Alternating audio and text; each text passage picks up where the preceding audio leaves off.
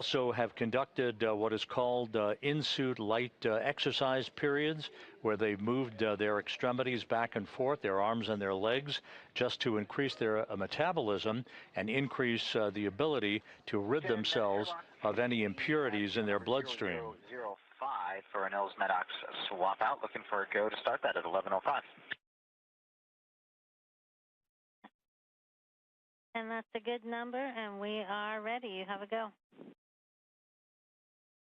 We see 11:05 and we're go. The crew is running slightly ahead of schedule in their timeline of pre-spacewalk activities today. The countdown clock here in Mission Control is looking for a go for the depressurization of the crew lock section of the Quest airlock about 27 minutes from now. We'll keep tabs on that as the final preparations are underway. Just a few minutes from now, Menon, that you see on the right side of your screen, he will be EV number 1, extravehicular crew member number 1, wearing the suit bearing the red stripes. Adenot will be wearing the unmarked suit as EV2, or extravehicular crew member number 2. This is the second spacewalk for Anil Menon. He joined Jessica Meir outside the station back on August 6th. For a spacewalk that was 6 hours and 27 minutes in duration. This will be the first spacewalk for Sophie Adenot. The International Space Station is currently flying 260 miles above the Earth in a trajectory from northwest to southeast across northern Africa in an orbit inclined 51.6 degrees to either side of the equator.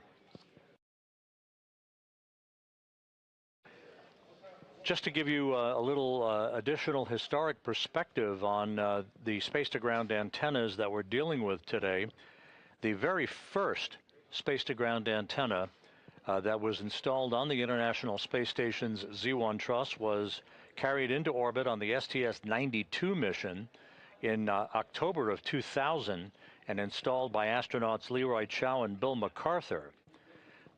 The spare SGANT, or space-to-ground antenna, that is being installed today to replace the degraded antenna was delivered on the STS-127 mission and installed by astronauts Dave Wolf and Tom Marshburn on the 40th anniversary of Apollo 11's landing on the moon on July 20th, 2009. The antenna that is being replaced that began to deteriorate in its swiveling or gimbling capability last November, the faulty antenna that's being replaced today was initially installed on the STS-132 mission in May of 2010 by astronauts Garrett Reisman and Steve Bowen.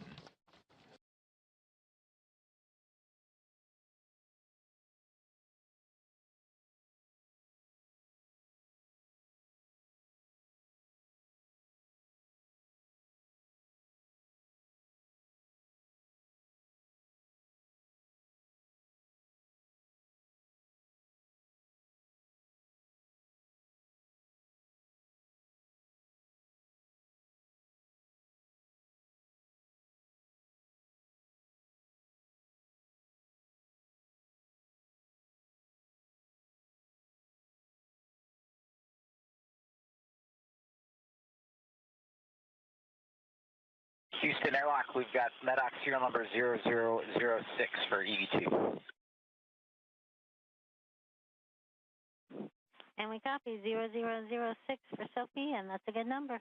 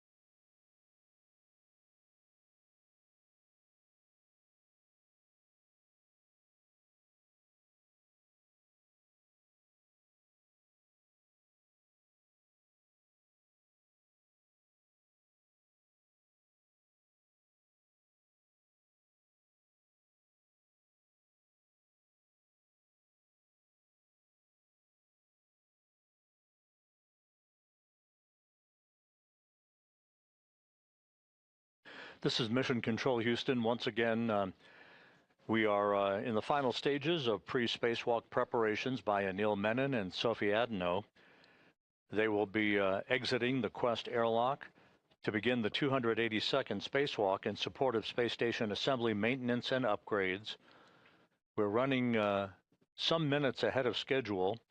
A little bit difficult to predict until we get to the point where they begin the depressurization of the Quest airlock. Houston airlock. I'm going to hold up one of the O-rings of MEDOX canister 0006. We see some black smudges on it. We're just curious if you want us to wipe that, if that's nominal, or you want us to wipe that with a lint-free wipe, or how to handle it. And stand by. We are in a KU transition, so about 20 more seconds and we'll be able to see it.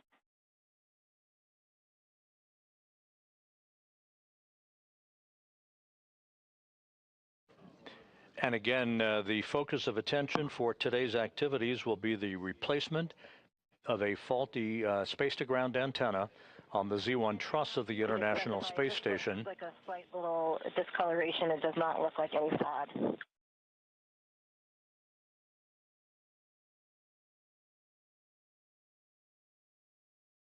Okay, we copy. Stand by.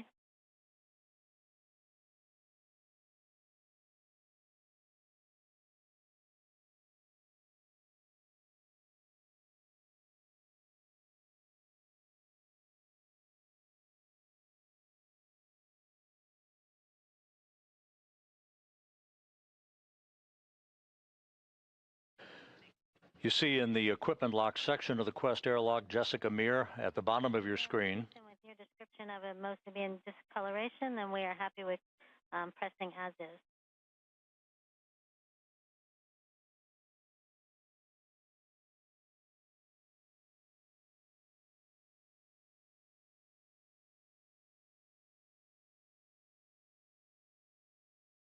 Copy.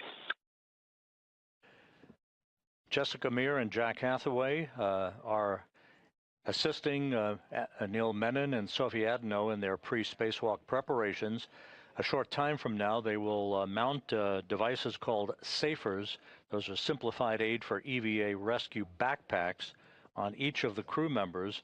Those are jet-powered backpacks that would be used in the highly unlikely event that the crew members would become untethered outside of the Quest airlock during their spacewalk activities. They would have a means to propel themselves back to structure and back to the safety of the International Space Station. Once the SAFER units are installed, the two crew members will be moved inside the outer section of the Quest airlock. That is the crew lock section.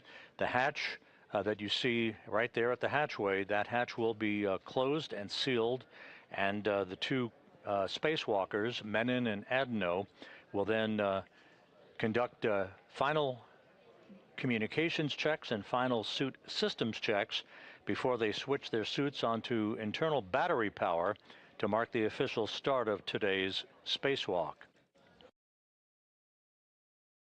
We have about a 5.5 minute animation that will be showing momentarily that will detail all of the activities associated with today's excursion to replace a faulty space-to-ground antenna. Our day will start with EV1 in red stripes and EV2 in white. Crew will egress the International Space Station from the airlock and will both be carrying a tool bag. EV1 will translate to an external pallet forward of the airlock to retrieve a foot restraint that they will take as they translate starboard to set up and ingress the Space Station Robotic Manipulator System, or robotic arm, from the S1 truss. Once EV1 is ingressed, the robotic arm will back off from structure and then maneuver the crew up and over the main truss to the space-to-ground antenna, or SGAN, worksite. Meanwhile, EV2 will translate aft and zenith around the airlock to the Z1 truss. Here, EV2 will set up the worksite to remove and temporarily stow the failed SGAN antenna. Next, they will translate up the antenna boom to prepare the SGAN for removal. Shortly after, EV1 will be arriving on the robotic arm. The two crew will work together to install locks over the antenna's gimbals to restrain it from motion during handling.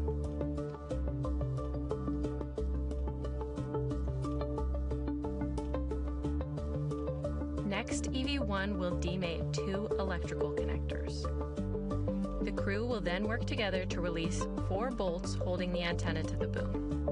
EV1 will remove the S-gant from the boom back away from the worksite. EV2 will translate down the boom to the temp stow location. EV1 will hand the antenna to EV2, who will install it in a temporary stowage location. From here, the crew will maneuver starboard for the retrieval of the spare antenna. EV1 will fly to the worksite on the robotic arm and begin the release of 2 bolts.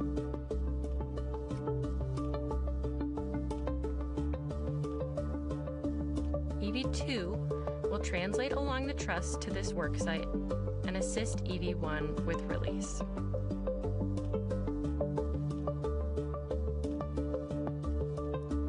EV1 will retrieve the spare antenna from its housing, and the robotic arm will fly back to the install location on the Z1 truss.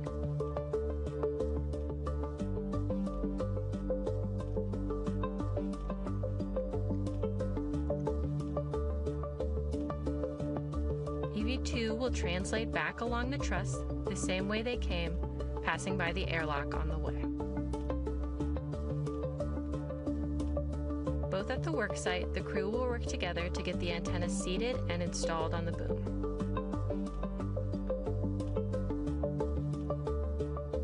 Next, the two crew will release and remove the 2 locks from the spare antenna's gimbals and install a thermal cover.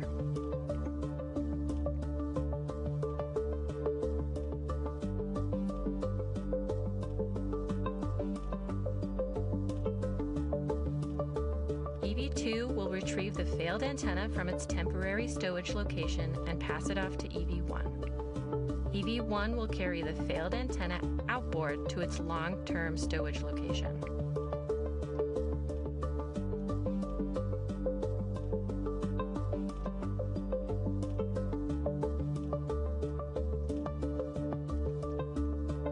EV2 will work to clean up the Z1 worksite before heading back outboard.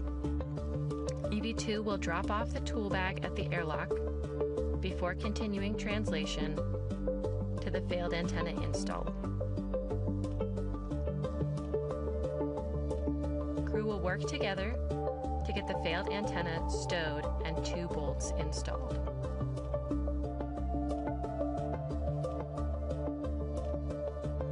Once the failed antenna is stowed, EV1 will maneuver to the same location they ingress the robotic arm from. EV2 will begin translation back to the airlock and prepare for crew ingress. EV1 will egress the robotic arm and remove the foot restraint, which they will be stowing on an equipment platform nearby.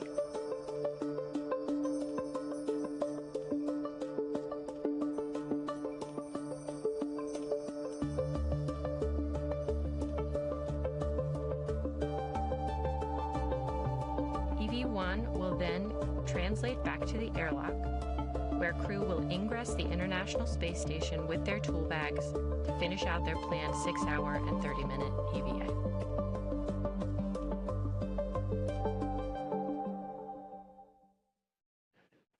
And that was a look at today's activities for Anil Menon and Sophie Adenot, the NASA astronaut and the European Space Agency astronaut who will be venturing outside of the Quest airlock a short time from now to begin the 282nd spacewalk in support of space station assembly maintenance and upgrades.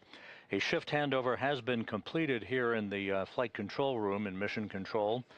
At the bottom of your screen, you have Flight Director Chris Dobbins, who is the flight director for today's spacewalk. To his left is Chloe Mering, the flight director who will preside over the next spacewalk on August 25th that will see crew members go outside the Quest airlock for the third time this month to conduct a variety of different tasks in reconfiguring systems and electronics on the outside of the station. But today's focus of attention is the replacement of this faulty space-to-ground antenna that was first delivered to the station on the STS-127 mission in 2009.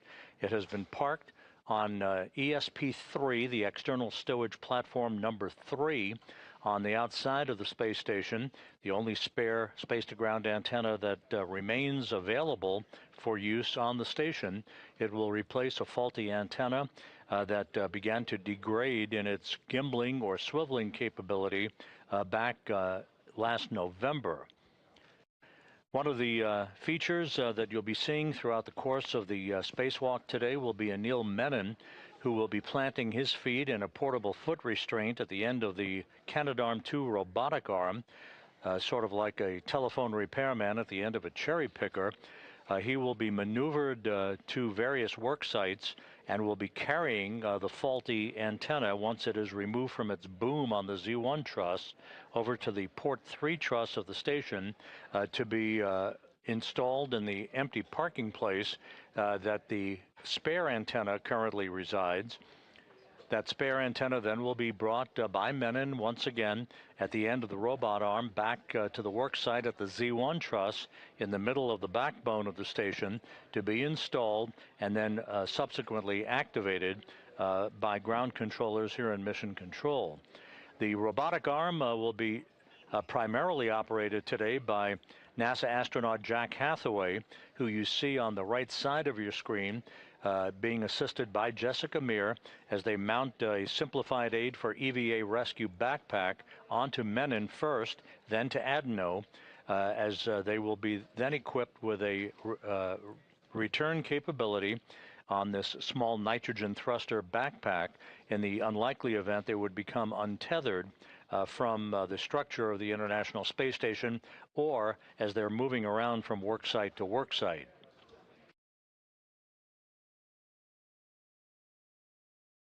Earlier today, the crew was breathing pure oxygen to cleanse the nitrogen out of their bloodstreams, preventing any event of decompression sickness from occurring once they step out into the vacuum of space.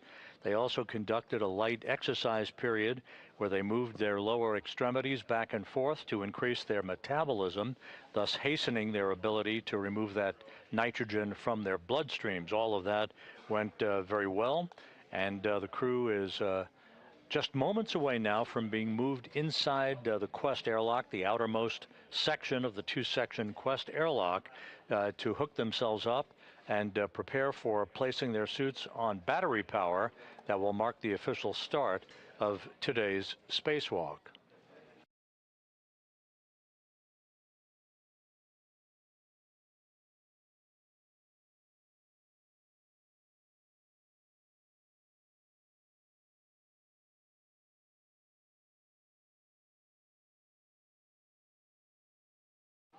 Here in Mission Control, you'll be hearing the voice for a while of Steven Zenter. He is the spacecraft communicator who will be, he is seated to the right of Flight Director Chris Dobbins. Zenter will be talking to the crew up until the time that the final preparations will be undertaken prior to the suits being placed on battery power. The spacewalk choreographer, if you will, or the IV, the astronaut who will be on console talking directly to the crew during the EVA itself, is veteran astronaut Anne McClain.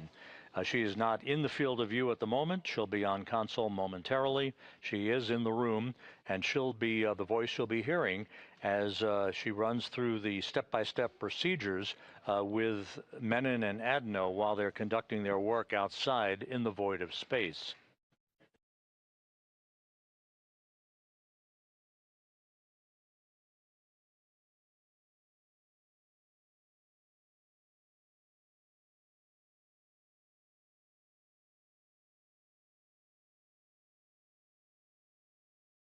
Once the crew lock section is depressurized, It will do so in a multi-step fashion, going first down to about 5 pounds per square inch of pressure in the crew lock from 14.7 pounds per square inch. There will be a pause to enable ground controllers to check out systems and for the crew members to conduct final checks of their suits, making sure that they're leak-free. The suits underwent a leak check earlier this morning and both suits were found to be in good shape, no leaks, with all of the systems operating as they should. Once that momentary pause in the depressurization of the crew lock is conducted, the depressurization then will resume down to vacuum, enabling the two crew members to open the outer thermal hatch and then the hatch on the crew lock section prior to placing their suits on battery power.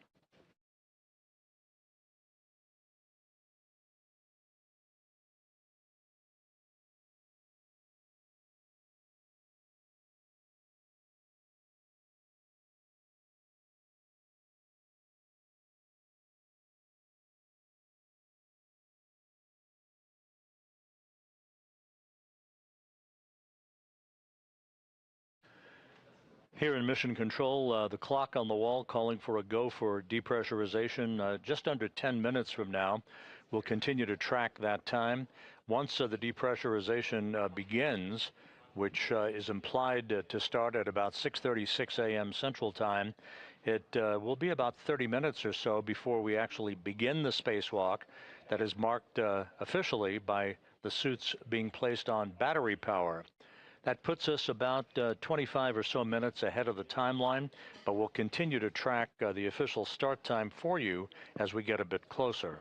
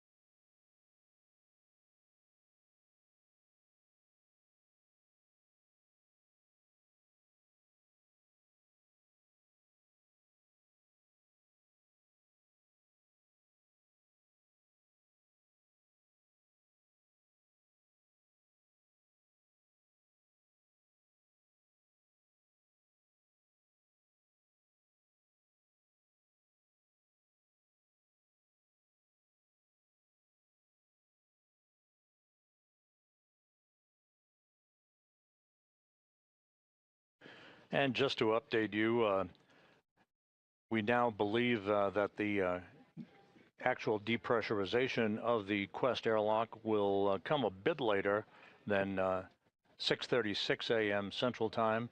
As you can see, Anil Menon wearing the suit bearing the red stripes on his legs as EV1 or extravehicular crew member number 1. He has moved into the crew lock section of the Quest airlock. Sophie Adenot still in the equipment lock. She'll be outfitted with her safer backpack shortly and will join Menon in the crew lock just a few minutes from now.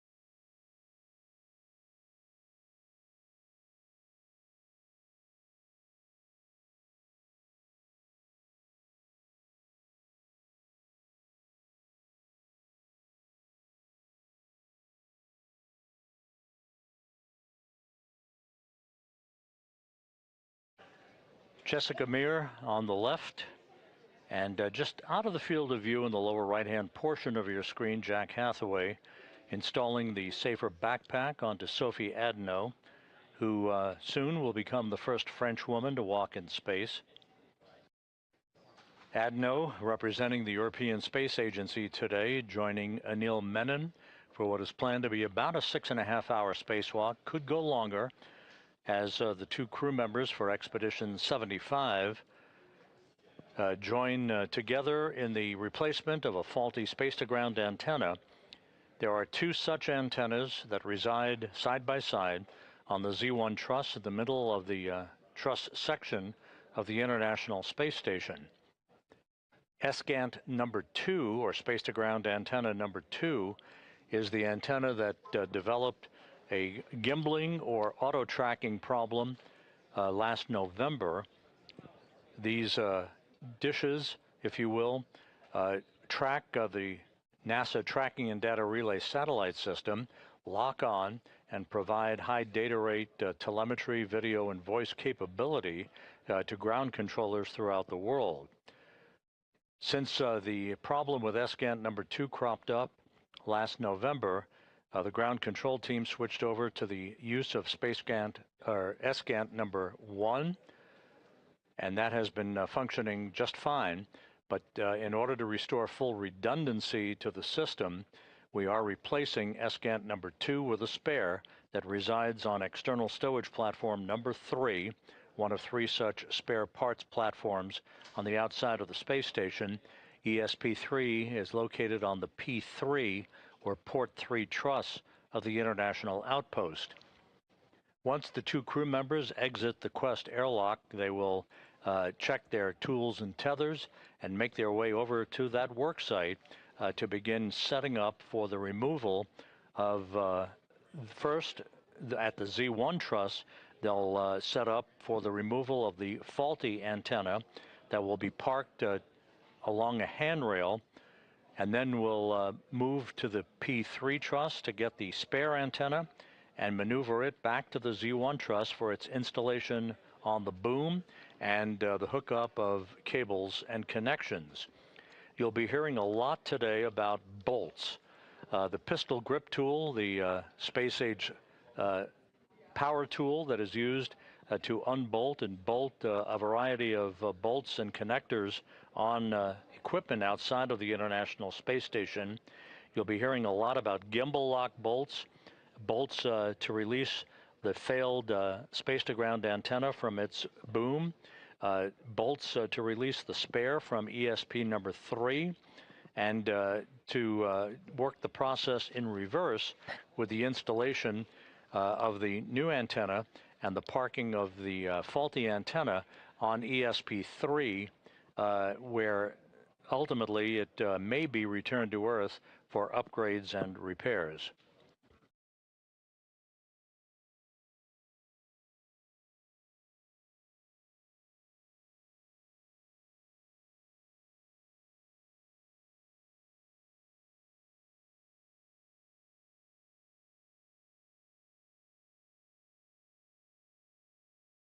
And just a reminder, Anil Menon, who's already inside the crew lock section of the Quest airlock, he will be driven around at the end of the station's Canadarm2 robotic arm by Jack Hathaway that you see on the left side of your screen.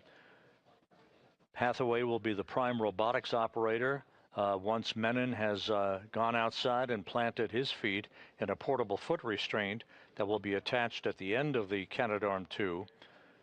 It will be Menon who will haul the failed antenna over to a temporary parking place and eventually over to ESP3, and he will take the spare antenna and move it to its installation point on the Z1 truss.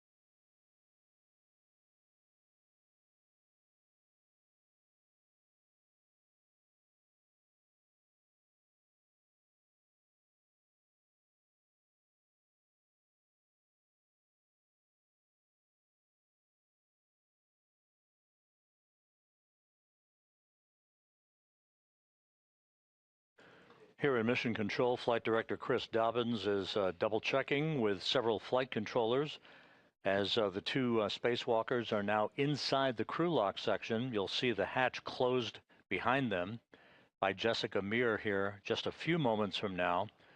And that will be the precursor to the start of the depressurization of the crew lock from its current pressure of 14.7 pounds per square inch of pressure down to vacuum in a multi-step fashion.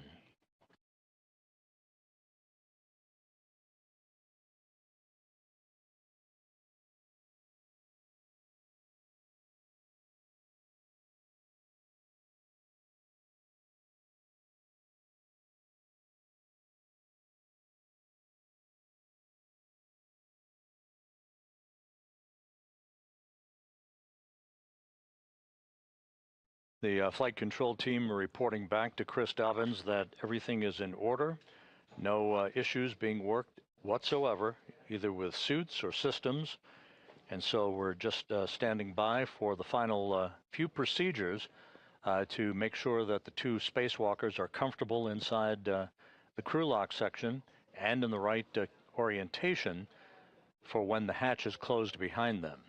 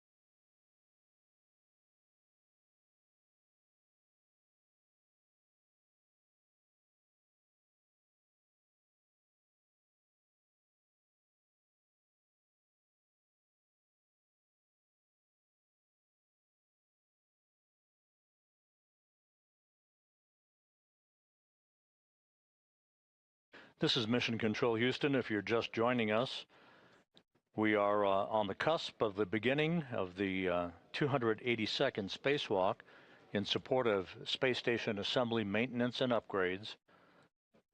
You can see in this view in the Quest airlock, in the foreground is Jessica Meir. Jack Hathaway is right at the hatchway, the dividing line between the equipment lock section and the crew lock section.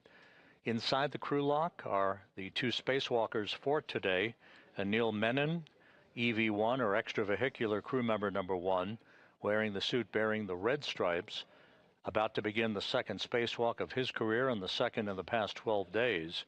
Sophie Adenot of the European Space Agency is about to begin her first spacewalk. This the 5th spacewalk conducted out of the space station in 2026 and the second for Expedition 75 crew members.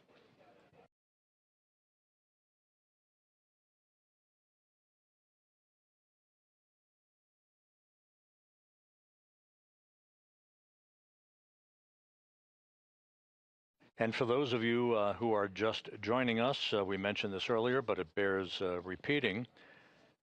The spare space-to-ground antenna that is going to be installed to replace the faulty one today was delivered to the space station some 17 years ago in July of 2009 on the STS-127 mission and installed on a spare parts platform called ESP number 3, external stowage platform number 3, by Dave Wolf and Tom Marshburn. The antenna that is being replaced, the one that's faulty, was delivered on the STS-132 mission in May of 2010 and installed during an EVA by Garrett Reisman and Steve Bowen. So a pair of legacy hardware in play today as we work to restore full redundancy to the high data rate communications capability for the International Space Station.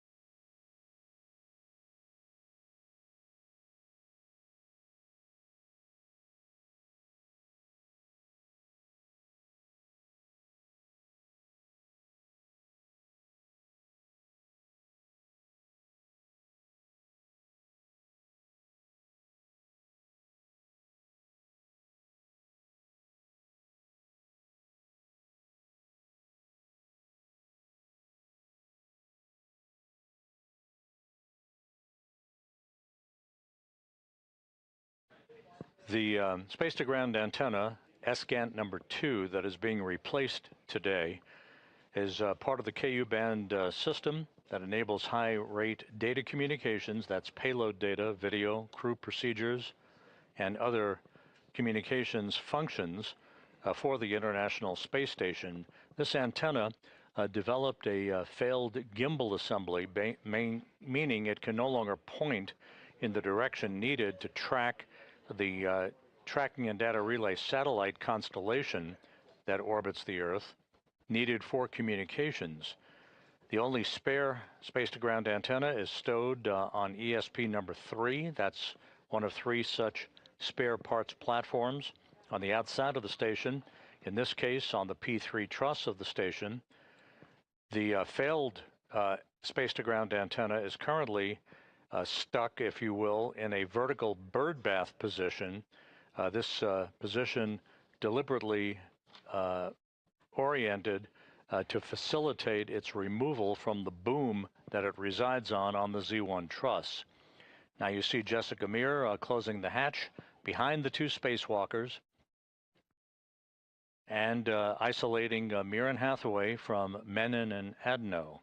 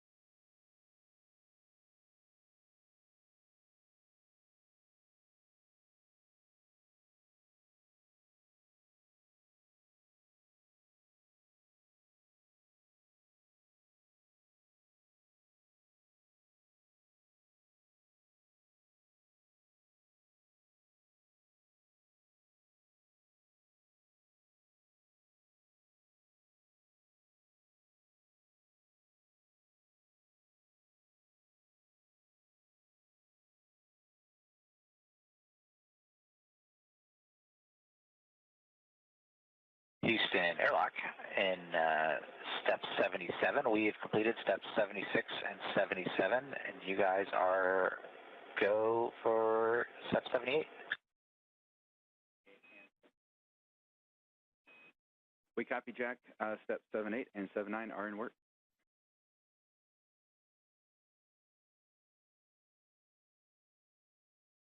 Okay, and we will sit tight until you guys are done with 7 all the way through 80, and then we'll pick back up in 81 when you let us know. Copy, those are in work.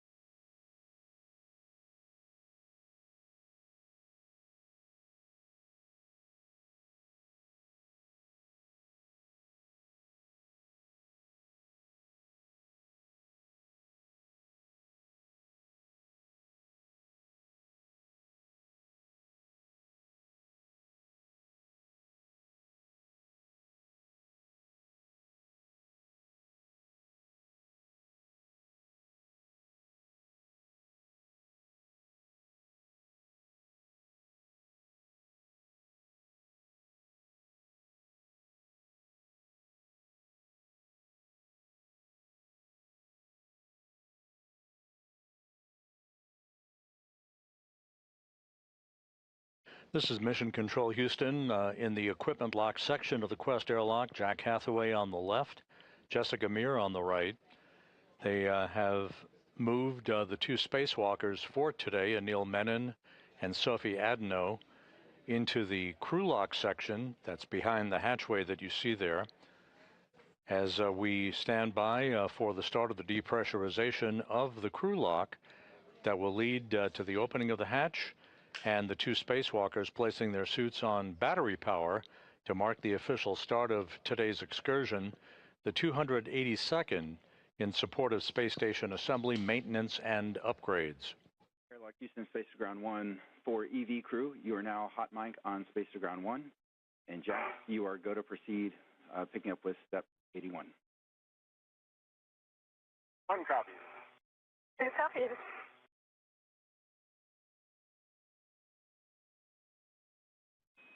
And we hear you both.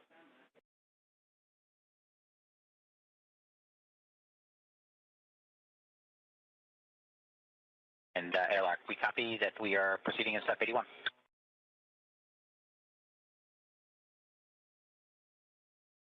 Sophie, I want you to just look and not touch. Can you check on the UIA that the depressed pump power switch is indeed in the off position? Depressed pump power off OFS. Verify that the depressed pump enable LED is on ON. Say again. Verify the depressed pump enable LED is illuminated, is on ON. Naval LED is on ON. Okay, and Houston airlock, we're waiting for your go to do the crew lock depressed Q card in step 84. Stand by for about 30 seconds.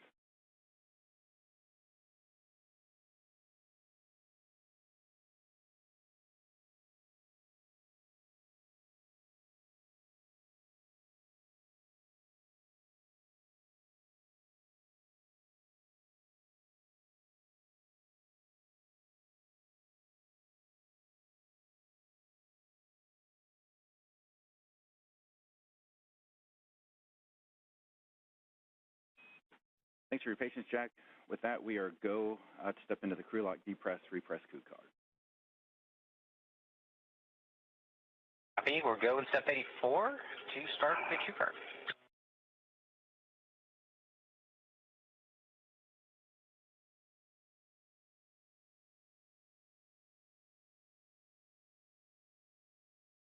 Sophie, I am on the crew lock depress cue card. Step 1 on the UIA. Go ahead and take the depress pump power switch to the on ON position. Depress pump power on ON. All right, we're going to wait for 10 seconds, and then I'll give you your next step. Copy.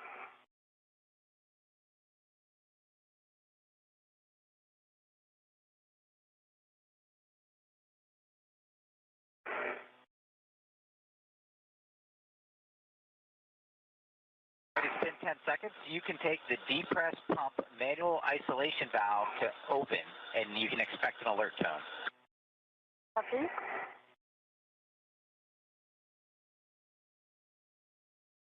Manual ISO valve open. Copy, it's open. You guys can monitor your suit P gauge and make sure it stays below 5.5. If it gets up there, then let us know. TV2 copy.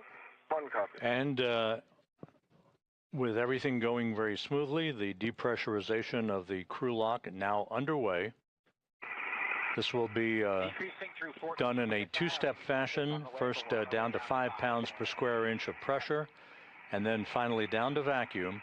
That will enable the two crew members to open the outer thermal cover and the hatch to the crew lock before placing their suits on battery power. So if I turned on my lights just for... Yeah, I'm doing the same. This is my box. Thanks.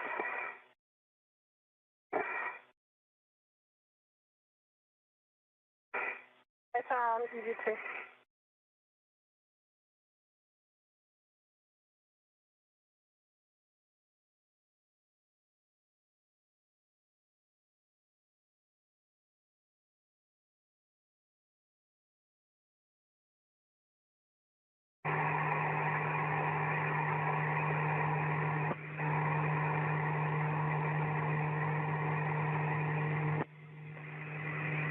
With the start of the depressurization of the crew lock underway, we are estimating a start time almost right on the pre-published time of about 7:35 a.m. Central Time, 8:35 a.m. Eastern Time. We'll continue to track that start time for you as we get a bit closer.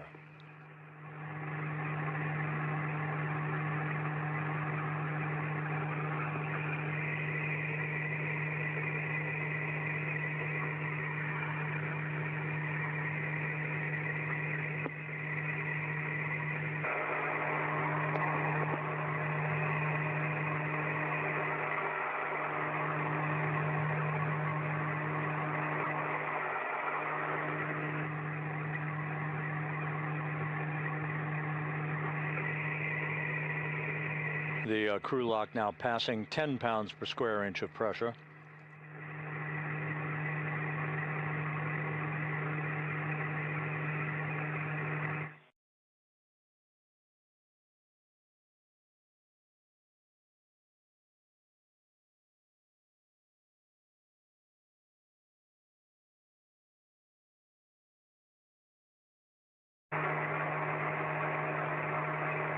We're passing 10 PSI on our way down to 5. One copy. 2 copies.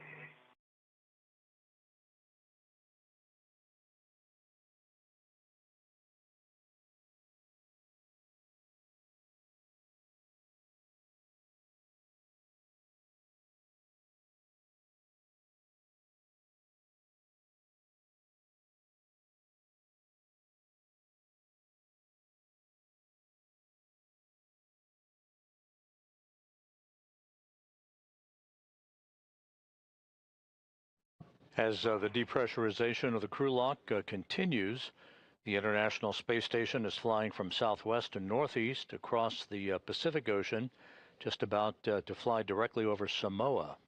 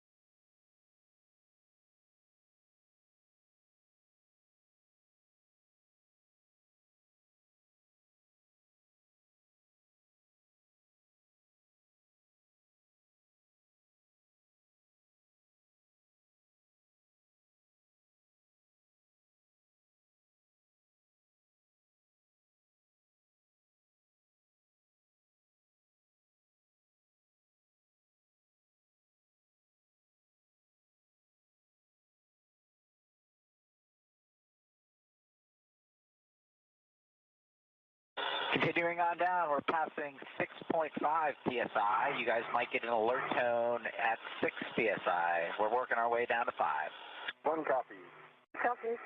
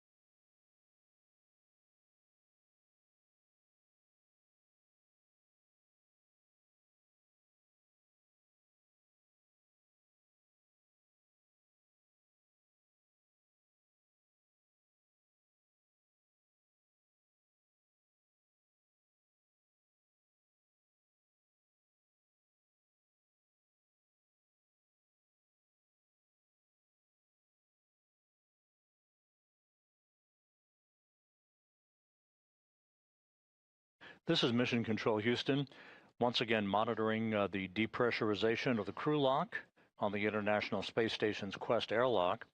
You see Jack Hathaway in the equipment lock as he keeps a watchful eye on the 2 spacewalkers who are behind that hatchway.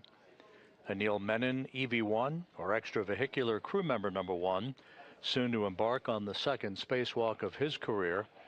And Sophie Adenot of the European Space Agency, EV2.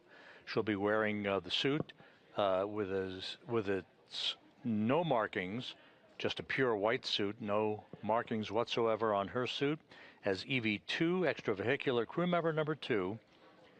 Menon will be first out of the airlock, followed by Adenot. They will set up their tools and tethers, turn on their helmet cameras, and then begin to make their way over to start the process of removing the failed space-to-ground antenna that is sitting on a boom on the Z1 truss of the International Space Station. 2 space-to-ground antennas reside on the station who live side by side to each other. The failed antenna will be replaced by a spare that is housed currently on external stowage platform number 3, ESP number 3, that is on the P3 truss or port 3 truss of the International Space Station. You'll reach out and put your hand on the depressed pump manual isolation valve and take it to close. You should get an alert tone. Depressed pump man isolator valve is closed. All right, glad to hear that. Now we're going to get into a leak check. So both EV1 and EV2, if you'll take your display switch to status until you see a leak check question mark, and then a long yes to execute, follow the displayed instructions, and let us know when you're done. Copy. 1 copy.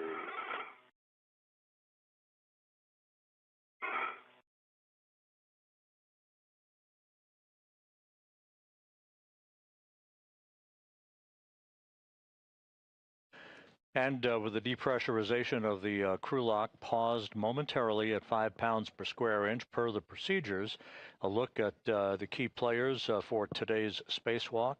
At the top of your screen is veteran astronaut Anne McClain. She will be the intravehicular crew member, or IV crew member, who will be talking to the 2 spacewalkers, guiding them through their procedures as they replace the failed space-to-ground antenna outside of the station today. Seated to her left is spacecraft communicator Steven Zenter. He'll be talking directly to the other crew members inside the space station. Flight Director Chris Dobbins is in the light-colored shirt on console. He is presiding over today's spacewalk, joined to his left by Flight Director Chloe Mering, who will be the flight director on August 25th, in charge of what is known as the Triple Jump Spacewalk, which will see a variety of tasks to reconfigure systems on the outside of the station. Action alert. Copy, good leak check for 2. And let me know when you're both in O2 actuator EVA. Copy. 1's an EVA. Copy, EV1 and EVA.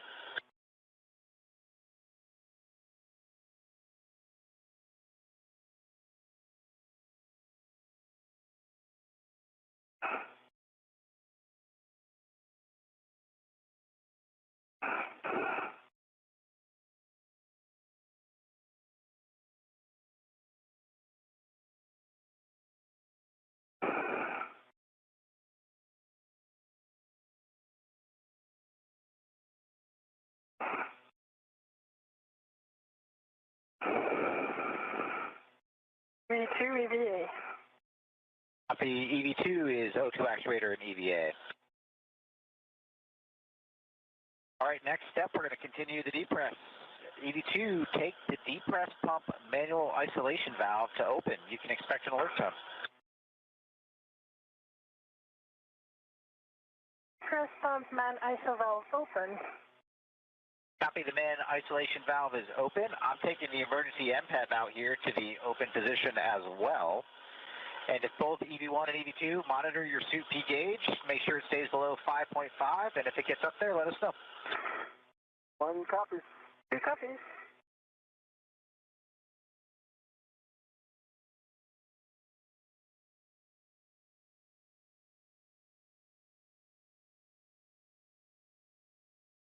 The depressurization of the crew lock once again underway after a momentary pause. This will take the crew lock down to vacuum, enabling the outer hatch then to be open, and for the 2 crew members to place their suits on battery power. That will mark the official start of today's spacewalk.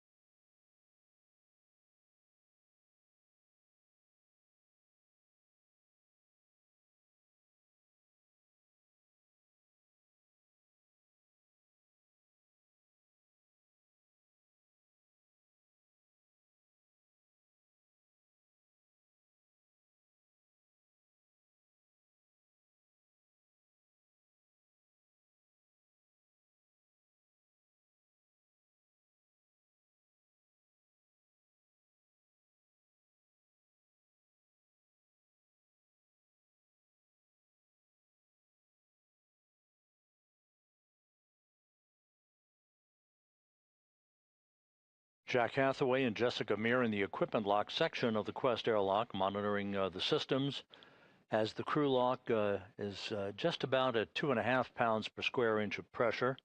Once again, moving steadily towards vacuum.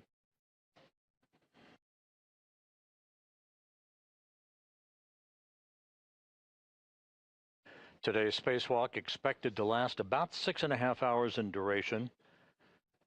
There is a lot of work with pistol grip tools, the power tools that will be used to unbolt and rebolt a number of connectors and points on the space-to-ground antennas to remove the failed antenna from its boom on the Z1 truss of the station, and to replace it with the spare antenna that currently resides out on the port 3 truss of the complex. We are decreasing through 2 psi. It's time to take the depress pump off. So, Sophie, if you would take the depress pump manual isolation valve and take it to closed, please. It is depress pump manual ISO valve closed. Copy. The isolation valve is closed, and on the UIA, take the depress pump power switch to off, OFS. What?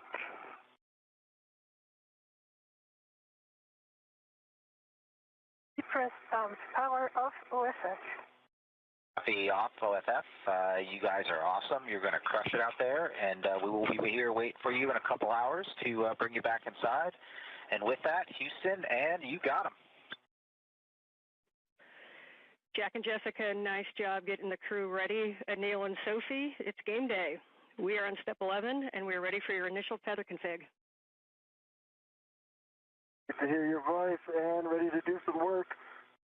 Thanks, Jack and Jessica, and here goes the tether config. I'll start with mine, but on the left side I have a D-ring extender that's connected to a waist tether. The small hook is closed lock black on black, and the large hook is connected to that D-ring extender, so it forms a loop, and that large hook is unlocked. On my right side, I've also got a D-ring extender. The small hook is closed lock black on black, and the large hook is on my MWF unlocked. And then on the right side, the red hook goes direct. My D-ring, closed lock black on black, and that goes to the red reel unlocked. And on the red reel is the green hook, closed lock black on black, and the yellow hook goes to the green reel. It is closed lock black on black, green reel is unlocked, and the anchor hook is on my MWS. I've also got Sophie's anchor hook on my red reel, closed lock black on black, and I'm going to hand it over to Sophie to start her tethers and connect them up where I left off. Copy, Anil. Thank you very much. So I'll start with my left. I have a D-rig extender on which there is a small hook of the waist tether. It's closed lock black on black. The big hook of this waist tether is gate closed lock black on black and goes to the airlock waist tether. Big hook, which is gate closed lock black on black. The small hook of this airlock waist tether is gate closed lock black on black on the airlock D-ring extender. So for me, that's a good load path to the airlock. Then I'm going to switch to my right side. On my right D-rig extender, I have a waist tether. Small hook is gate closed, box black on black. And the large hook is on my mini workstation. On this right D-rig extender, I also have a red hook from my red reel. This one is gate closed, locked black on black. My red reel is unlocked, on which there is a green hook. Also gate closed, locked, black on black. The yellow hook goes to the green reel.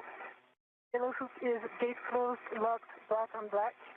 The green reel is unlocked, and I think Anil verbalized already that anchor hook. The anchor hook is gate closed, locked, black on black, which I double check here on his tethers. So for me, that's a good config. Okay, Houston is tracking a good initial tether configuration.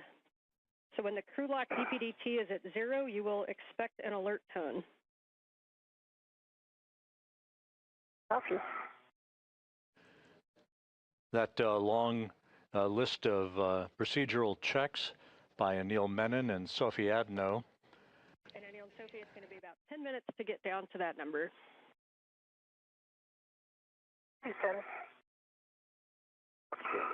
You're hearing the voice here in Mission Control of veteran astronaut Anne McClain, who has taken over spacecraft communications duties. She is standing there in the lavender jacket. She will be talking directly to the two spacewalkers, guiding them through their step-by-step procedures as they replace a failed space-to-ground antenna on the Z1 truss of the International Space Station. The spacewalk officer for today's spacewalk, Sandy Fletcher, here in Mission Control, happy with the tether configurations that were reported by Menon and then Adenot just a moment or two ago, as the precursor to the crew lock going down to full vacuum. That will occur momentarily, setting the stage for the opening of the outer hatch and the suits being placed on battery power to mark the official start of this 280-second spacewalk in support of space station assembly, maintenance, and upgrades.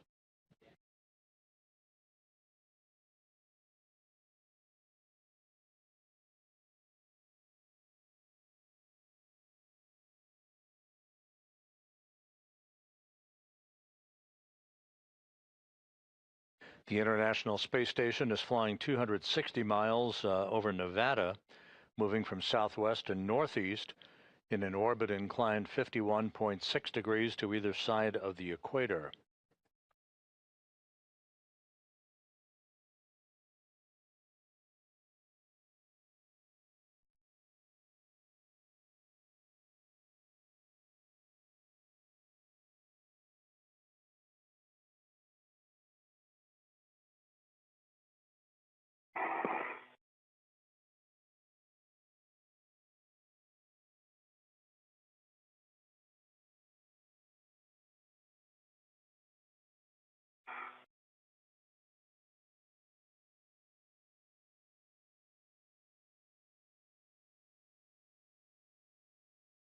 The space-to-ground antennas that are the subject of today's spacewalk activities, there are two of them that auto-track, if you will, basically move or swivel to point themselves in the direction of the tracking and data relay satellite system, part of the Ku-band system that enables high data rate communications for payloads, video, crew procedures, and other systems on the International Space Station.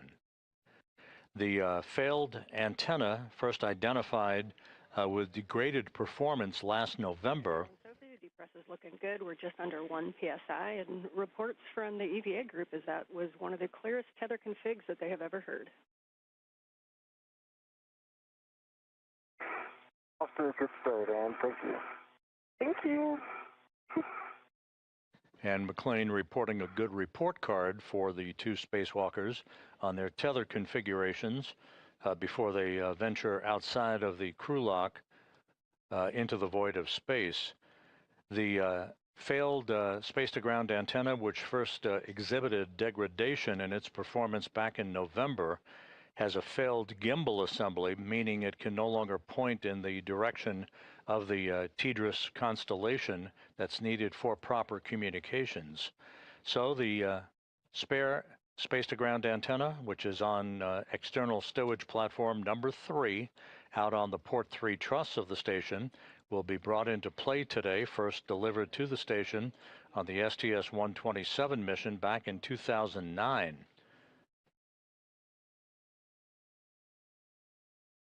The antenna that is degraded and will be replaced today was delivered and installed on the station on the STS-132 mission back in 2010.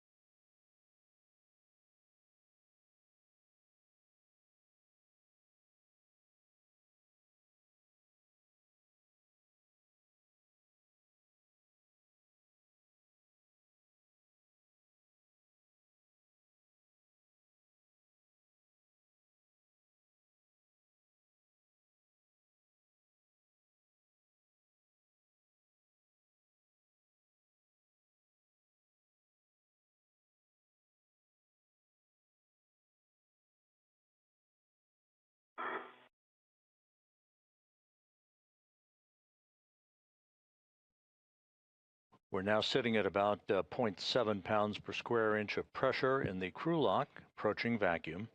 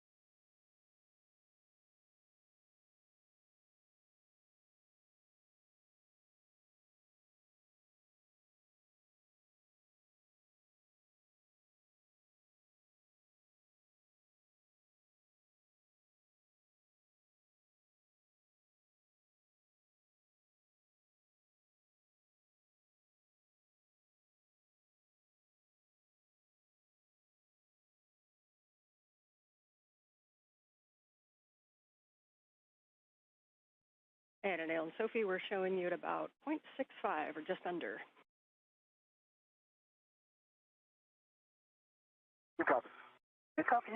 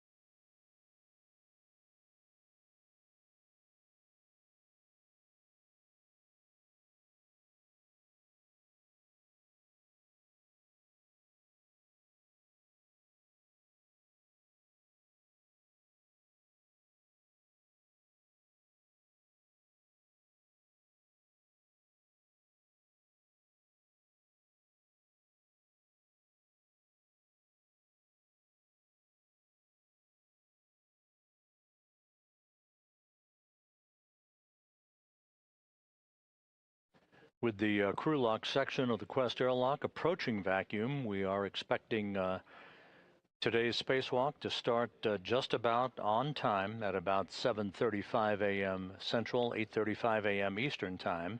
And again, we'll keep you posted. The official start time to be marked when Menon and Adenot place their suits on battery power. Menon soon to begin the second spacewalk of his career, Adenot her first.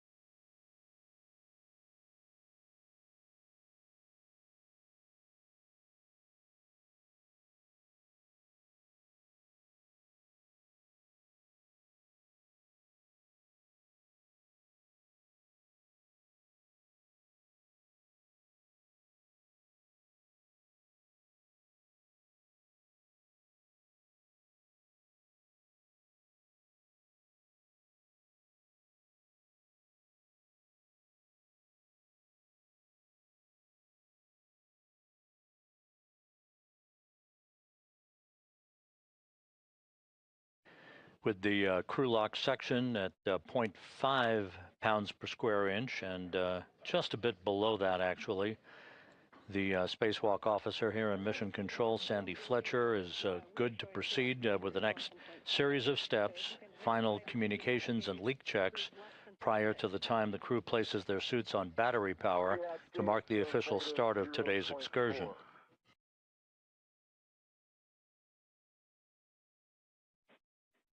Well, that will work for us. You are go to open the hatch and stow it and ensure the emergency MPEV is closed. Happy go, EV1.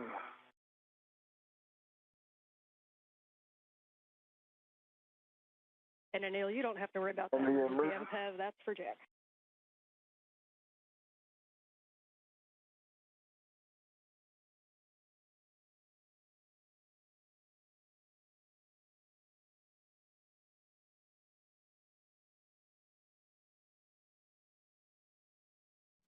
The hatch to the crew lock is now open.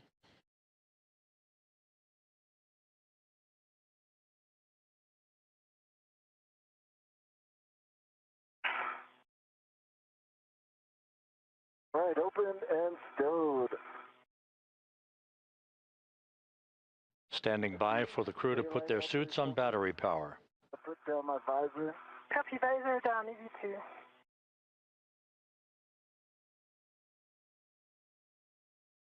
Okay, copy. Hatch is open and stowed. Confirm, EV1. Okay, we are now moving into post-depress. On your DCMs, switch power to BAT, stagger your switch throws, and expect a warning tone. EV1 is going to go first. Confirm. BAT. Copy, EV2 going now. BAT.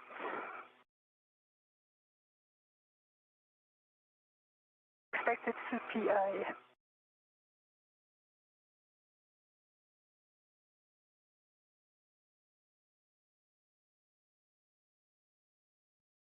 And for EV2, Sophie, did you say that power is BAT? Power is BAT. I have CPI. What's expected? Copy EV1 and 2, powers to BAT and suit PI message. And that is expected, you're right. At this time, you can switch your display to Pro and verify a functional display. EV1 sees functional display. EV2, functional display. Copy, step 3. On the UIA, EV2, Sophie, switch power EV1 and 2 to off, OFF. And check that the LEDs all 4 go off. Copy. In work. EV1 power off, OFF. And 2 LEDs off. EV2 power OFF and 2 LED off.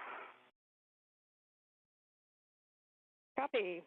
Step 4, for both crew, you can remove your SCU from your DCM.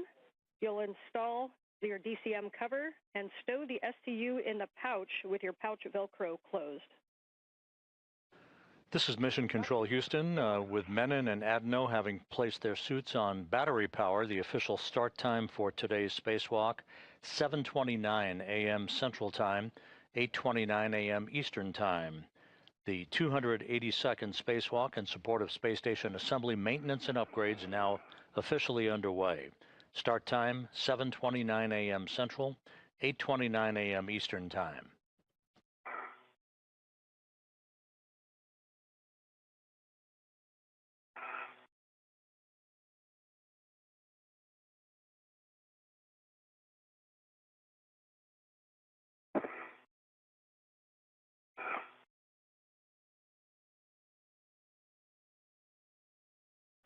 And 1 is stowed.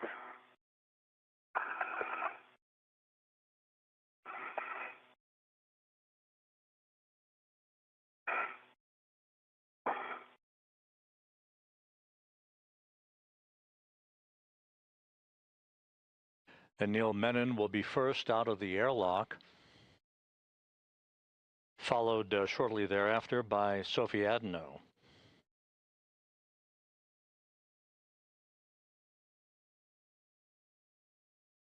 Crew is towed.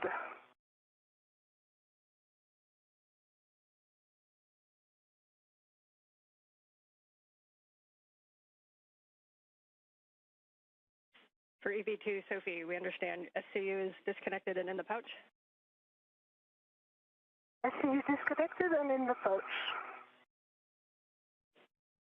Copy, thanks. And we'll wait on EV1 to proceed. EV1 is disconnected and in the pouch. Copy, and can you both verify that your DCM cover is installed? DCM cover installed. DCM cover is installed. Copy. EV2, Sophie, check that the deep press pump man ISO valve is closed. Press pump man ISO valve closed. Copy. Both crew, on your DCM, take your temp control valve to max hot, which is lower numbers. Good opportunity to use the mirror.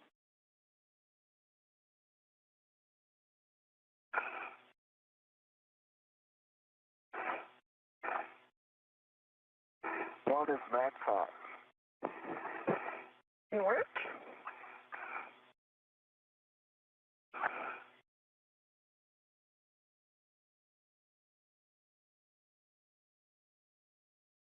Two max hot. Copy. Both crew and max hot. You can switch water on ON. On, water on. Water on, ON.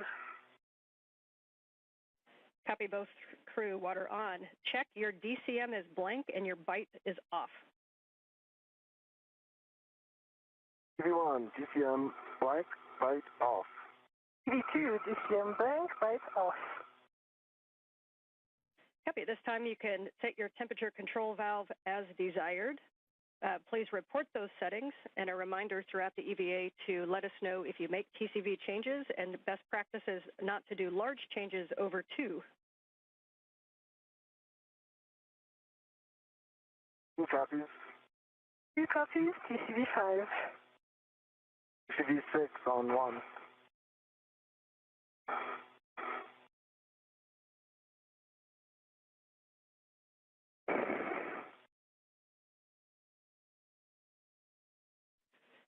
Copy 6 for EV1. And EV2 had 5. Yeah, 5 for EV2. Copy 6 and 5. Report suit pressure gauge. Pressure gauge on EV1 is 4. Spacewalk intravehicular crew member Ann McLean is reviewing the correct configuration for spacesuit systems with Anil Menon and Sophie Adenot before Menon moves outside of the Quest airlock to set up his tethers and tools, followed by Adenot in the first stages of today's spacewalk to replace a failed space-to-ground antenna on the International Space Station.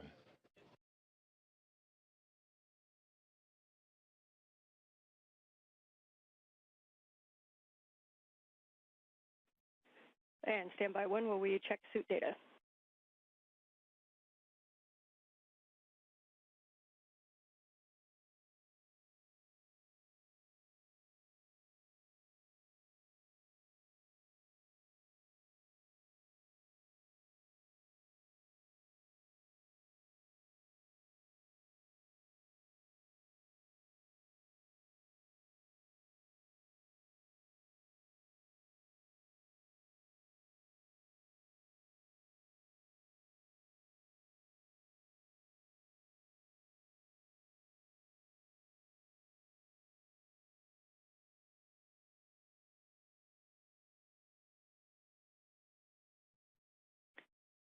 And Anil and Sophie, we are just looking at data. We're going to hold you here for a minute.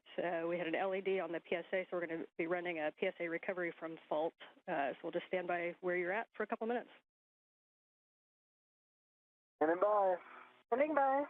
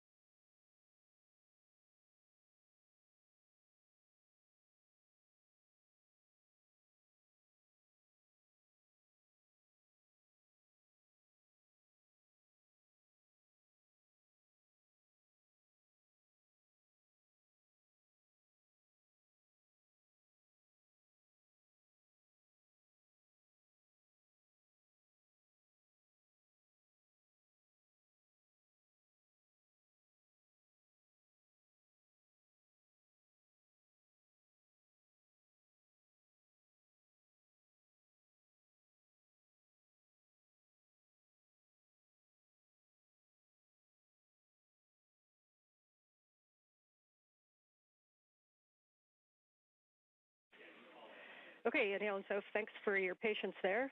And we just have the IV crew running some steps on the PSA, but it does not impact you. So at this time, Anil, you are go to open the hatch thermal cover. You can unhook the strap from the magnetic plate D-ring, move the hook to the integral tether point, and cinch the strap until snug. When you do, please report number of Sharpie lines. Hey. Opening the thermal cover now.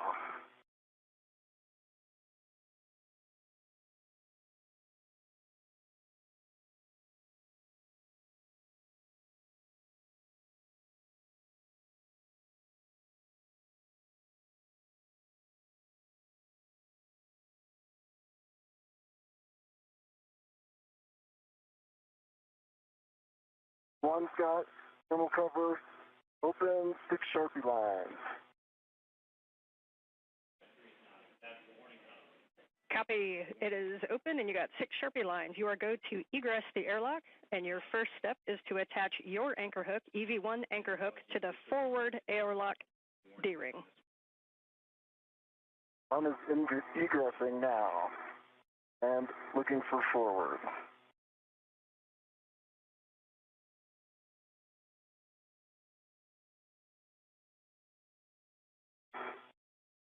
Okay, your tethers are looking good from here and all good.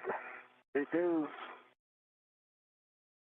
And just about 11 minutes into today's spacewalk, the outer thermal hatch on the Quest airlock is now open.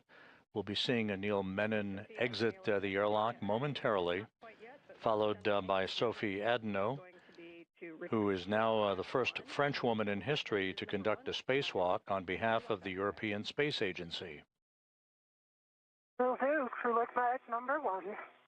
Dan, I've got on my safety tether in the forward airlock D-ring, that anchor hook is closed lock, black on black, giving me a good load path to structure. Copy and concur. You can now attach the EV2 anchor hook to the aft airlock D-ring. The space station is currently flying over northwest Africa, moving from northwest to southeast.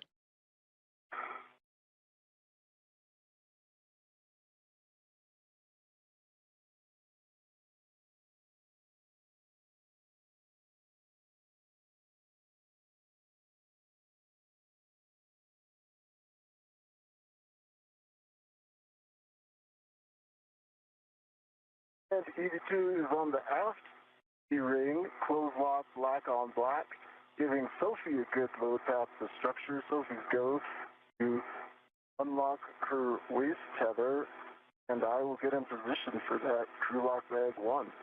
Okay, I am ready to pass the crew lock bag 1. I double check it's number 1. I will wait a minute before, I'll pass the bag first before I exit before I release my airlock, since I have to. Sounds great, Sophie. I'm going to get my BOT ready. Yep.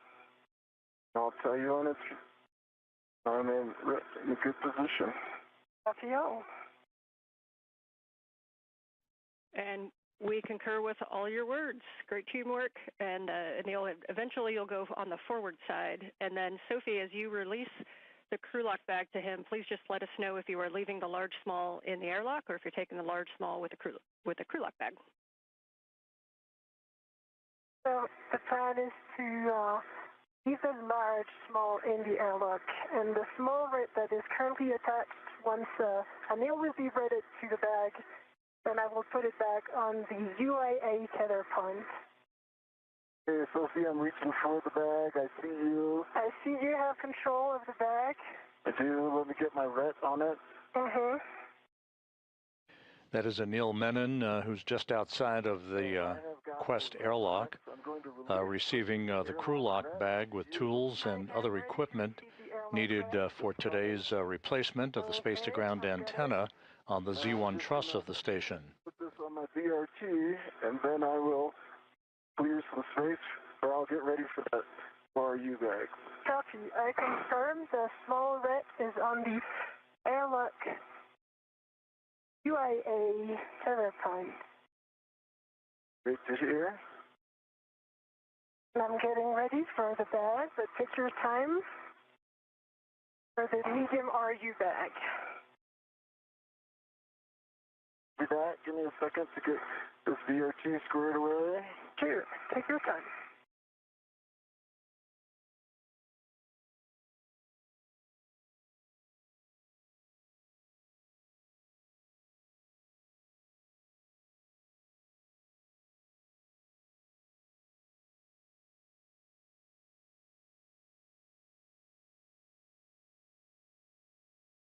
Okay, my BRT is back and away, and I have a ret ready for the medium RU bag. Okay, I'm ready to pass the medium RU bag. Sure, it's clear on my tether. See it? You see it? I have control. Copy.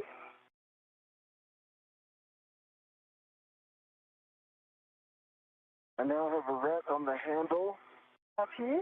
And let's see. Let's see the airlock ret. I'm going to shake it. It's right here, right? Yes, I confirm. Okay. It's coming off. I'll tell you when it's released. I am ready. Okay, it's coming back to you. Copy. I have the ret. You have the ret. Yep. Okay, I'm clearing some space.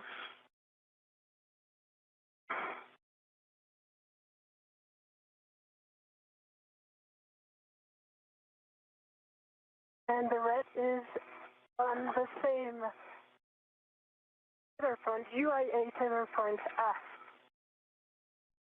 Okay. Copy and good config.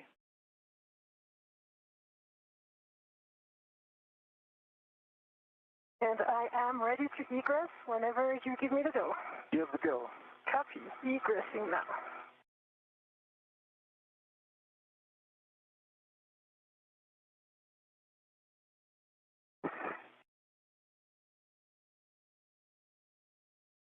See you coming out.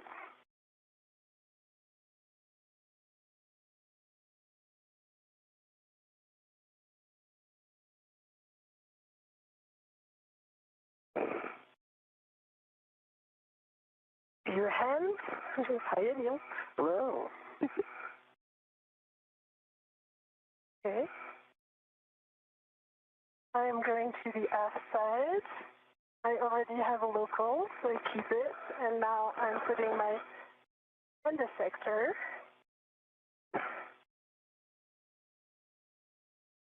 All right, I'm out. I'm ready for the body checks. Oh, maybe before.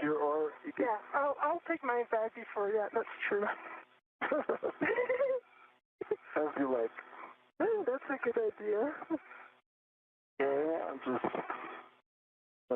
move some tangles here.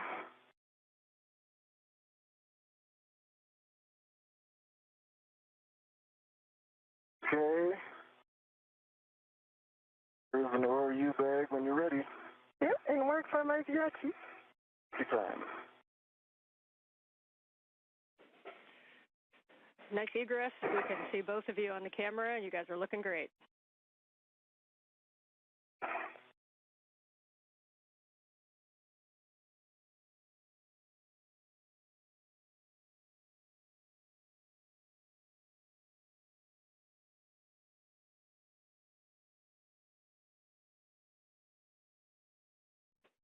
And as you guys get situated with the bags on your BRTs, just a reminder that to tighten your BRT knobs and really take a look at where your ORU bags and crew lock bags are.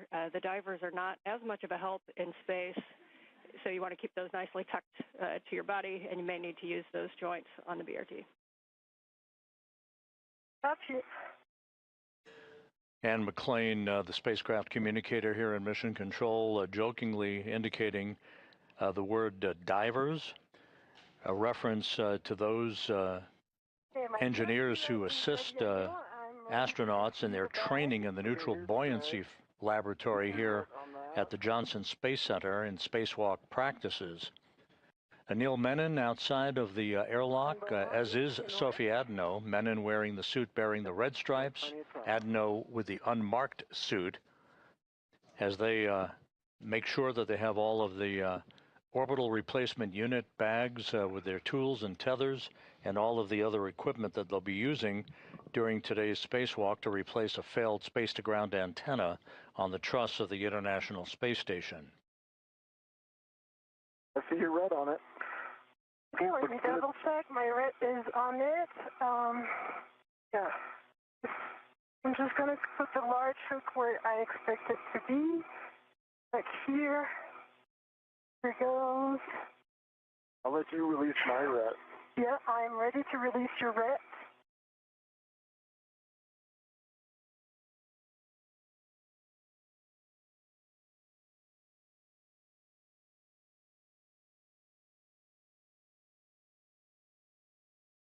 The ret is released. I see it. Let me just put it on my MWS and I'll be ready for the buddy check.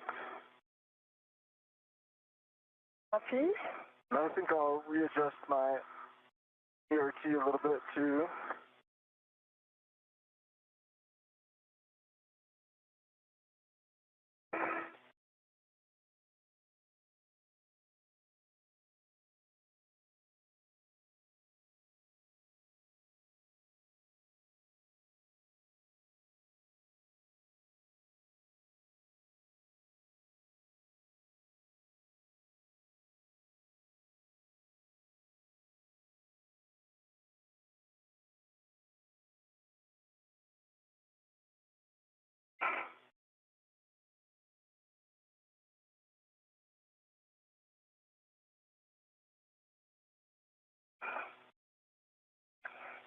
Okay, I just want to make sure my tethers are on the right side of the ERT and it's in work.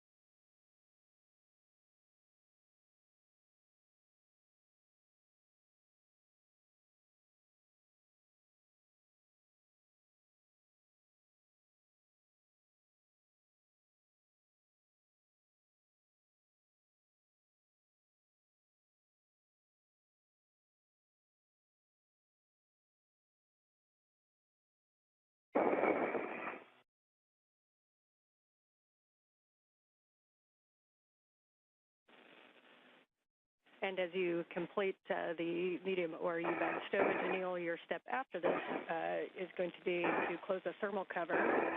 No rush on that, but if you'd like to start getting into position. And after that, we'll be doing buddy checks.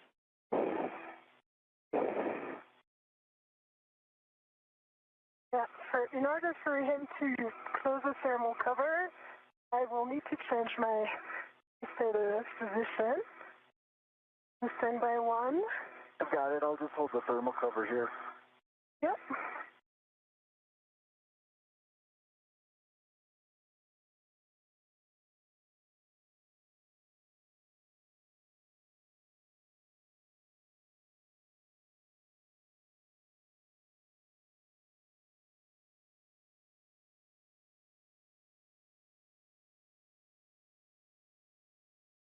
I see your waist tether up. I see the airlock waist tether.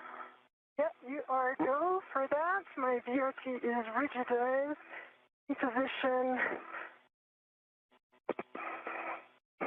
Okay, thermal cover closed. Copy. Thermal cover closed. Your next step will be buddy checks if you'd like to get into position where you can see one another. And I'll just remind you of the list as you get into position. We're going to be turning on our HECAs. Then we'll be checking for green LEDs, MWS and BRT tabs, safer handlers, and tethers and tools. All right. I'll start off, Sophie, okay? Yeah. I see one green light. I see your 4 lights, headlamps are on, just confirming that for you. I see your 2 safer handles are down, and I see your 3 tabs are up. Taking a look at your tools and tethers now, and while I'm doing that, think about your hat and gloves. Okay, my hat is dry and gloves are baseline nominal. Tool and tethers look good. The only thing I have for you is your left waist tether. It goes off of your D-ring extender on the outside of your BRT to that circular handrail. Yeah, so I see that. just be aware when you take it down on the outside.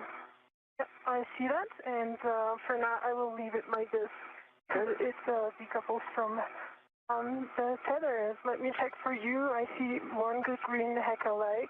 I see your 2 helmet lights, nominal. I see your 3 tabs up. I see 1 and, oh, right. Your left safer handle is up. 25 minutes into today's spacewalk, Anil Menon and Sophie Adenot performing what are called buddy checks, basically examining each other's suits and tethers to make sure everything is in order before they move away from the Quest airlock. They're also reporting that their HAPs, or helmet absorption pads, are dry. That's the way they should be in their helmets, and that their gloves are looking good as they set out to the work site that will enable them to begin the first part of today's spacewalk, the procedures to remove a failed space-to-ground antenna from the Z1 truss of the station. All right. Let me check your tools and config. I see the tether config is good and all the sliders are as expected. Tools and tethers look good to me. And I see your bag resis on your BRT. And yeah, that's awesome, Anil. Okay. And Sophie, can you just confirm that you checked both safer handles, please?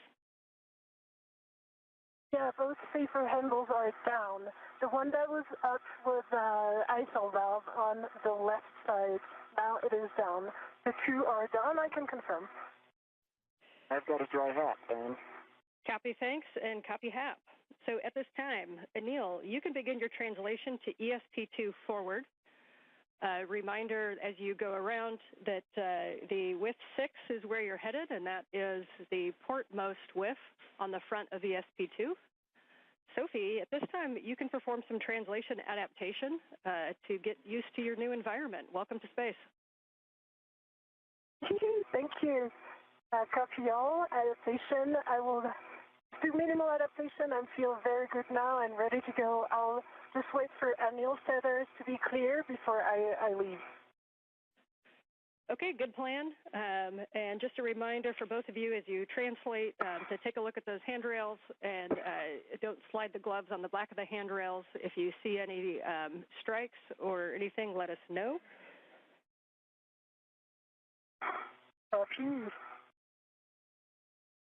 those instructions from Anne McLean indicating that Menon will make his way to external stowage platform number 2, which is alongside the Quest airlock, to retrieve the articulating portable foot restraint that he will install at the end of the Canadarm2 robotic arm.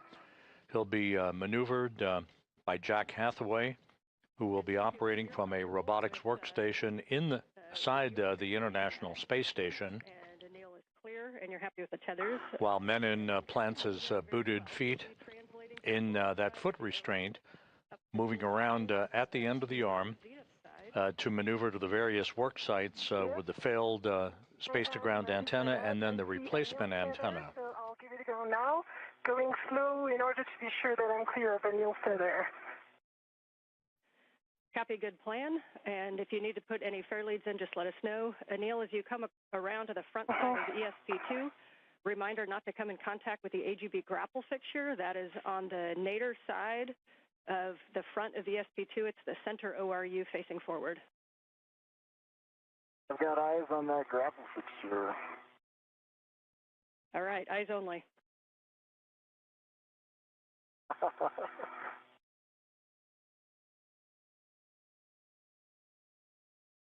Anil, I see your tether. I leave it on my left, and I double check that it's not in my bag.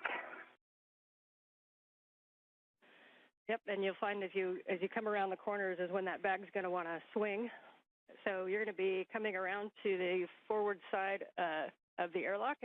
And as you come up, we're going to recommend that you stay starboard of the CETA rail to keep your tether routed that way.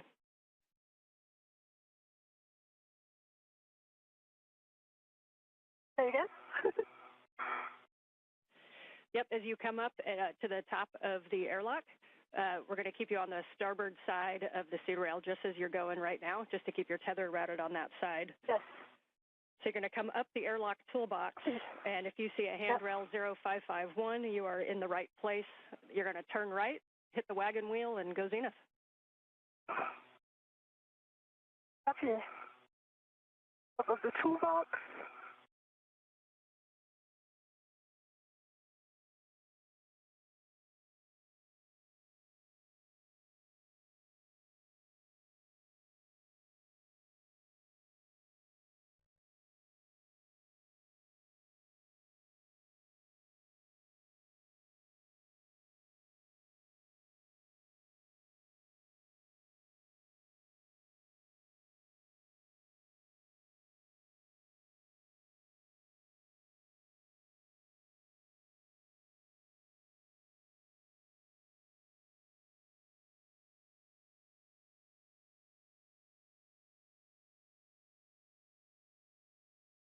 I'm going to take the forward path to V1. Okay, we understand you're going to go on the forward path. So reminder, it's probably easiest to translate on the high-pressure gas tanks. They've got those handrails that'll put you right at the base of the forward path to Z1.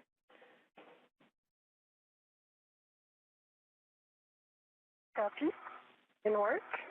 And for Anil, we see you at the APFR in with 6.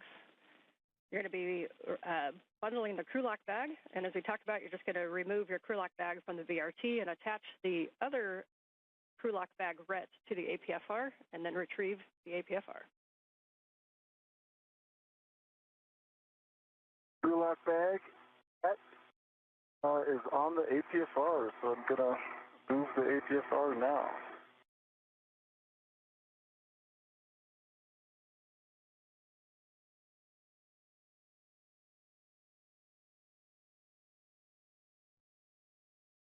And Sophie, as you get up there, I'm sure you're going to get a nice view of the SAS antenna. You're also going to see some heat pipe radiators. Those are going to be the big squares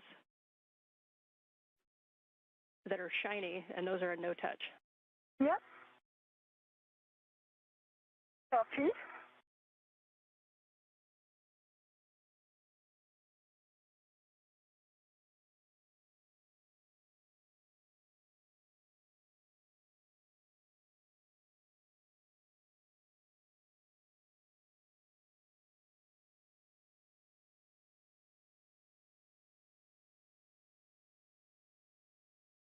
I changed my mind going for the outside of Z1. Yeah, it was a change of plane, slightly challenging. So I'm now on the outside, and everything goes nominal. Okay, we are happy with that.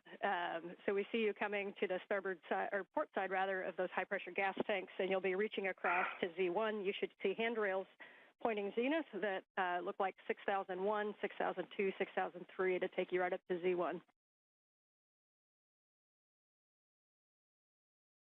Yep.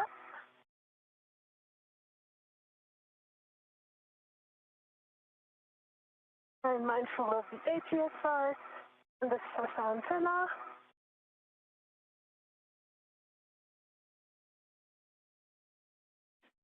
Bill's got the APSR, and he's headed back to S1. Okay, we concur.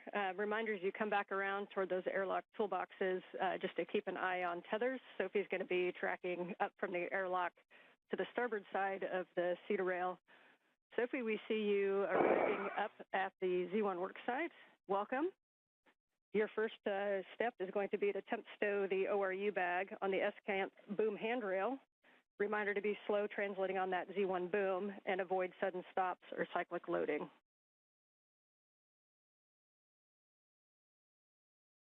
Copy.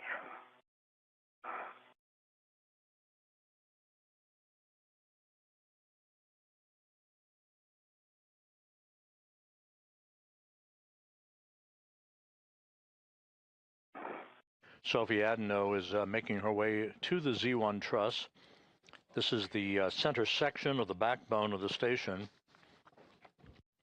on which both space-to-ground antennas, the healthy one and the failed one, are located side by side. We think a good config would be to put the large hook onto handrail number 2.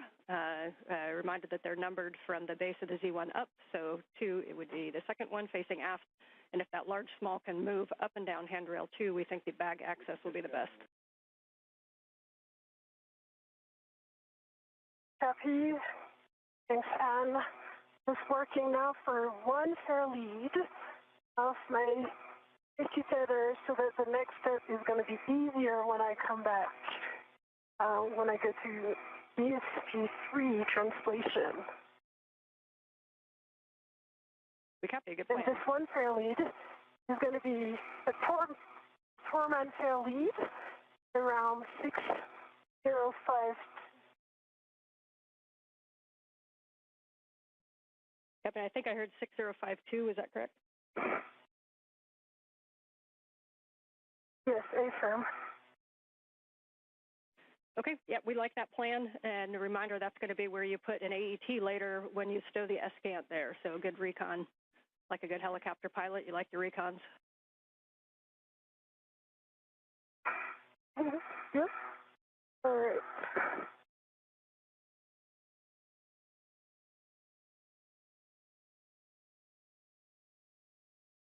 And I got to look at that EPFR as I was passing the starboard one. There was no sharp edges that I saw. It would have taken a little bit of work to get some photos, so I just bypassed it. I saw some scuffing on the heels. It looked like paint removal, but no sharp edges. Okay, we copy and we appreciate that report.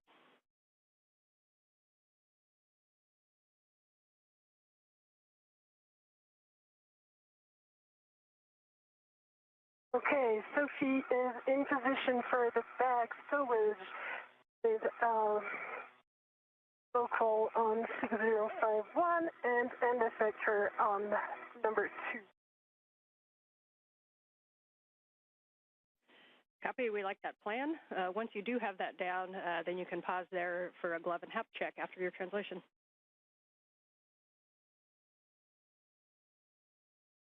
Copy, and I will also change my TCV setting.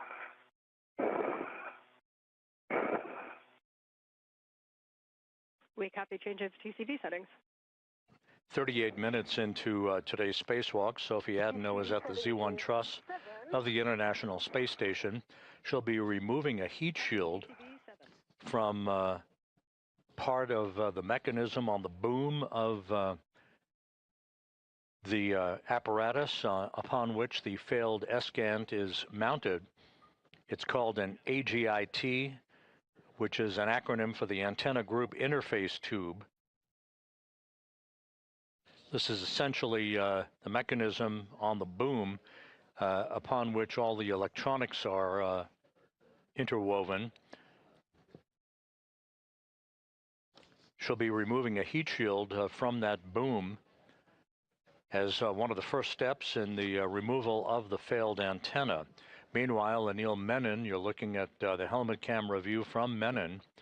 He is retrieving a portable foot restraint from a stowage platform alongside the Quest airlock that he will mount at the end of the Canadarm2 robotic arm that will be operated later by NASA astronaut Jack Hathaway from a robotics workstation in the station to maneuver Menon back and forth to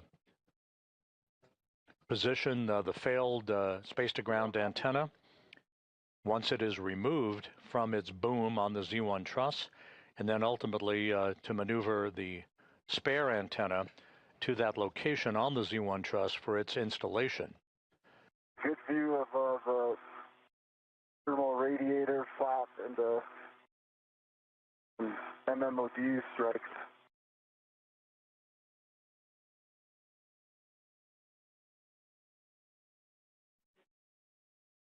The MMOD on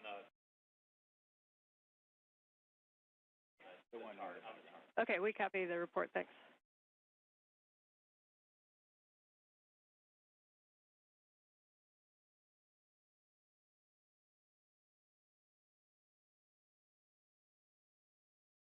And I'm up to Cedarburg.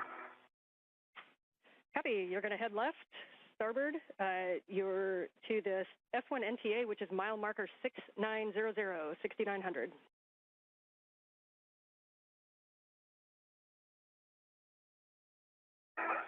And Sophie, as you get things stowed, your first action is going to be to remove the heat shield. So you'll be opening at that bag, and you'll be tethering to the agate heat shield and to put it in that bag.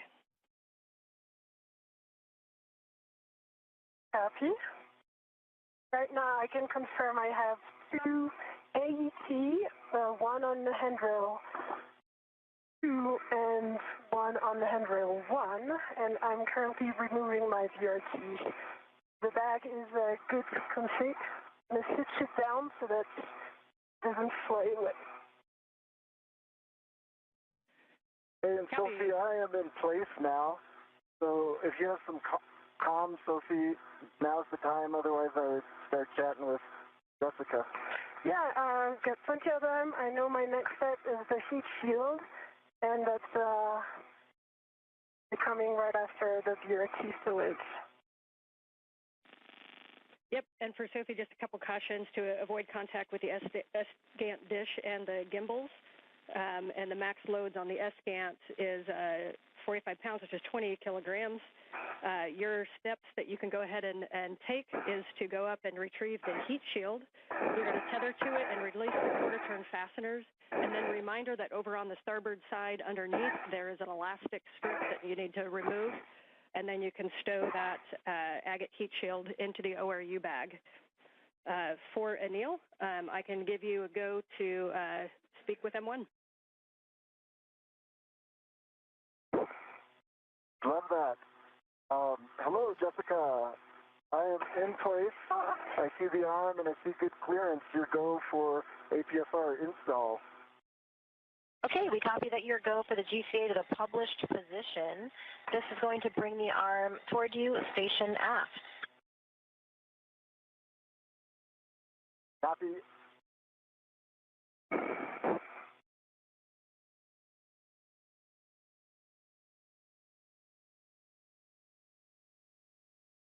Anil, we're starting the arm motion in 3, 2, 1. Jessica Meir is accompanying Jack Hathaway at a robotics workstation inside the station. As you can see, Hathaway is the prime robotics operator for today's spacewalk. maneuvering the Canadarm2 into the right position so that Menon can install the portable foot restraint at the end of the arm. He'll be riding at the end of the arm to move the space-to-ground antennas, the failed one and the replacement antenna, back and forth for the replacement work that is yet to be accomplished during today's spacewalk, which is now 43 minutes in duration.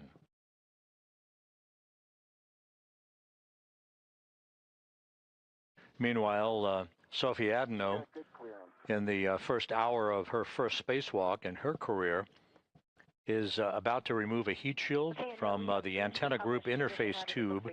That is the tube on the boom of the failed space-to-ground antenna on the Z1 truss of the station that houses the electronics for that mechanism.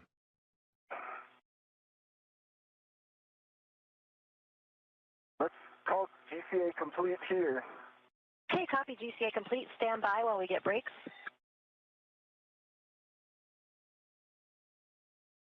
Anil, brakes are on. You go for APFR install and ingress.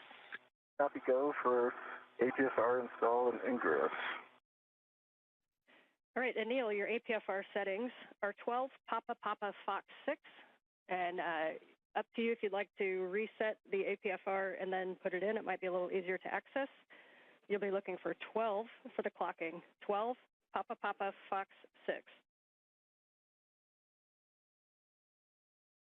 Copy 12 Papa Papa Fox 6, and APFR is currently set.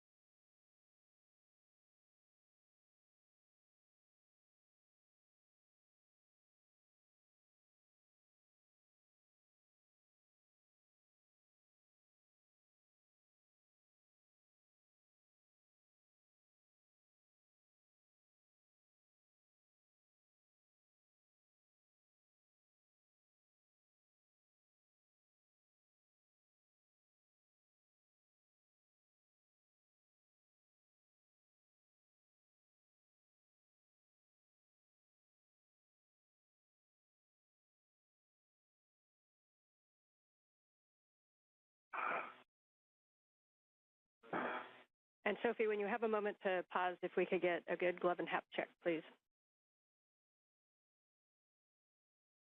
Sure. Pausing right now, and cap is dry. Those are nominal. Some dark spots on the RTV of my left hand. I put it in front of the HECA, but really minor dark.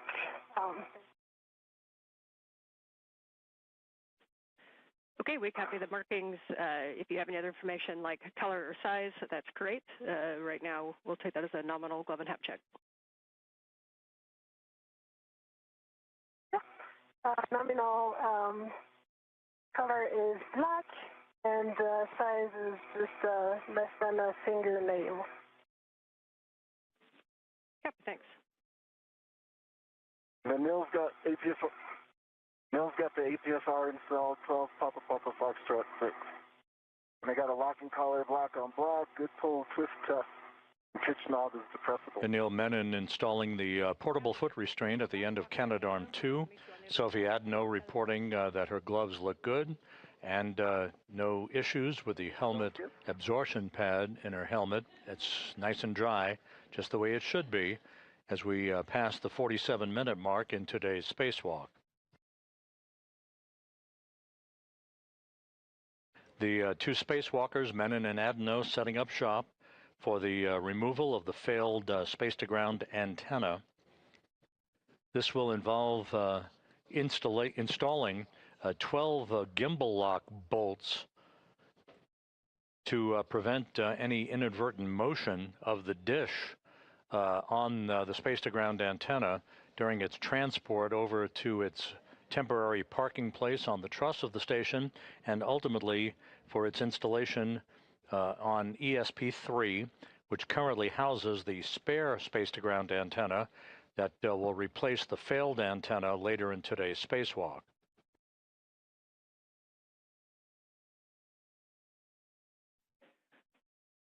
And Anil and Sophie, I'm back with you on comm. We're waiting for video to come up. Copy. It's come.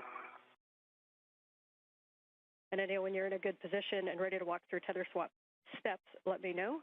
Sophie says I can't see you. Let me know if you need any additional steps for the agate heat shield removal, and then we'll be taking over comm for the tether swap. Oh, no, all good. Just working on the translating up the boom.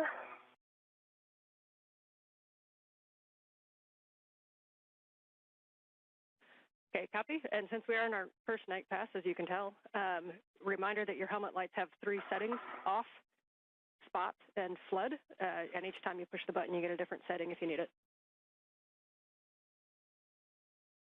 Thanks for the reminder. Thank you. And the mill's ready for the tether swap.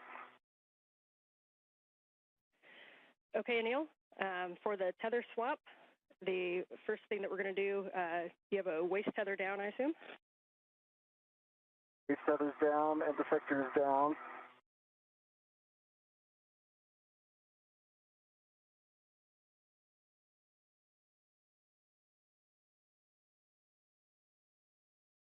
Waist tether is down, end effector's down.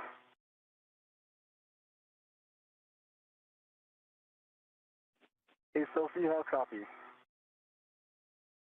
I copy you loud and clear. All right. Tell me. Loud and clear. Copy. The tether from the overview bag is on the heat shield, and I double-checked both sides. It's all good, so I'm now going to remove the quarter turn fastener. Gotcha. And for Anil, do you how do you confirm copy? the waist tether down? Waist tether is down, end effector is down.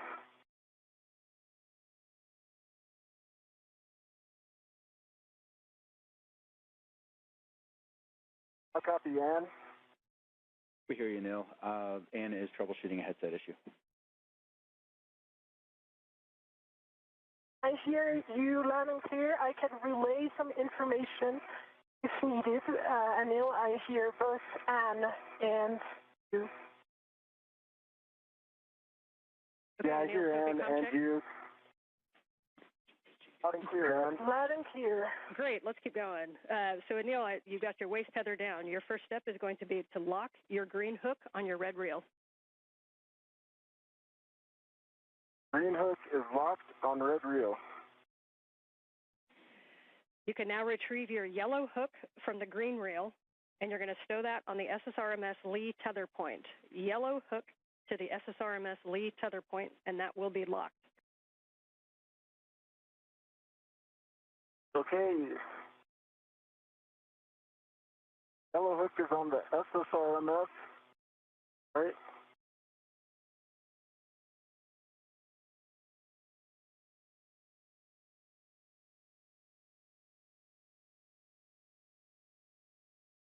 And yes, from yellow hook Yellow to hook is it's on and it's locked. copy, understand, gate closed and hook locked on the Lee tether point. You can now, Gate closed, locked.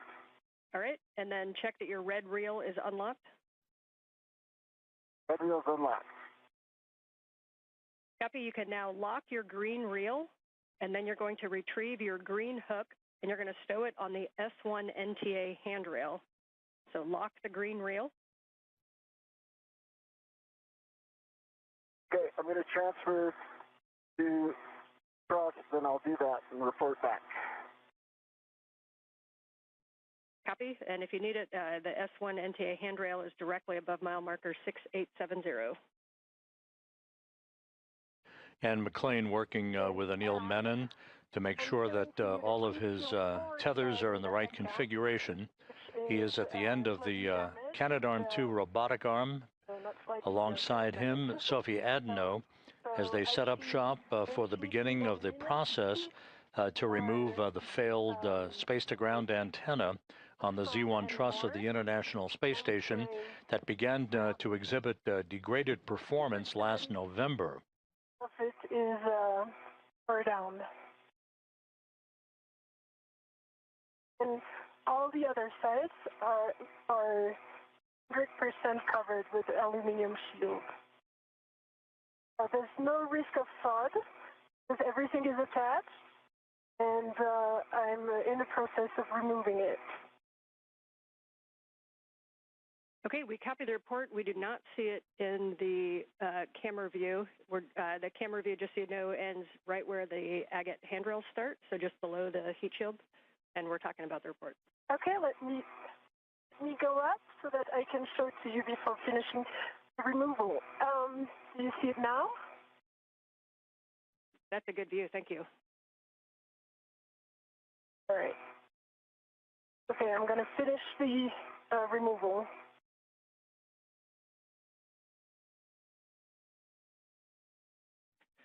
And Sophie, when you get a chance, can you tell us there's something that may be on the agate that caused that damage?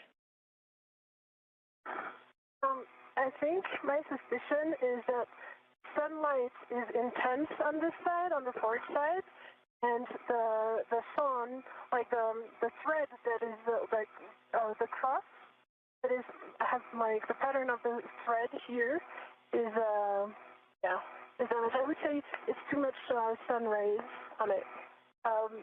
That said, I see that the aft side also has the beginning of this, right where the thread is in a pattern of cross.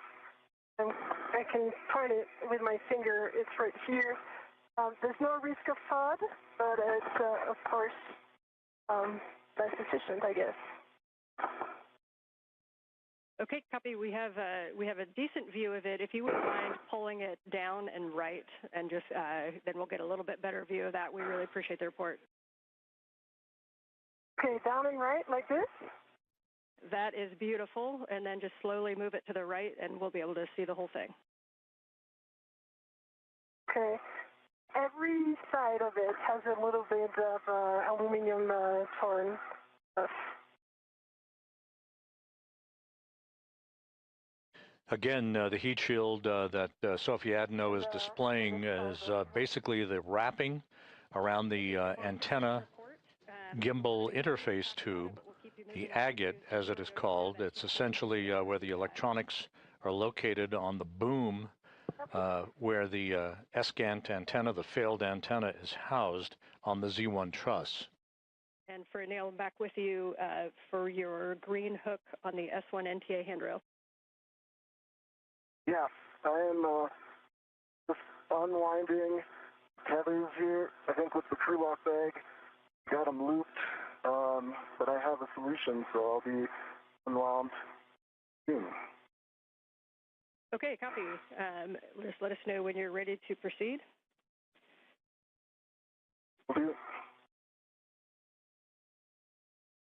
For Sophie, as you get the heat shield into the ORU bag, your next step is going to be to retrieve the gimbal locks, and for installation, you can either BRT in position and then grab them from the ORU bag, or if you need to grab them and then translate up and get in position, that's fine too. Yeah, so I'm gonna wrap myself to the gimbals, and I just folded the heat shield inside out so that it doesn't get more damage. And I'm going to tuck it under the integral adjustable here so that it's really well protected. We like that config. Thank you. Of course.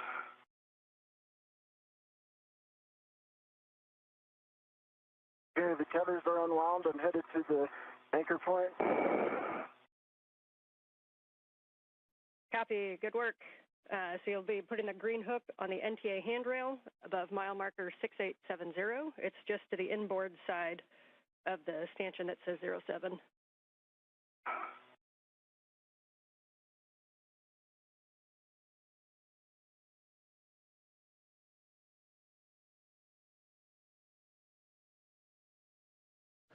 This is Mission Control Houston. As we approach the 1 hour mark in today's spacewalk, the reports are very, very good. The crew is right on the timeline. as they work their way to remove the heat shield along the boom of the space-to-ground antenna location on the Z1 truss. Also, their suits are operating as advertised. No issues reported so far in today's spacewalk, the 282nd in support of space station assembly maintenance and upgrades. In this view, you see Anil Menon wearing the suit bearing the red stripes as he prepares to accompany Adenot in the removal and installation of a series of gimbal lock bolts. There are two sets of these bolts. The first set is 4 bolts. The second set consists of 8 bolts. They will restrain the antenna from inadvertent movement during the time that it is not only removed but transported to its temporary stowage location on the truss of the station and eventually on external stowage platform number 3.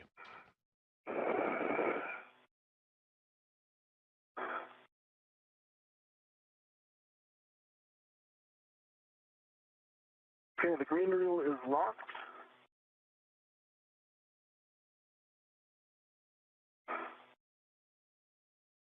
Copy, green reel locked, and you'll be retrieving the hook to the handrail and then unlocking it.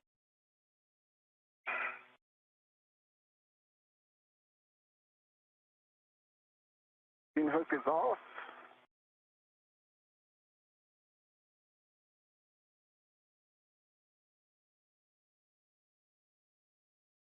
And the green hook is on the handrail.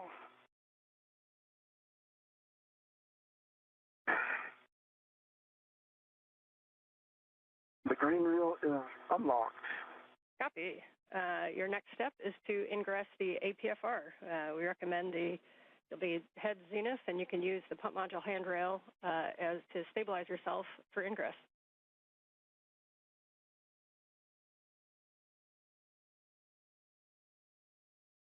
Menon finishing up the preparatory work for his planting of his feet in the articulating portable foot restraint at the end of Canadarm2, upon which he will be maneuvered back and forth in the transport of the failed space-to-ground antenna and its replacement over the next several hours.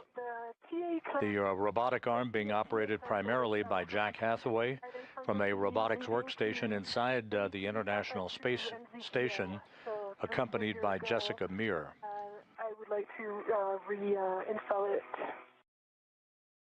It's right in front of my heck of view, if you see it. We see it, checking. Copy. And for your information as well, the heat shield didn't want to stay tucked in, although I thought I had done a very good job of it. Copy. No worries.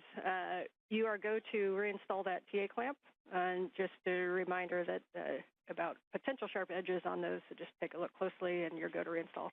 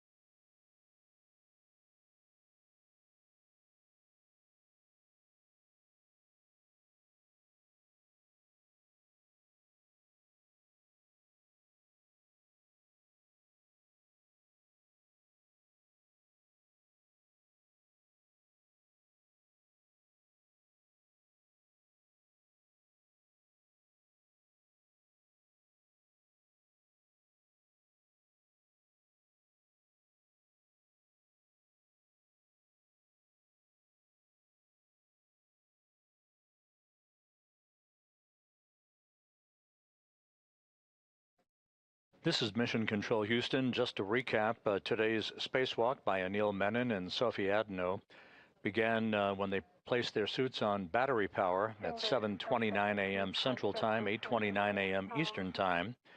They moved out of the Quest airlock, set up their tools and tethers. Menon is completing the installation of a portable foot restraint at the end of Canadarm2.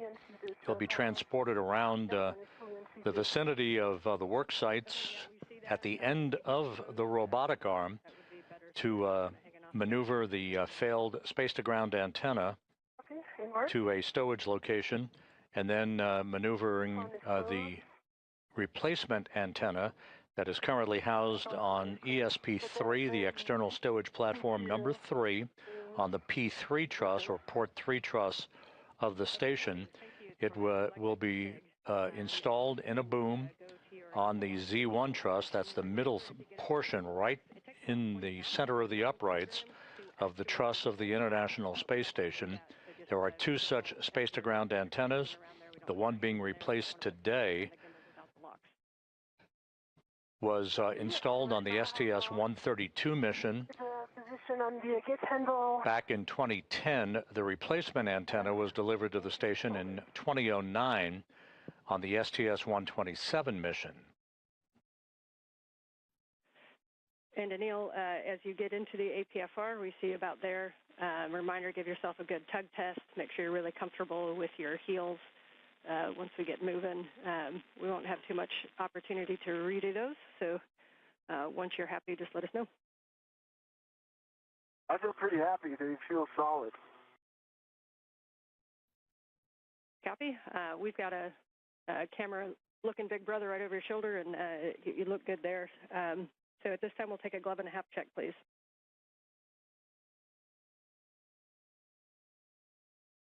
Half dry, gloves are nominal. Copy. I'm going to give you the comm here in just a second for your first, to build your frequent flyer miles on the arm. But for Sophie, for the gimbal locks, we're going to have you, once you get into position, I'm going to give you a couple steps so Anil can take the comm.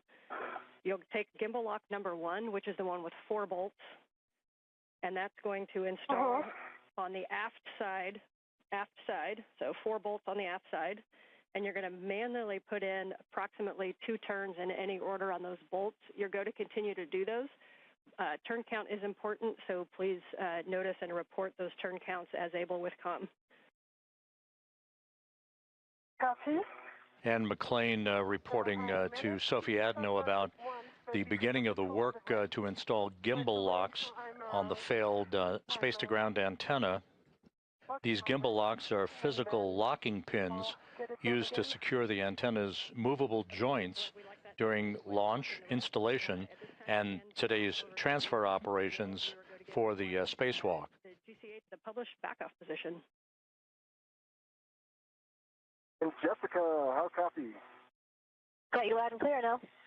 All right, let's do it like we practiced. I'm ready to go to the backoff position. Okay, we copy. You're ready for the backoff. We'll get set up. And Jessica Meir, working with Jack Hathaway at the robotics workstation inside, ready to move the Canadarm2 away from the truss of the station now that Menon has planted his feet in the portable foot restraint that he installed just a few moments ago. Anil, we're going to bring you station forward, starting motion in 3, 2, 1.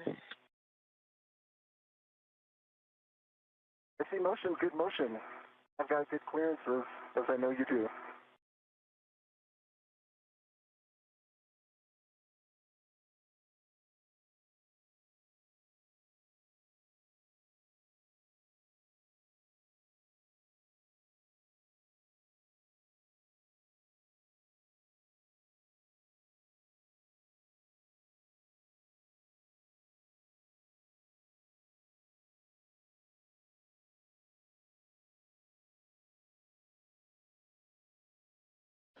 A good view of Anil Menon at the end of the station's Canadarm2 as he is being backed away under the controls of Jessica Meir and Jack Hathaway.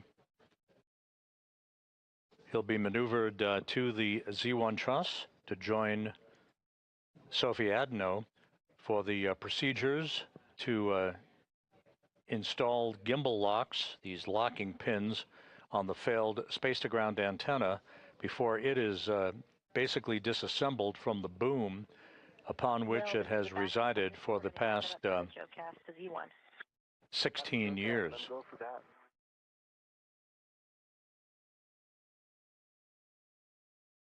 And ground concurs.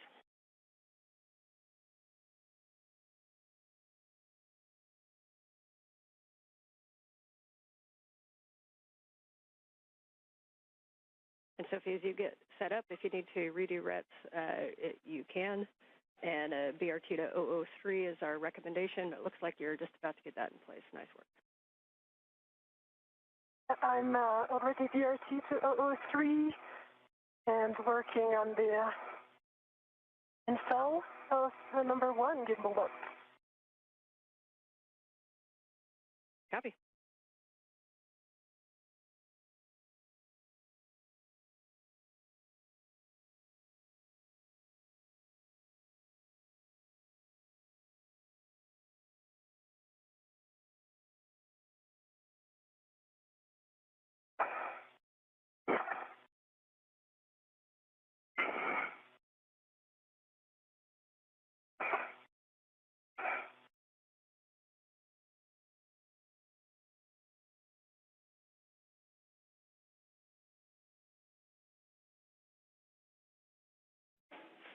And Anil, for both, a couple words on HECUS for both of you. Anil, it appears that maybe you may have bumped a button, if you don't mind cycling that and turning it back on. And for Sophie, no rush, but when you have a free hand, we think maybe your HECA got bumped downward, so we kind of are looking down at your MWS.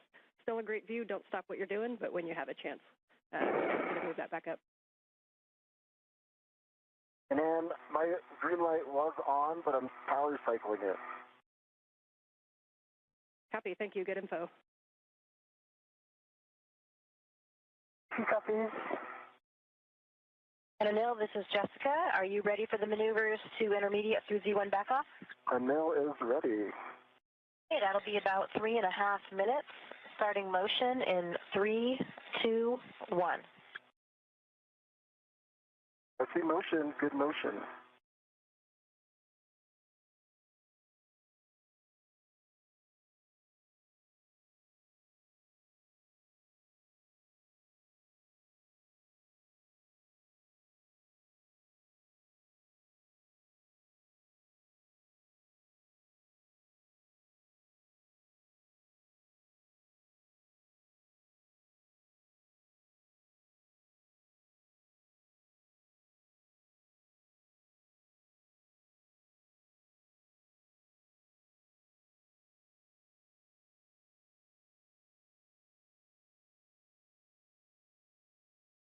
Once these 12 gimbal locks are installed, these locking pins to prevent any inadvertent motion of the dish while it's in the process of being removed and transported to its temporary parking place. The actual release of the failed antenna will be through 4 bolts that will be driven by Adenot with the assistance of Anil Menon. 4 bolts holding that space-to-ground antenna on the boom of the Z1 truss on the station. I think I'm going to have to wait for Anil to install it. And now what I see is that if I put the 2 bottom ones, C, Charlie and Bravo, into their location, then the 2 top ones are too high.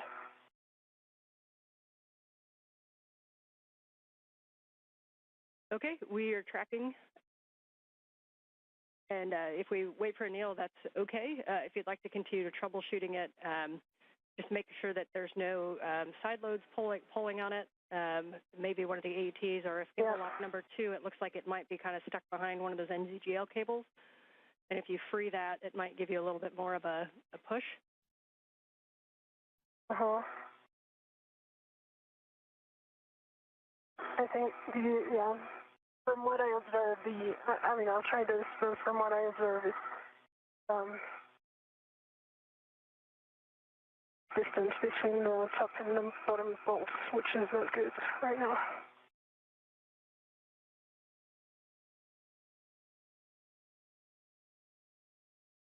When I get there, do you have suggested solutions? Yeah. So ideally, if you could get a hand, like to the key handle to try to change slightly the alignment.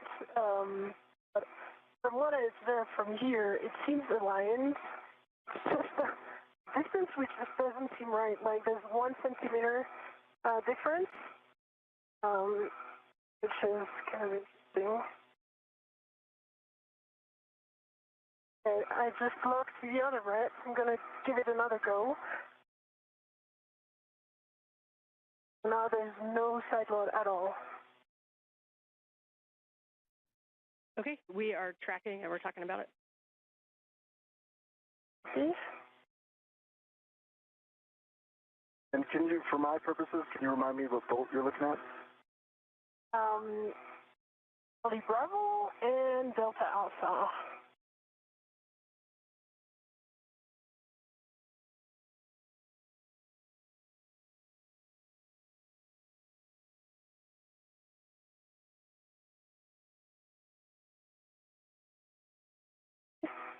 Yeah.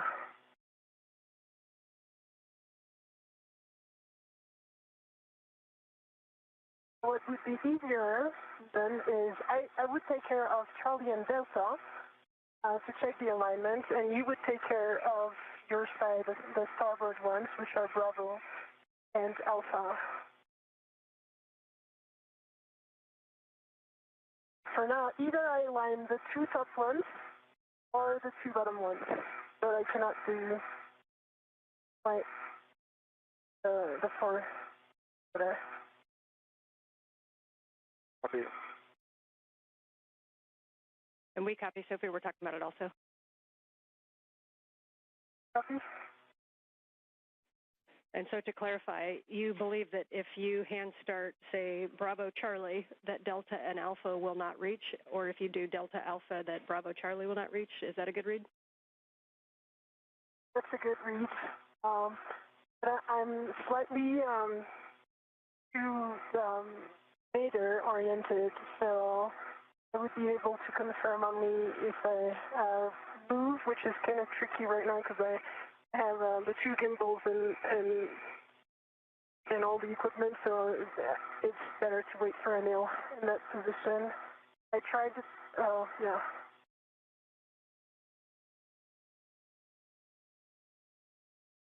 Okay, we copy. Right now, I just hand started Charlie and Bravo half a turn each. But what I observed, yeah, so it doesn't work. Or maybe it just needs some more force to attack. Okay, we copied the half turn on Bravo and Charlie, and that may need a second set of hands for the rest. Yes. All right, well, we knew there would be some curveballs, so we're ready. Yeah. I'll be there in a bit. I'm pausing here, just making sure there's no side load, so we're good on that. Anil, we're going to start motion for your next GeoCast in 3, 2, 1. So we'll be bringing your body in and down a little bit right to get to the Z1 backup position. No copies. Good motion, and I'll provide clearances where I can from the dish and Sophie.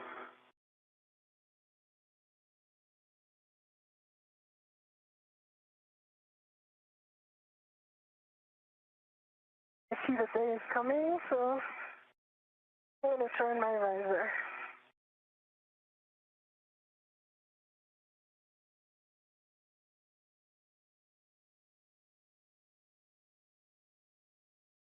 And that's a good adjustment, Sophie. Thank you. Okay, welcome.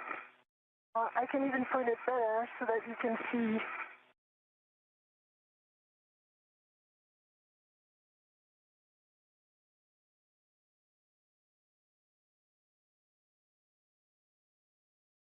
I have a very good view of Anil, of the arm, of the SASA antenna. We see the same thing. We've got a great view from your HECA of, we can kind of see Bravo Charlie Alpha, and we see Anil off to the right. Okay.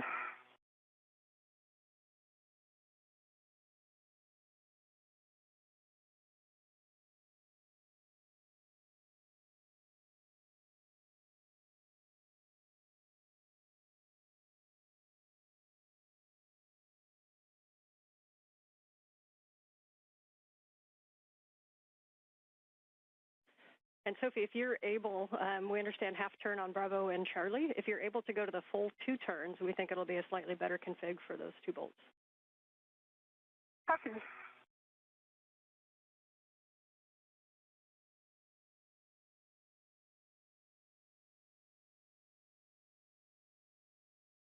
It's a full 2 turn on Charlie and Bravo. Copy 2 on Charlie and Bravo. Thank you.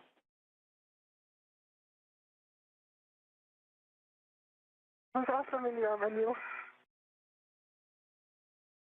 Thank you.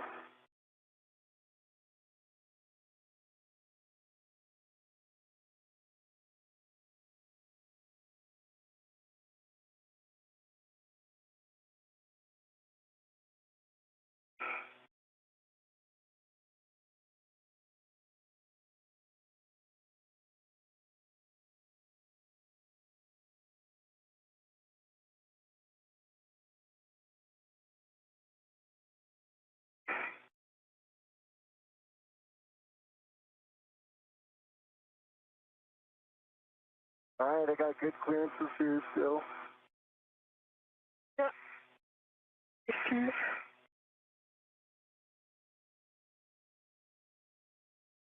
Yeah, I mean, I see the issue here from this angle. I don't know if you guys can see that in the head. Basically, it's way too low. Can you guys see the HECA? As you said, Ann, a picture's worth 1,000 words, but I can describe it. We have both of your HECAs. We're not quite close enough with your HECA, Neil, to make out the detail. We can see Sophie's pretty well. Okay. I think what I'm seeing is the scan body where she's trying to soft off. It seems like it's about 15 degrees angled away from the gimbal lock. The gimbal lock seems like it's in the right place, like it is parallel with the boom, so that when you get to the F-scan, it angles off from it. Let me see if I can turn some. Yeah. I mean, what I observe from here is as if the antenna was too tall. Yeah, that's a great description, and we see the same thing on the helmet cam. We're talking about that. I wonder if it would help to position the forward side as well. Well, if I can get the antenna moved purely. This is Mission Control Houston, 1 hour, 21 minutes into today's spacewalk. Anil Menon at the end of the station's robotic arm, along with Sophie Adenot of the European Space Agency. At the work site, you're looking in the foreground of the failed space-to-ground antenna that began to exhibit degraded performance last November with an inability for it to gimbal or track properly the Tracking and Data Relay Satellite System network for high-speed communications of data, voice, and video. It is stuck basically in what is called the birdbath position. In the background at the top of your screen is the operative SGANT-1, or the space-to-ground antenna number 1, that has taken over the lion's share of work. The space-to-ground 2 antenna is in the process of the early stages of its removal and replacement by a spare that currently resides on a stowage platform of spare parts on the P3 truss of the complex. And I'll hand you to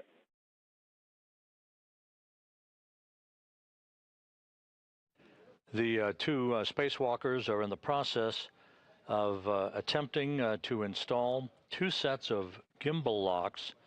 These are physical locking pins used to secure the antenna's movable joints during its installation and spacewalk transfer operations, such as we are seeing today. Yeah, I'm trying to not reposition myself.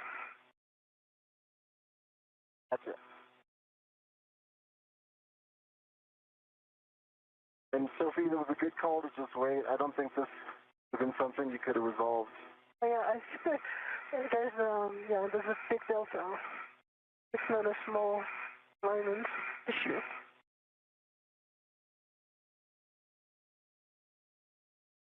And Anil, we are at the Z1 backoff position. As you know, we're ready for the GCA to the bolt access position on your go. Your go for the bolt access. Okay, we are going to be bringing you body in, and we would like you to help keep your clearance from the SCAT antenna. Okay, ready for body in, and I'll keep clearances primary. Starting motion in 3, 2, 1.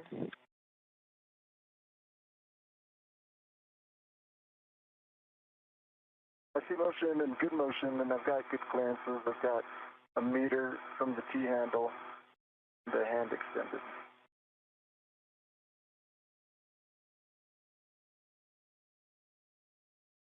Good clearances.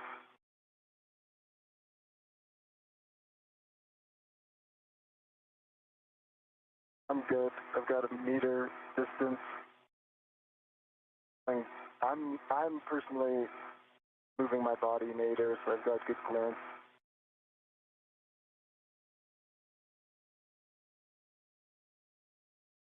I've got half a meter clearance, good line of sight.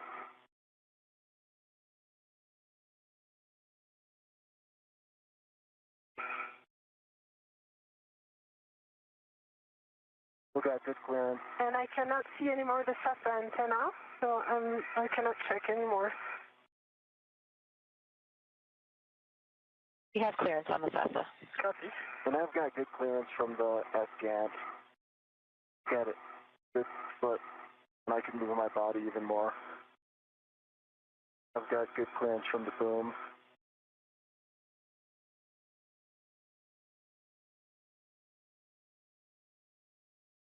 Got a foot, I've got a lot of body travel I can put into this to create more space, plenty of room.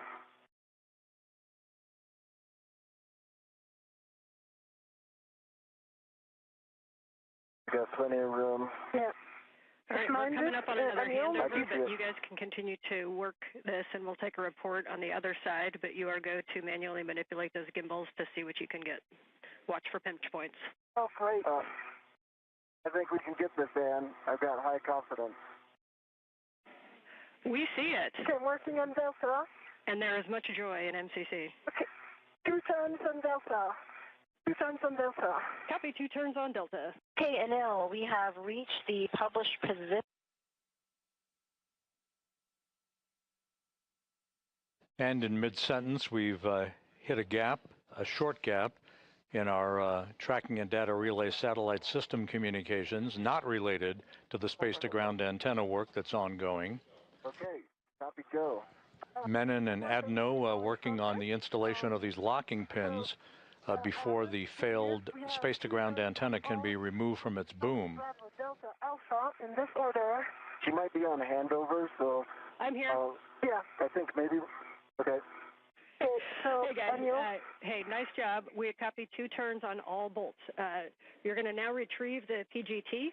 They both work. We recommend using Sophie's PGT with a 2-inch rigid. Copy. So, Anil, because I'm kind of stuck in the movements, I'm going to give it to you. Yep, I got it covered, Sophie. So, what I suggest, I align the bolts and the PGT, and you brace and and put the motion in, but I'm going to stabilize this on the bolt. Okay, I've got your PGT. Is it CALD? Yes. Okay. And just as a reminder, Bravo 1, clockwise 2, I think it's already set. Bravo 1, clockwise 2 is set. I can see it. Yep. Okay, tell me which bolt. You start with Charlie, and I'm going to get you towards Charlie. Okay. All right, we like it. Bravo 1, clockwise 2, understand CAL is complete. Bolt Charlie first.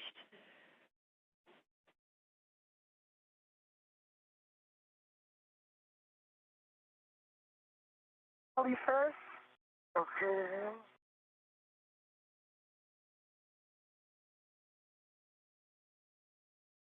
Okay, it's in.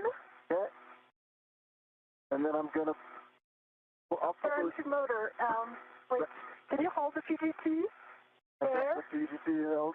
And I'm going to turn to motor. Hey, why don't I stabilize it and you hit the trigger rate? Now do the turn count. Okay.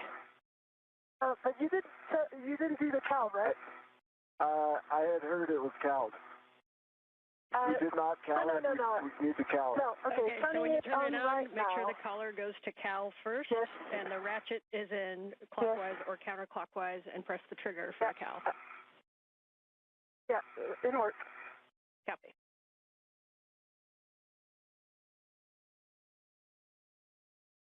We'll CAL it and give it to you, Sophie. Copy. Okay. Good CAL, 41 volts. Copy. Copy. Verify settings. Bravo 1, clockwise 2. It worked. Bravo 1, clockwise 2 is Bravo 1, clockwise 2. Okay, and a reminder, make sure your ratchet's back in the motor. Ratchet is in motor, confirmed. Okay, you are go to drive Bolt Charlie. Okay, Anil, can you, do you have access to this PGT? For me, it's, I'm not in good position right now. I'm going to turn like this. That's the PGT. We have the LED test right now, so clockwise 2, sorry. The collar is out of CAL. Yeah, we are now in clockwise 2, Bravo 1, clockwise 2 confirmed. Okay, I'm pressing. Can you activate the trigger? I sure can. Are you going to do the count? Reminder that turns are very important, so if one of you can give us the count at the bolt.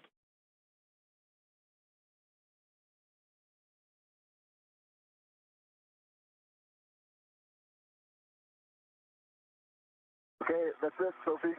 There was 4 more turns, and we have a low torque.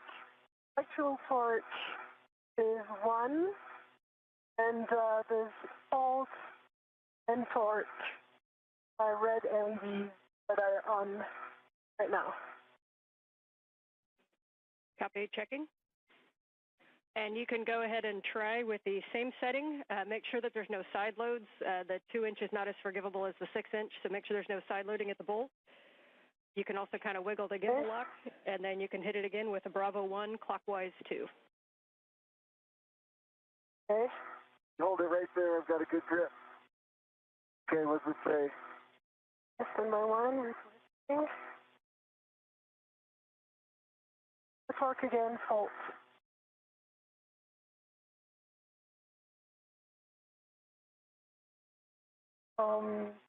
There was initially I had 2 hand turns, and then we turned 4 turns, but 6 total, and low torque.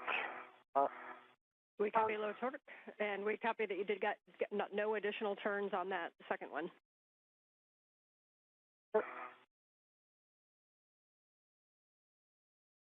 And if you want me to really get a hold of it and try a third time, I'll need a little bit of GCA.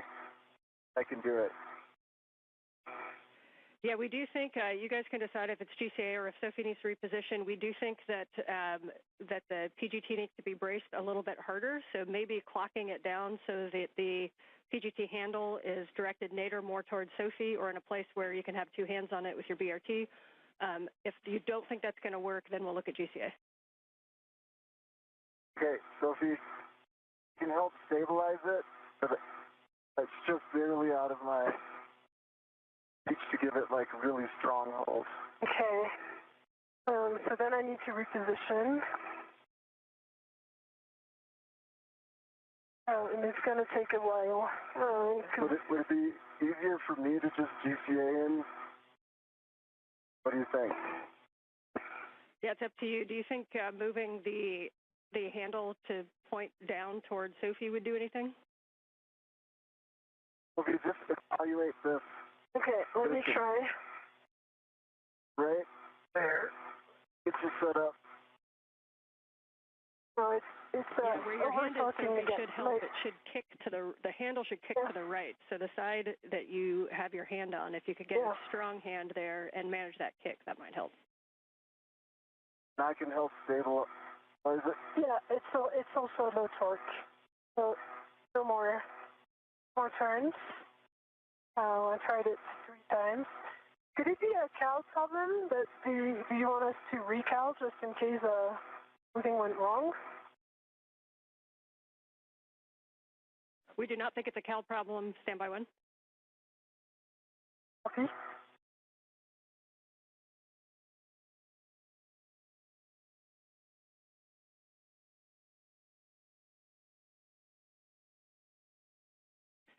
And Sophie, just to be clear, we got the full 2 hand starts and then 4 additional turns with low torque.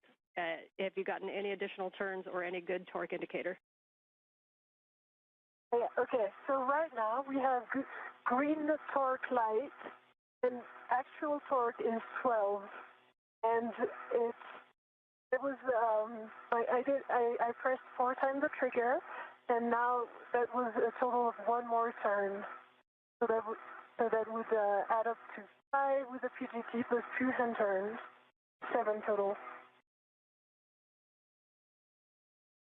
and 12 actual torque. It subjectively looked good to me, and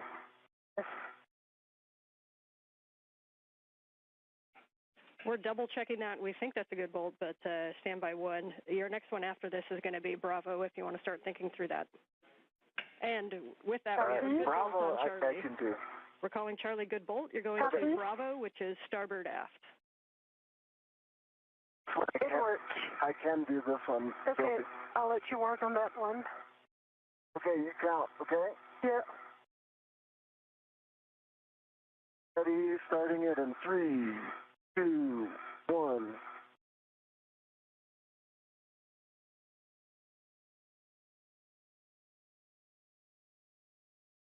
That's 4.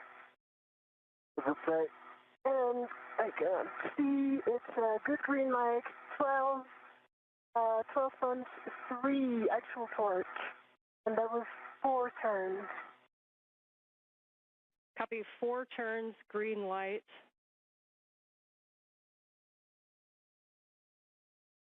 We're checking. Copy. And while they're checking, I definitely can't get D. So you want to assess D with this? In work. All right, we're going to call that a good bolt. Yes, I heard you guys talking about Delta. You are go to drive Delta, Bravo 1, clockwise 2.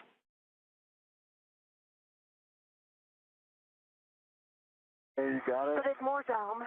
Okay. Yeah, okay. Now it's good. I have it.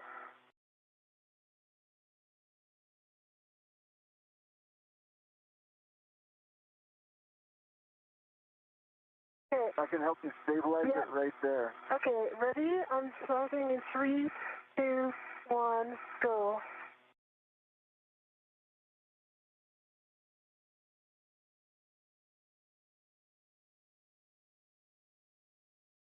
I saw 5. 4.5. Okay. 4.5 probably. 4.5. With green light, 12.1 torque. Copy, 4.5 turns, green light on bolt Delta.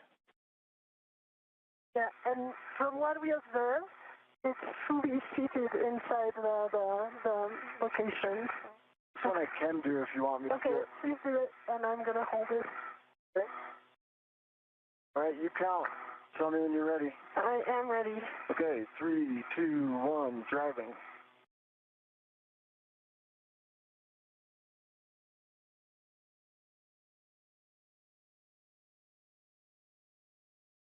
And 3/4 on this one, and I see good green line, 12.1 torque. Okay, 4 3/4, 12.1 torque, green light, and we'll hold there for a second. Just a reminder between bolts, do me a favor and wait for a go. We've got to do math down here. Copy.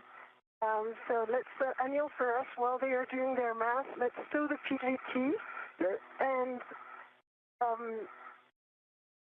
see what we can do for the rets on this one. I also see a loose ret coming right in front of you. Is that intentional? That's intentional because I didn't want to have some side loading. Okay. I have 2 loose rets. Okay.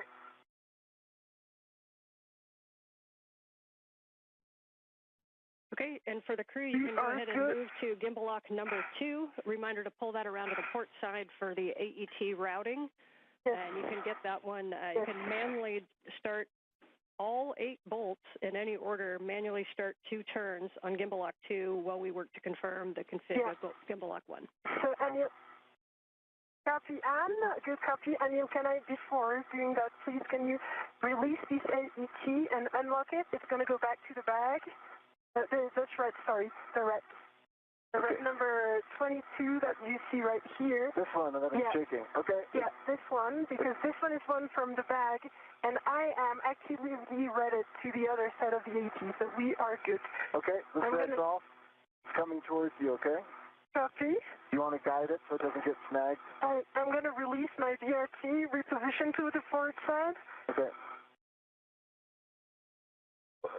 What would you like me to do with this ret here?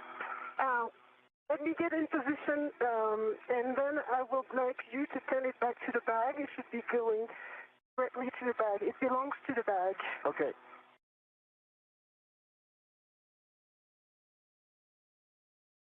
Good job on those bolts. What? Good job on those bolts. It didn't start well, but yeah. If I could speak French, I'd say straight in. All right. Okay. So let us observe what the bag is. Can you? Okay. It's on your camera. Yeah, I see that. Okay. I can actually fix this. There we go. There we go. That's good. Do you unlock it so that it retracts? Unlocked. You want me to let go? Let go to the bag.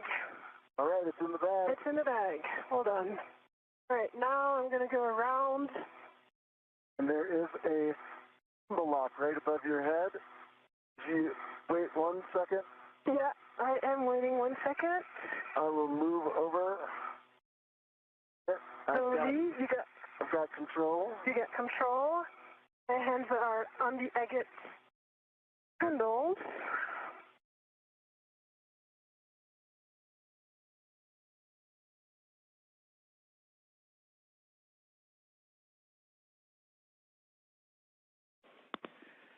All right, nice work on that, you guys. Much rejoicing after the move of the gimbals and getting that lock number 1 on. We see you working number 2. And again, just a hand start on each one of those bolts in any order. Copy. I'm working on my VRT for now on the forward one. This is Mission Control Houston. And just do me a favor. 1 hour, 42 minutes into today's spacewalk. That'll help us. As you watch the work of Anil Menon and Sophie Adenot outside of the International Space Station, Menon, his feet planted at the end of the station's robotic arm, wearing the suit bearing the red stripes. Adenot is in the unmarked suit. They have completed the installation of the first quartet of gimbal lock bolts. These are physical locking pins to make sure that the space-to-ground antenna, the failed antenna, does not inadvertently rotate out of their maneuverability capability during the transfer to a temporary parking place and then to a stowage platform on the P3 truss of the International Space Station. The same will be the case for the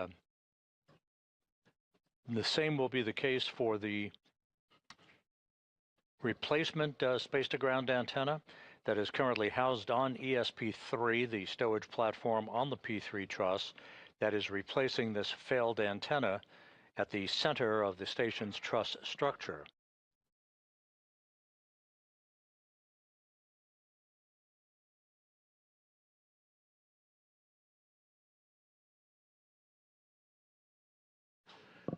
The crew is continuing to work just about on the timeline.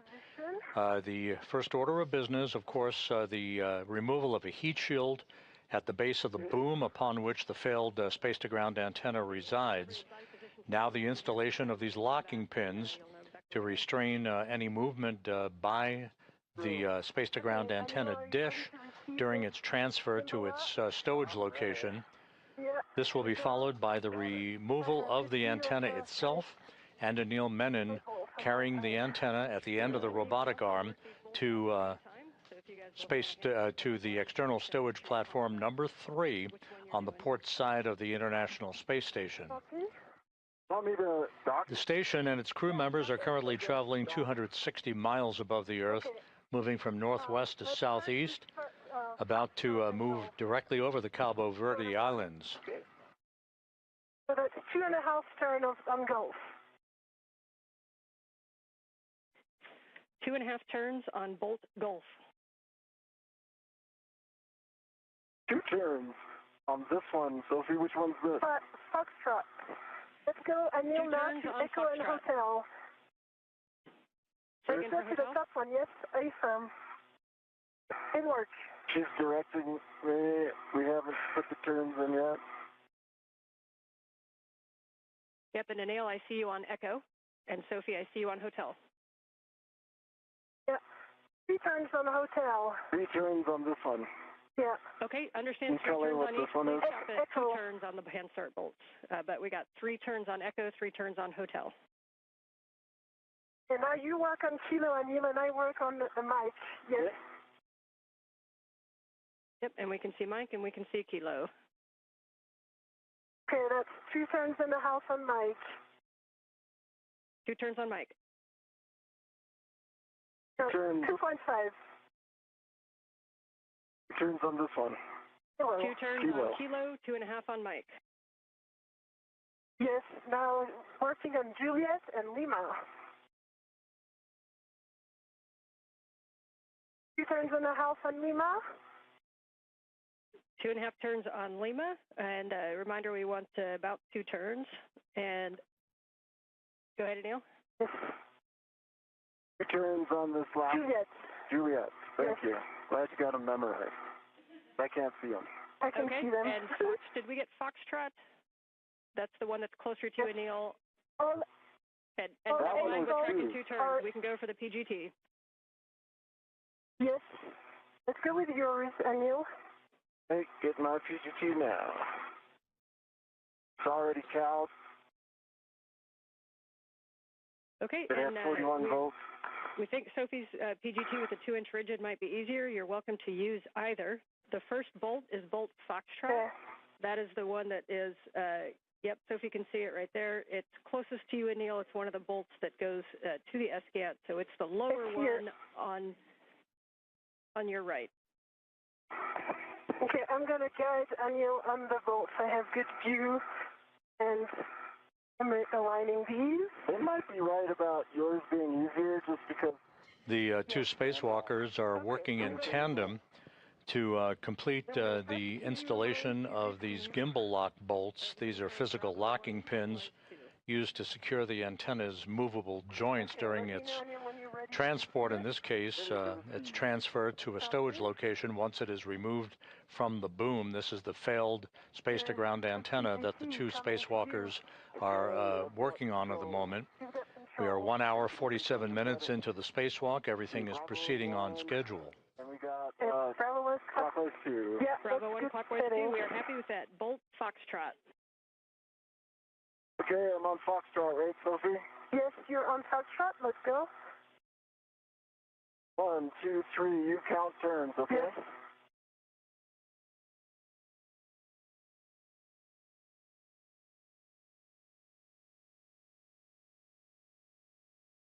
We're in a house, and I see that Bolt is fully inside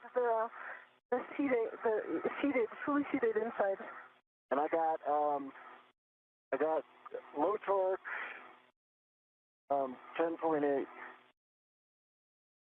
Low torque 10.8.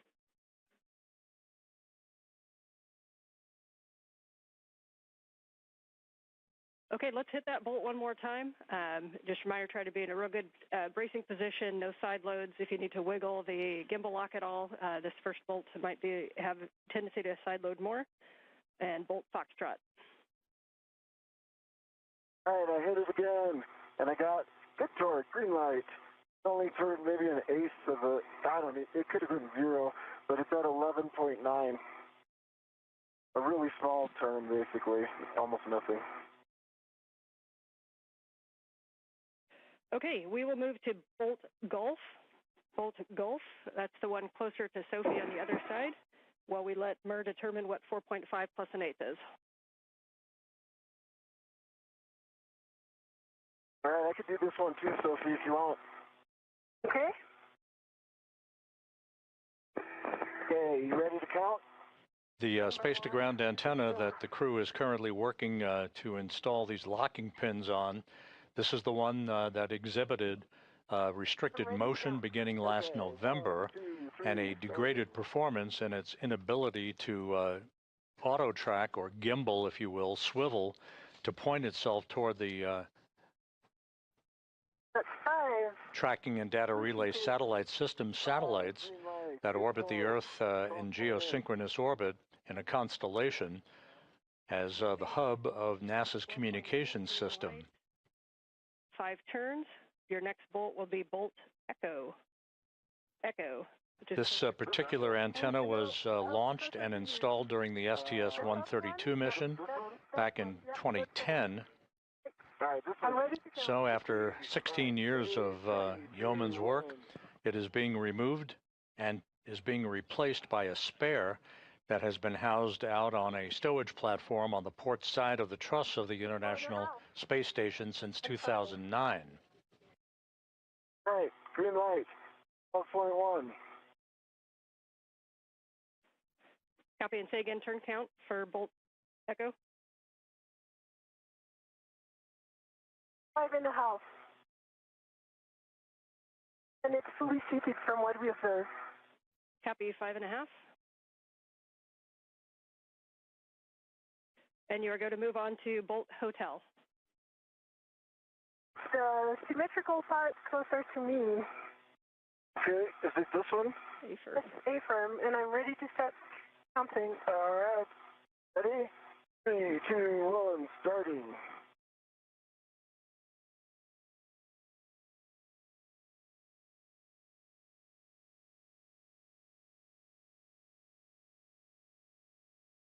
Five and 3/4. Green light, 12.2. 5 3/4, 12.2 green light. Copy for Bolt Hotel. Can move on to Bolt Kilo. Kilo is the one closest to you, down. Yep. That's it. And I'm ready to count. Hey, 3, 2, 1, turning.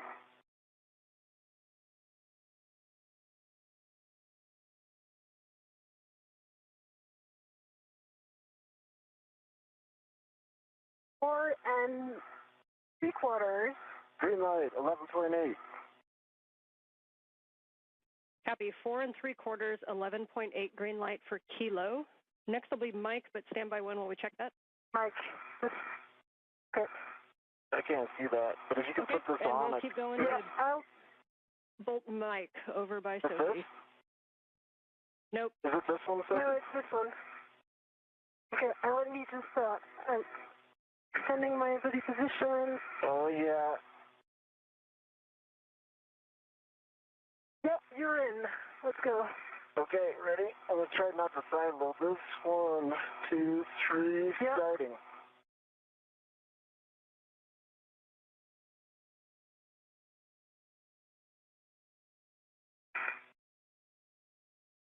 4 3/4. Woohoo! Green light. 12.1. Well done. All right, next one is the top one closest to you. 12.1 for Bolt Mike.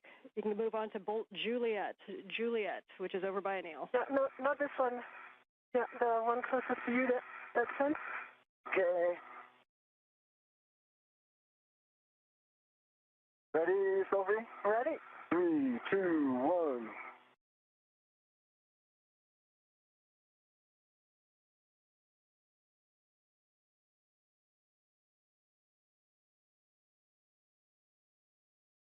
Four point eight turns. Low torque, 9.5, but I did like my hand slipped a little bit. If you're okay, I'll hit it again. Yeah, and I see it's fully seated. Yes, we agree with the plan to hit it again, please. Okay, ready, Sophie? I am. All right, we got good torque, green light, 12.2, no turns. We copy no additional turns with a green light. You can go on to Bolt Lima, final bolt. The one I'm pointing with my finger here. Only I could see your finger. Okay, I'm getting. Okay. Okay, you're in. Ready? All right. Ready? Yep. 1, 2, 3.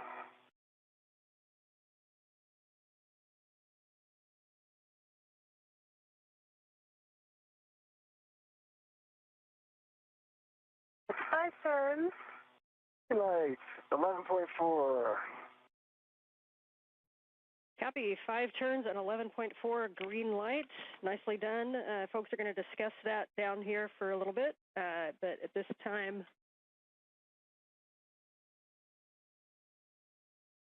It's 11.9. I might have said 4. My old age.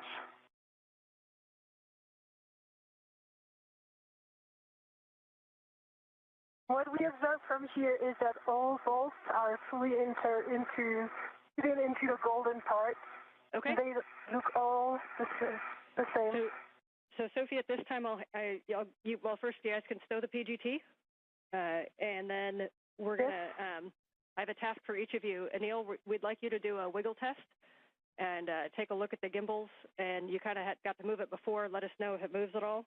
Sophie, once you stow your PGT, you can remove the AET from the gimbal locks, and you'll be stowing that on the starboard aft agate handrail. Copy. And that gimbal is rock solid. That's a great report. There was much joy. Approaching the 2-hour mark in today's spacewalk, Anil Menon, you see him, his feet planted in a portable foot restraint at the end of the Canadarm2 robotic arm, declaring success as he and Sophie Adenot have driven a total of 12 bolts, these gimbal lock bolts, these locking pins in place to secure the failed space-to-ground antenna from any inadvertent motion after it is removed from its boom on the Z1 truss and transported to a stowage location. Copy that. Oh, no, first is the AET. The AET. Yeah. And what? And these can be done in any order from here. So if Anil, you want to start NZGLs while Sophie works the AET and the MUT, that's fine. Just let me know what words you'd like. I think that's a great idea. Why don't I start on the forward NVGL? Okay, great. NZGL does not matter. In order doesn't matter. Just a reminder to avoid pulling and tugging on the SCANT cables, but you might want to wiggle the back shell a little bit to remove side loads. So you can remove the cap from the dummy connector. Let me know if you're at J6 or J1. I'm at I'm working on J1. I think the cap is technically J6, right? Yeah, correction, sorry. J6 or J7 are the two good dummy connectors, so understand you're working J6. That's correct. I've got a ret to it, and I want to take it out now. Sounds good. And once you have that dummy connector removed, then you can demate the SCANT forward cable from the boom. That's a P4 from the J1. Okay. I've demated the dummy connector, and I'm working on the forward cable.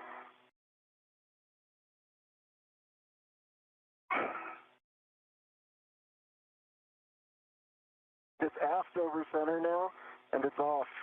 The O-ring, there's a pink O-ring in the plug that looks to be wedged in by friction. I'm trying to get a heck of view on it. Otherwise, okay, I understand you're looking at the dummy connector O-ring? No, the dummy connector's off. The dummy connector O-ring is pink, and it's seated very deeply inside. When I look at I just took off J1. When I look at the receptacle for J1, the plug seems fine. If you look at the plug here in the HECA, that there is a pink ring that looks like the same O-ring that should be deep in there, but it's come up. So it's half in, half out. It's friction fit in there now. Can you see it in the HECA? I feel like I could probably push it in with the right tool, or I could ret to it and take it out.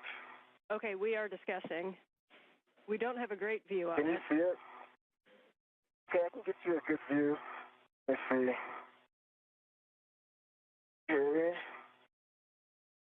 If you can give me a progressive taxi to the A1. Yeah, J1 is just on the left side of your helmet cam right now. So if you look to your right or twist to your left a little bit. Yep. And now it's behind the cable. If you can move that cable out of the way, we'll be able to see it. Yeah, you just want to know if that O-ring is. Can I help, or am I go to go retrieve the metal segment? Hey, go retrieve the metal segment. This is a analysis thing. And I know we can't quite see it because of the shadowing. Can you confirm, is the whole thing offset but symmetrical, or is it angled inside of that connector?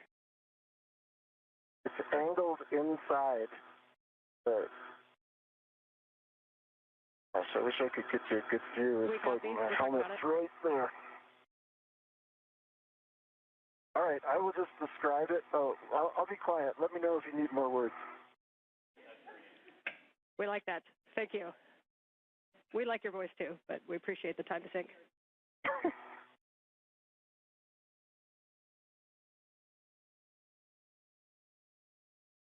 Okay, you are going to put the cap on there. We are okay with that angle. So once you've looked at the cable and verified no FOD, good pins, and a good EMI band, then you can mate that cable to the dummy receptacle and the cap on the J1. We probably won't be so forgiving of the new one.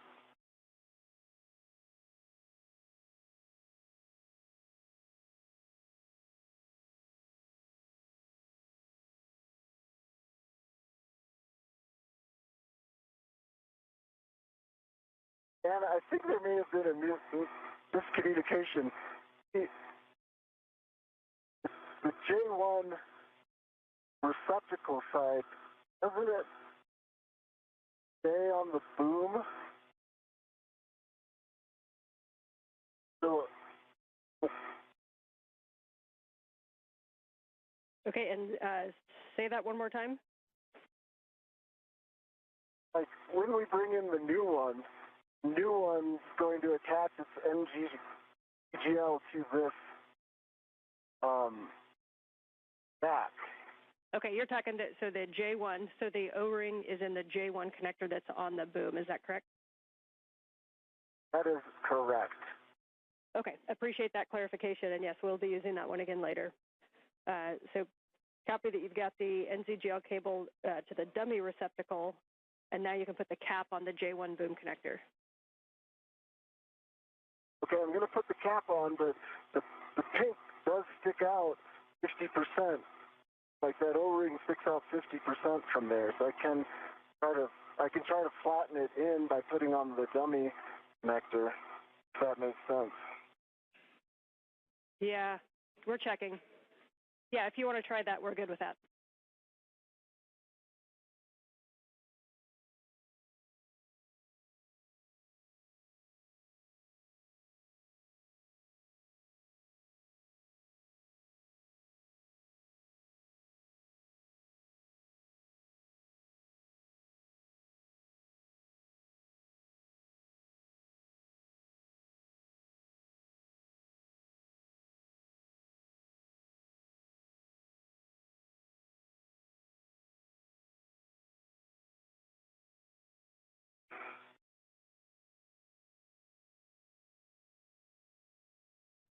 This is Mission Control Houston, 2 hours, 3 minutes into today's spacewalk by Anil Menon and Sophie Adenot, the 282nd spacewalk in support of space station assembly, maintenance, and upgrades.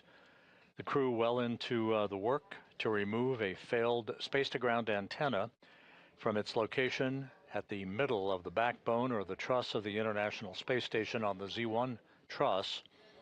They have installed a series of locking pins, or gimbal locks as they are called. The next order of business will be the actual releasing of 4 bolts holding the failed space-to-ground antenna in place on a boom on the Z1 truss. Copy.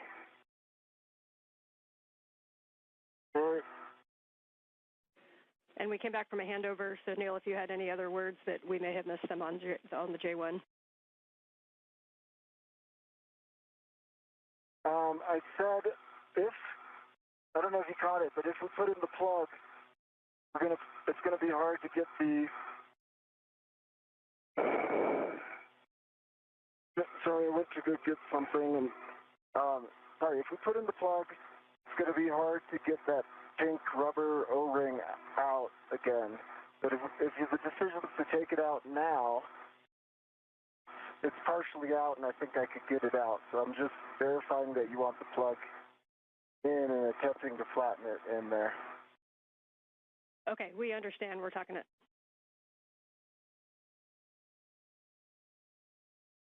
Okay, Anil, I think we can work together on this install.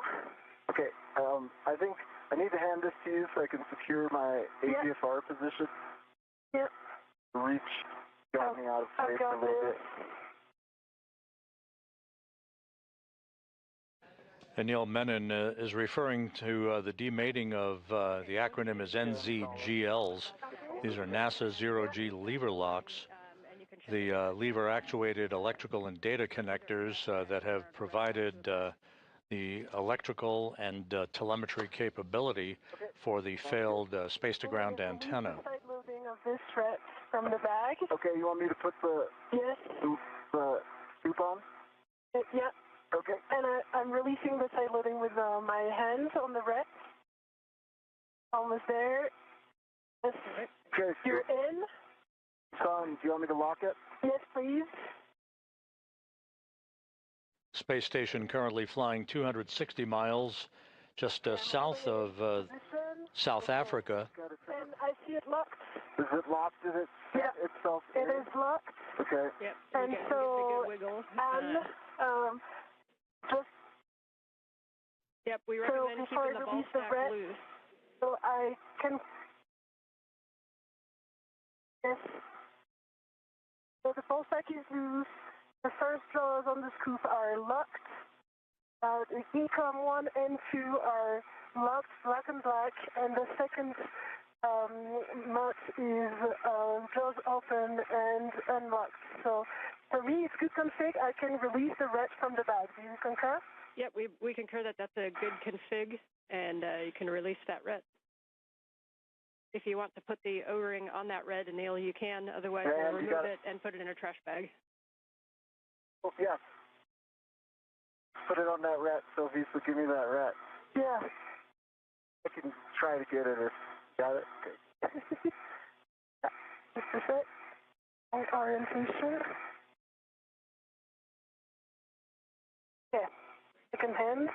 And hey, for the crew real quick, if you could just hang on to that O-ring, we may be using it again. So just keep it in an accessible position, please. You can just put on a ret back to a workstation if that works.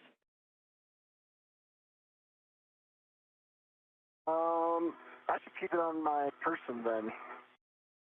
Okay. Okay, we like that plan. Good config. Nice work on the scoop and mutt ball stack. That looked pretty simple in the scheme of things, and we'll be going for the second connector. Okay, confirm I released the red from the bag. So we don't need it from the O-ring. You release the red, Sophie. I'm going to put the O-ring on this AUT right here and keep it behind my workstation. Copy. Okay, we like that config. The things that we have left are the other NZGL, and then we'll be releasing torque using the ratchet wrench. So if you guys want to work the last NZGL, then we'll get in position. Okay, let me work on the NZGL. I'll work on this cap, and you do your thing with the O-ring. Okay. Okay, so you'll be removing the cap from the... Again, the acronym NZGL refers to a series of electrical and data connectors that have held the space-to-ground antenna in place on the boom and relayed both power and telemetry capability during its functional days. This antenna began to display a degraded capability last November in its ability to auto-track the tracking and data relay satellite system satellites, the constellation of satellites that orbit the Earth in geosynchronous orbit about 22,300 miles above the Earth. The situation with this particular antenna continued to worsen, causing flight controllers to transfer the prime load of communications capability from the station, the high data rate transmission capability, to the other S-Gand 1, that is located alongside of the failed antenna on the Z1 truss of the International Space Station. Yeah, okay, it doesn't work. Now with the two of us. Okay, ready? Yep. And we're sure we got it up, yeah. Yeah, lever aft over center. So okay. You're good. Okay, I've got good leverage here. Yeah, and me here. Okay. 3, 2, 1. Steady pressure. Okay. I think this is a RET scenario. It is a RET scenario. Right, and you can wiggle the back shell, making sure there's no side loadings on there. And then reminder, if the sun comes up, you can keep it shaded, might help too. Oh. Okay. Now let me go in front of it. Okay. And put some shadow. It is. Okay, if I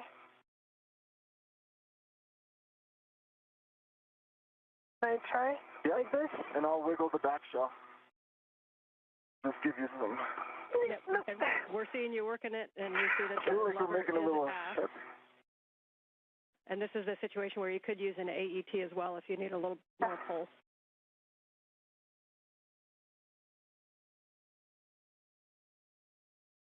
I think why don't you put the large hook on the backside and see if you can... Try? Yeah, see if you can push out. So, would you take the large hook of my... Yeah, you can bring that large hook, and I'll do it. Okay. This? Okay. Got it. I have it. You got it? And then we'll go like this. Yeah, and still some shadow.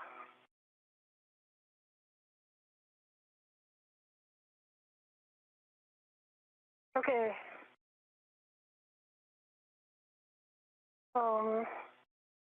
Maybe we can also put an AET around.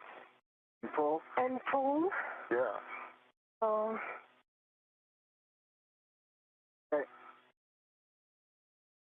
All right. Yeah, so our ideas down Try here is one you more could put time. an AET yeah, down. and I'm going to help you push like this.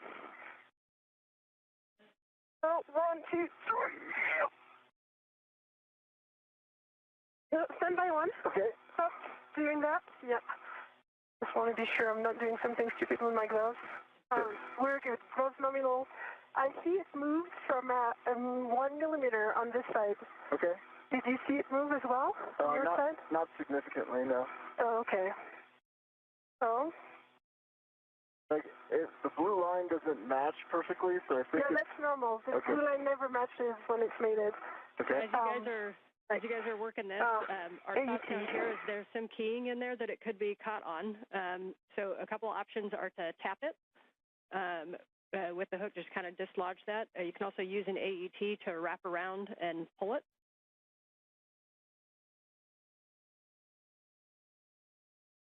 Do you think the night time would make it easier? Well, if we haven't gotten in 2 minutes, we will find out. Okay. Okay. So I don't have a red. Yeah, I do have this red. Okay. I'm going to use the AET from my mini workstation. Yeah, we do think the AET is going to be maybe a good option to try, wrap around and pull it. Copy.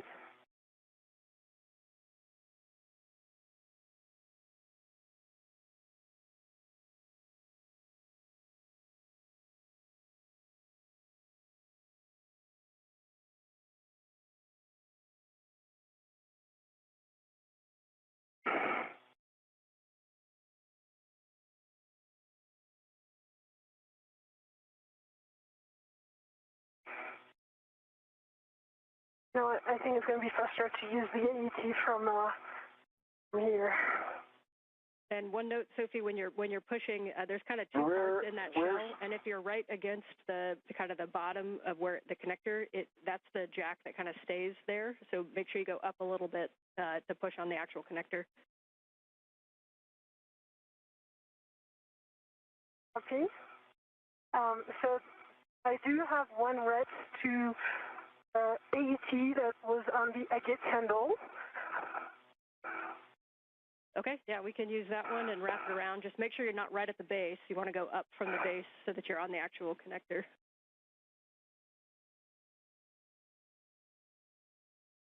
This is Mission Control Houston. Once again, the conversation between spacecraft communicator Ann McClain and Sophie Adenot, as well as Anil Menon, referring to the current tasks of demating a series of electrical connectors that have held the space-to-ground antenna in place on its boom on the Z1 truss of the International Space Station.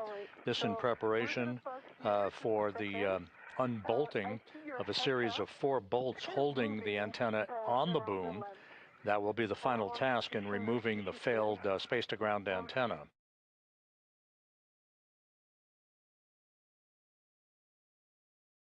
All right, Houston, do you see Anil's Heka? We do see the Heka. We see a green light, but we don't see his video right now. Got a little bit of play in it. No, I mean, look in my Heka. The Heka view, I'm going to show Anil's helmet. And okay, there's some play here. We see the play.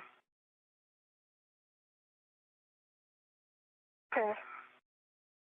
And we'll talk about that if you want to keep working the connector. And it's kind of significantly going to the right. They're going to look into it.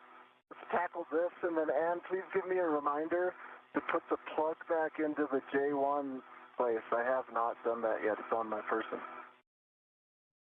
Copy. We will remind you of that.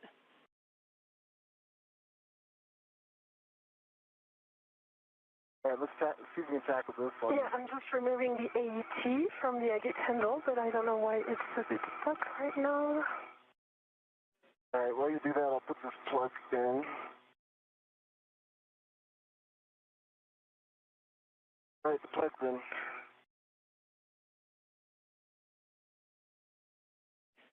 And you guys had mentioned it, but we want to make sure that handle is fully thrown aft, and that you didn't sense any damage or weird sensation when you moved that. Is that correct? I did not. Aft. Is there any utility to moving it forward again and then aft? But aft, it's full aft over center. No weird you can try that if you want to verify aft.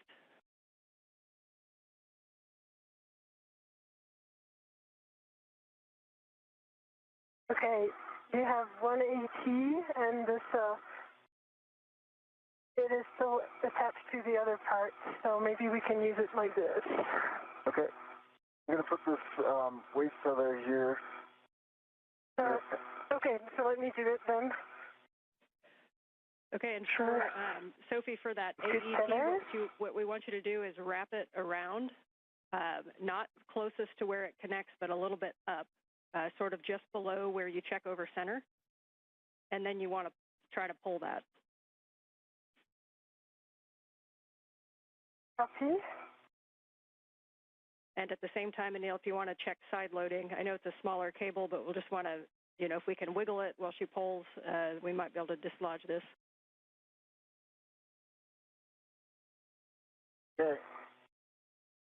So around this place, do you see what I...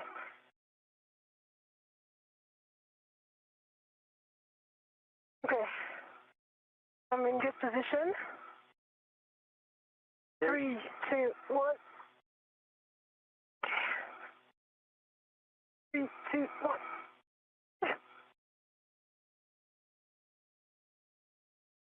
Okay. See if I can, Yeah, you do this and I do the... Yeah, let's do that. Okay, we change this. Maybe it's going to be better for you to take this 2 sides. Okay, I've got it.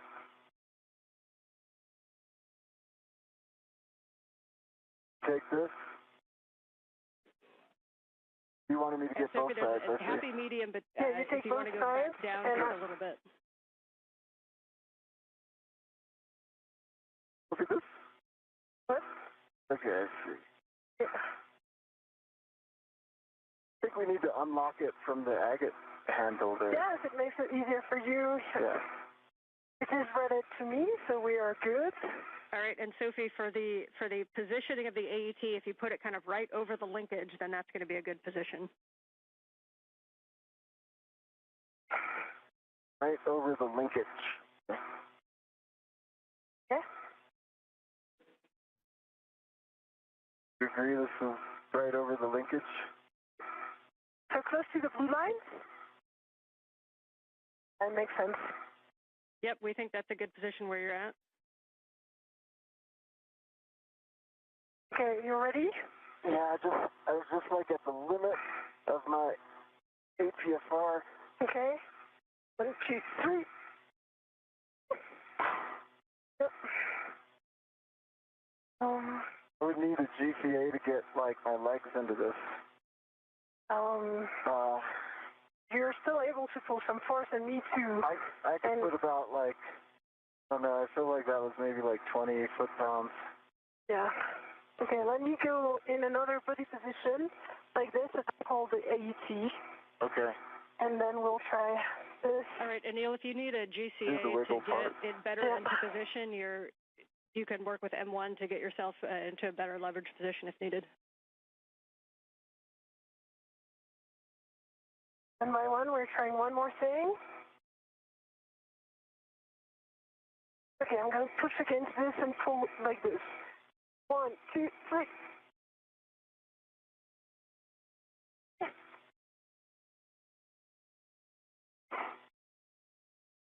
All right, I feel like we tried to, I'm going to talk to M1 while you continue to work on that. We're good with that plan. Jessica, how copy?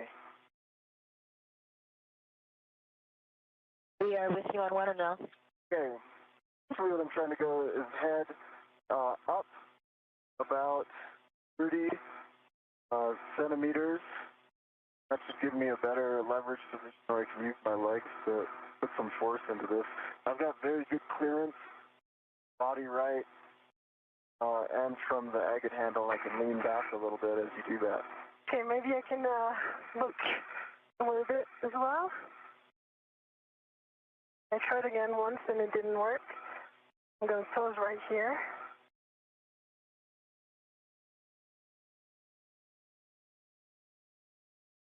We copy now. Head up 30 centimeters. We're evaluating.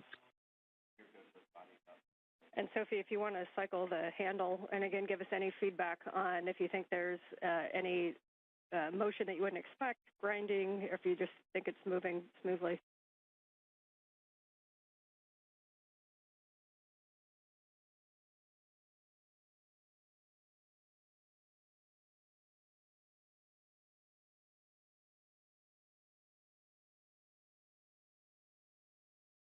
I know, brakes are off. So, Just around.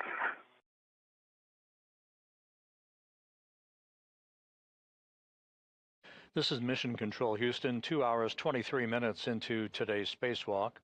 Anil Menon and Sophie Adenot continue to work with efficiency in the process of removing a failed space-to-ground antenna from its boom on the Z1 truss of the International Space Station. This particular antenna began to exhibit crankiness in its ability to gimbal or auto-track NASA's Tracking and Data Relay satellites last November. The situation worsened, prompting flight controllers to swap strings, if you will, commanding paths from the Space-to-Ground 2 antenna, which is the focus of attention that you see in this view, in the bird bath position, as it is called, where it is basically stuck in place, to the Space-to-Ground 1 antenna that is parked right alongside of it on the Z1 truss. In order to maintain full redundancy in the high data rate transmission capability from the station to the ground, we are in the process of removing this failed space-to-ground antenna, and later this afternoon we'll replace it with a spare that resides on a stowage platform of spare parts that exists on the port truss, the Port 3 truss of the International Space Station.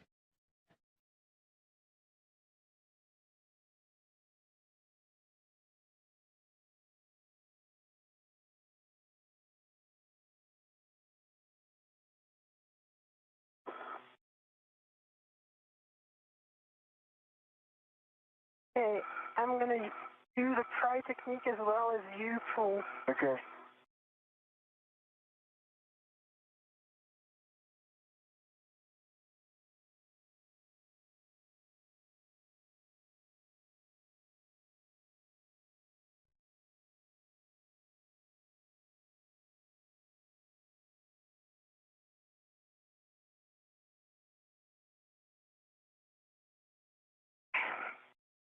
You want me to get it? Yeah.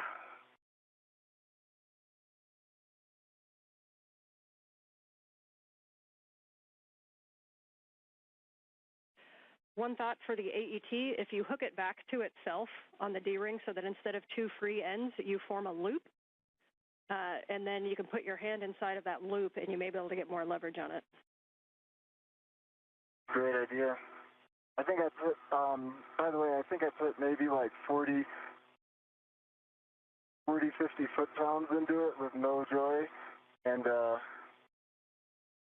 we were also trying to do the remate at some point without trying really hard, but it was difficult to remate, in case that helps. Okay, we understand difficulty to remate. You can also tap like you would a sticky jar on your counter. You can kind of tap with a ret around the circumference of it. We're obviously still talking some options, but you guys are going to just continue working it. Okay. Okay, 1, 2, 3. Oh, we did it! Yes. Yay! You just got a whole round of applause. Nice job, you guys. All right, then let's move on. You can now mate that cable to the dummy receptacle. Copy. I'm just going to reinstall the AET because it's the one from the Agate handle. Copy, thanks. That was probably 100 foot-pounds. Just FYI, that was probably like 100 foot-pounds. You heard applause here in Mission Control and the response by spacecraft communicator Ann McClain with all of the electrical cables having now been demated from the failed space-to-ground antenna. No FOD, through the EMI. Okay, and we're mostly concerned with the boom side where we'll be putting the cables on. So you're looking at J2. Yeah, that one, J2's good, holes, pins, no FOD. There is no rubber O-ring in there like there was the other one.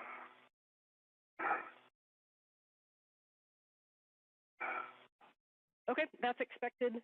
So let's get that cable. Once you got a good inspection, you can connect P5 to J7, the dummy connector, and then the caps on the boom, both boom connectors, please. Okay, it's in the dummy connector. No, not yet. We're missing inside here. Yeah, we're missing, what, 5 millimeters? And is it okay if we leave it on the dummy connector with like maybe 5 millimeter gap? Once these caps are placed on the dummy connectors for these electrical cables, Menon and Adenot then will begin the work to release the torque on the 4 bolts that are actually holding the space-to-ground antenna onto its boom. They'll go in slow, deliberate fashion to release the bolts, approximately 8 turns per bolt. And that will fully release the space-to-ground antenna. Menon will haul that antenna over to a temporary parking place and ultimately onto external stowage platform number 3, where the replacement antenna, the spare, currently resides. Enough for the Astros? What's that? How many curveballs was that today? Enough.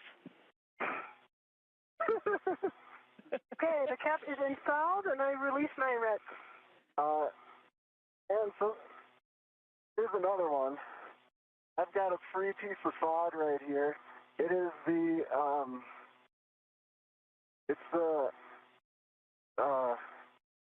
quarter turn fastener. It's in my hand. Okay, understand the quarter turn fastener is in your hand. Here. I have my truss bag right here. Okay. Let's take it and put it in. All right, it's going in. Gonna do this one carefully. Yeah. Okay. Okay, and yes, we can put that in a trash bag, and whenever you want to, you can also put that O-ring that you had before into a trash bag, and just beware of any sharp edges around where that broke off from. Okay. I think the O-ring is enjoying some mice on the AET of Anil. Yeah, I'm not sure it's worth putting into the trash bag. Yeah, I'll leave it on my AET. Yeah.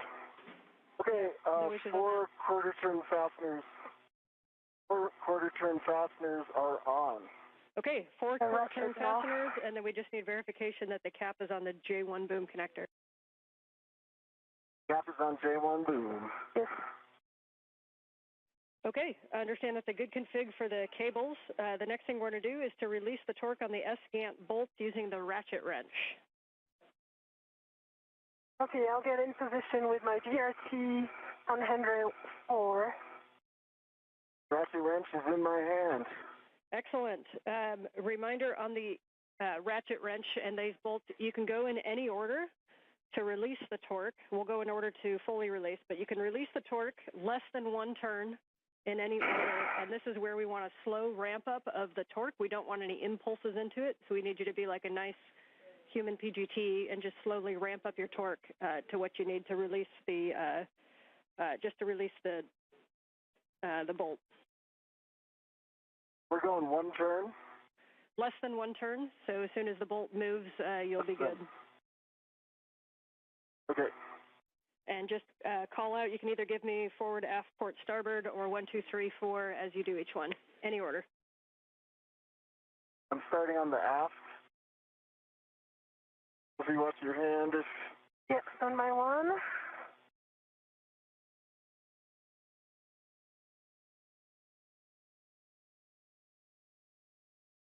Quarter turn on the aft. I'm going to put in another quarter.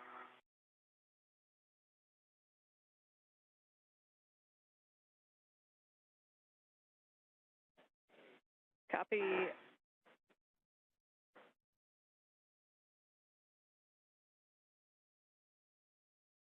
Another quarter turn on the aft, total of 1/2. I'm going to put in another quarter just because it does feel tight. Okay. We're okay with that on the aft.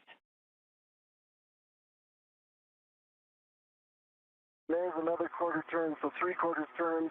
I'll stop there. Copy. 3/4 turns on the aft bolt. I'm going to go the starboard bolt. Sophie, then I'll hand off to you, okay? Copy. I have good DRT stability.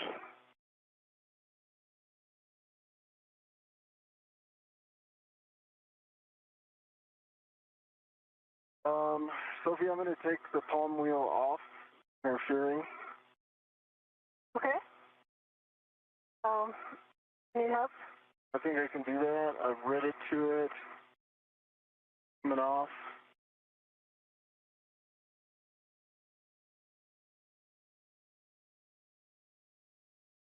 Palm wheels off. And for Anne, I just confirmed that I have no more tether on any of the SCAN side. I'm only tethered to the boom. Okay, good check. Thank you. Quarter turn on starboard. Copy. Quarter turn on starboard. Bolt number 4. So if you're, are you going to be able to get both of those? For sure, number 1, and for 3, yes, I'll make it work. Okay. All right. Quarter turn on starboard for a total of 1. I'm going to put in a little more, and then these are very tight bolts. Yeah, I see that, but you're putting a lot of force into these.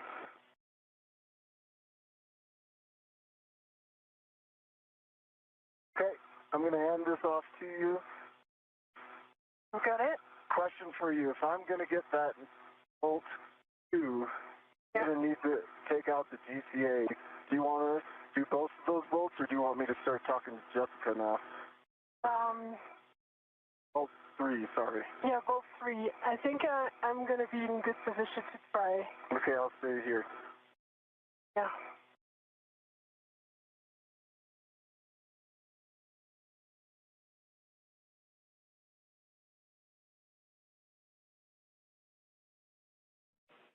And I can see that you guys are using great technique.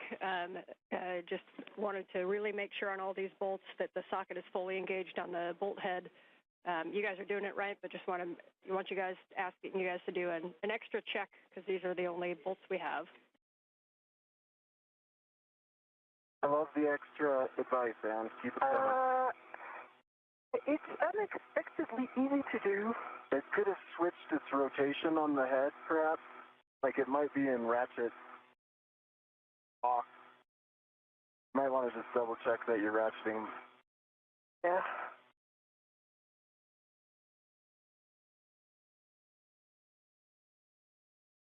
Oh, that was good.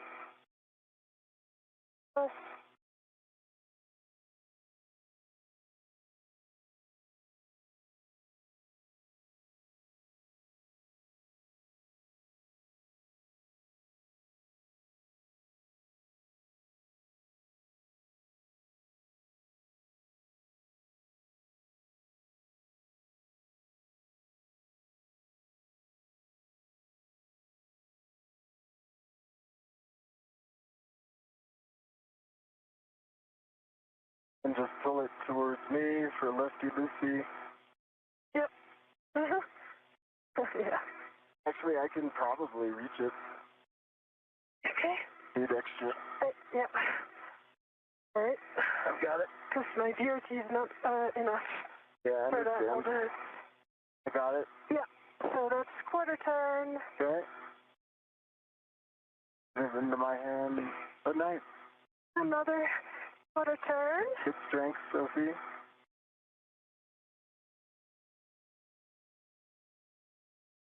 Okay, we're tracking the half turn. Yeah. And another quarter turn, so that was 3/4 turn on bolt 1. Copy. 3/4 on bolt 1. The 1.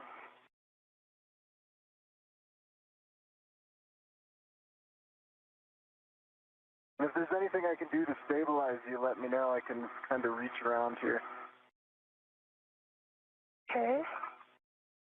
I can hold your suit.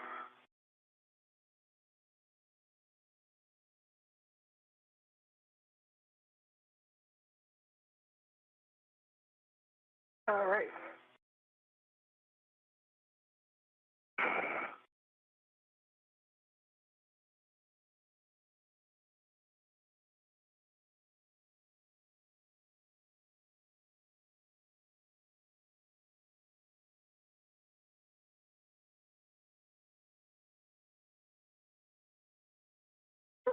I can push. Oh, yeah, got it. Okay. Yeah. All right, quarter turn. Nice teamwork, guys.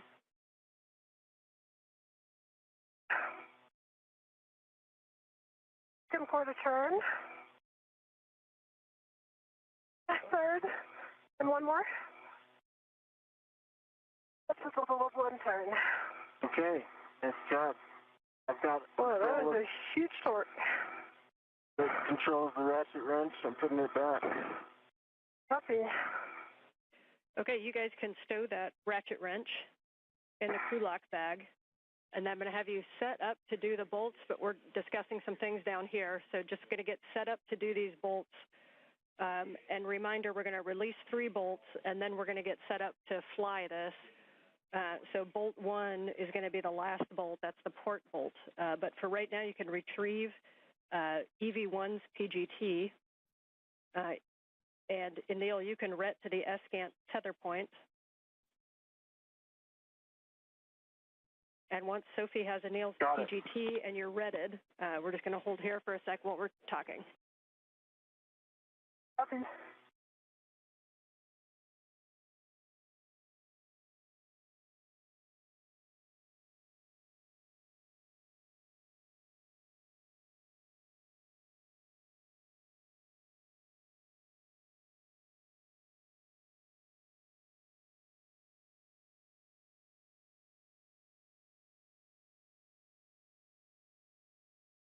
Okay, ratchet wrench is away. I heard ret to the tether point. I'm putting a ret down, Sophie.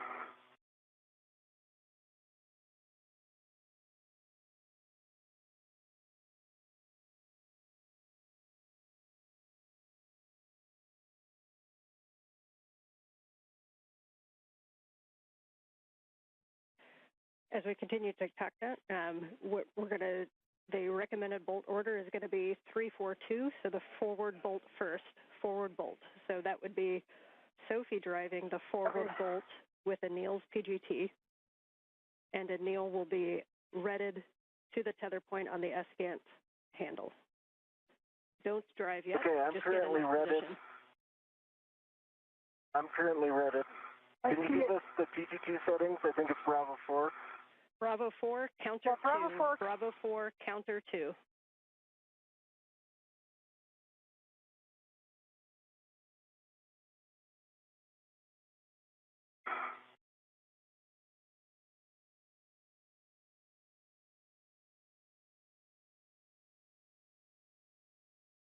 I've got a good body position for bolt number 3. I would like you to send it to me from the forward side. And we have a go to drive bolts for removal.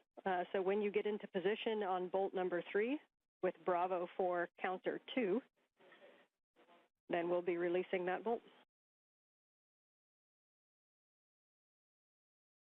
I have control. You have control. Can you prepare the settings? Yes, Bravo 4, counterclockwise 2 set. Copy.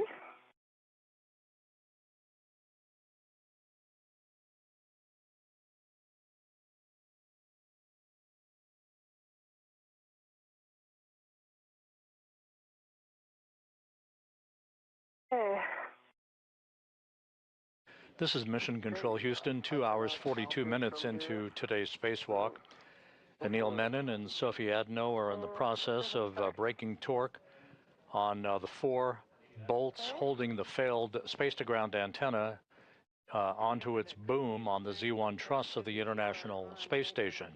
Go to drive, and we'll expect approximately 8 turns. The crew spent a little bit more time than had been planned in terms of installing locking pins, or gimbal locks as they are called, on the failed antenna so that no inadvertent motion of that antenna dish would occur during its transport to a parking location on the truss of the International Space Station.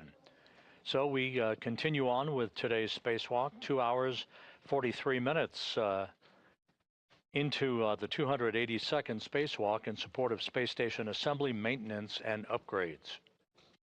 Okay, Cal Pass, 40 volts. I'm going to reset you to Bravo 4, counter 2.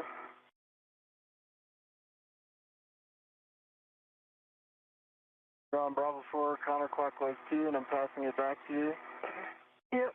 And my one, I'm just regenerating again my BRT. After with it. Enjoy, I see you on the boat. Yeah. I'll help stabilize it here. I'm trying to move with it. Okay, I'll help you. Okay, there was 2 turns.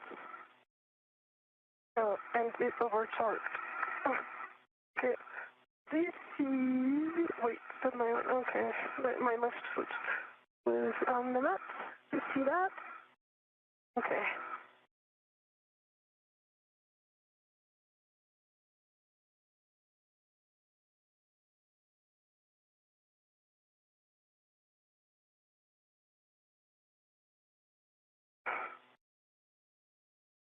Just confirm it's still on Bravo 4, counterclockwise 2. I'm here, I cannot see. I can see it from here. Okay. Yep. There you go.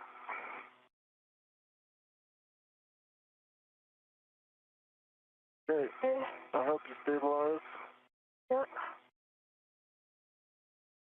Now it's overtorqued.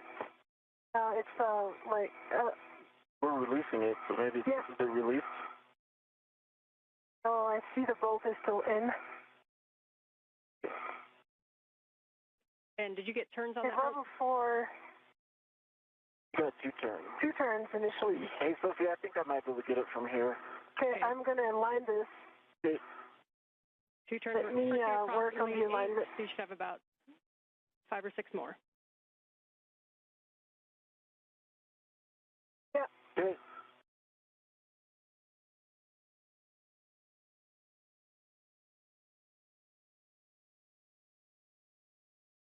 It's, Dan, it's not overcoming the torque.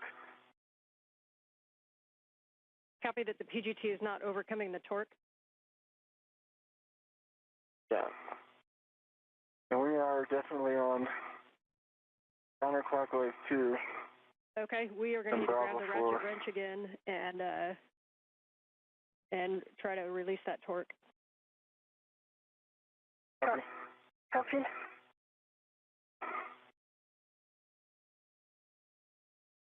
I will say that when I was doing the ratchet wrench, it did feel like a height. Yeah, very high. Like, it felt like kind of a more 50 than 20.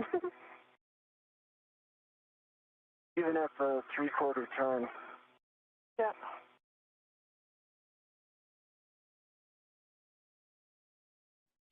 Yeah, we copy that it was a little bit of a higher running torque than inspected when you were doing the ratchet wrench.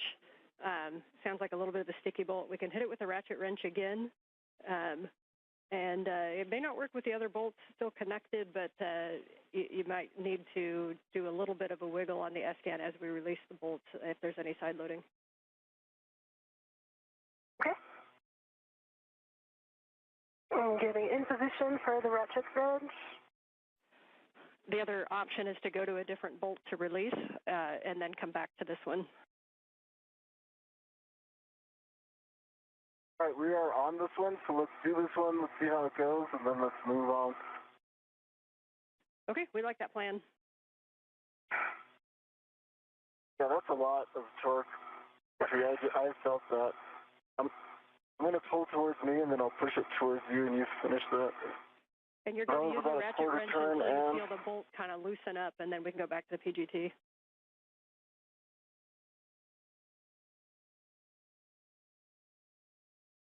Okay, that was another 1/4 turn. Another 1/4 turn. It's still very tight. Tracking an additional half turn.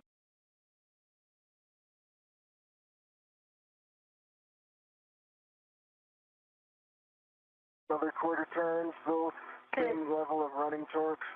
Yeah, do you want me to... Yeah, you can pull it. Yeah, I'm going to pull it so that we're kind of efficient from there.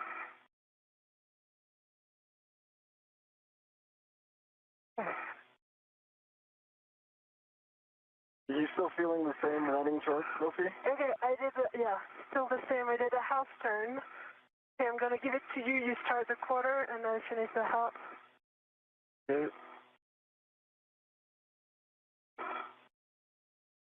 Still the same running torque at a quarter turn? We copy.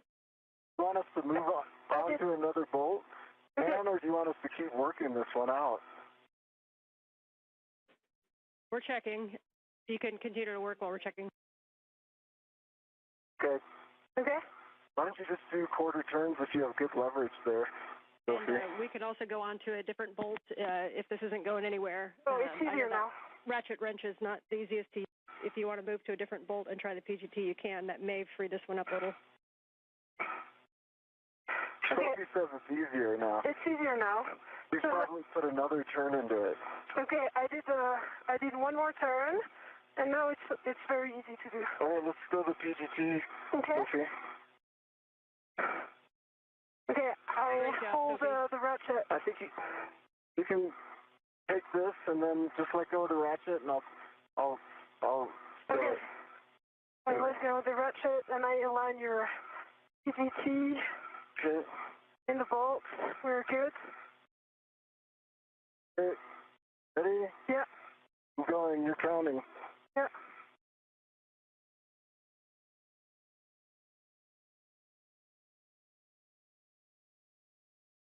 Felt it release. It's released. And that was 5 more turns. Copy. Bolt 3 release with 5 more turns. You can move on to the starboard bolt 4 closest to Anil. Okay, starboard bolt 4. I'm worried we might be in the same boat here, but I'll give it a try. Copy, and we'd end up doing the same process. So I saw you kept the ratchet wrench handy, so good plan. Yeah, I see the ratchet wrench right here.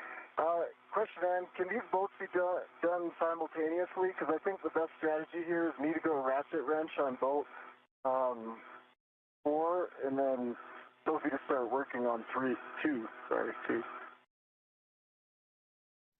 Yeah, good idea, but unfortunately we cannot do dual bolt ops right now. Okay, I'm going to go ratchet wrench on bolt 4 then, largely because the PGT doesn't have a good fit.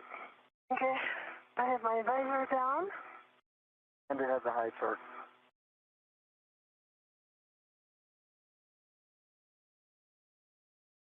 Yeah, we're good with that plan, Anil. Thanks.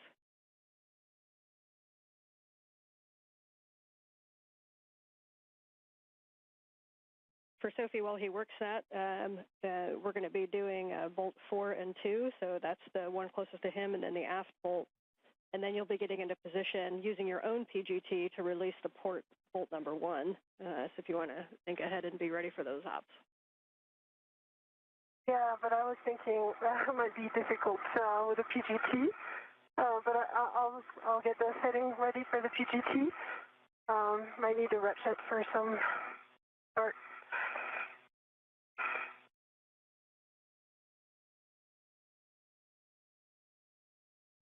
And yes, we concur. We'll see how these ones go if we expect to need the ratchet.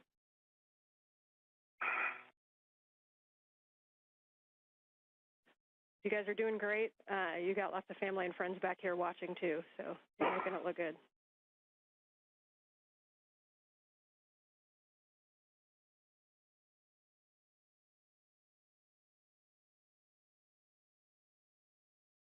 As we approach the 3-hour mark in today's spacewalk, Menon and Adenot continue to work in concert with one another on releasing the 4 bolts that are holding the failed space-to-ground antenna in place on its boom.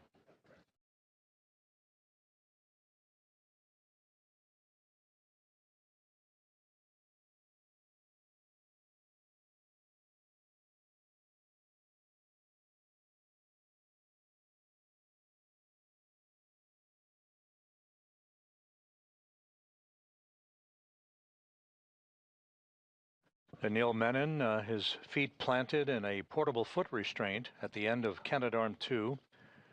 And in the foreground, that's Sophie Adenot as they continue to work on the final release of this failed space-to-ground antenna that began to show a degraded capability to track the tracking and data relay satellite system constellation back in November of last year. I'm still working on this one. It's still pretty high running torque. Waiting for that breakthrough moment that you had. I've got Waiting in the wings is the spare space-to-ground antenna that is currently housed on a stowage platform on the P3 truss of the International Space Station. We're putting ARED to work. Oh, yeah.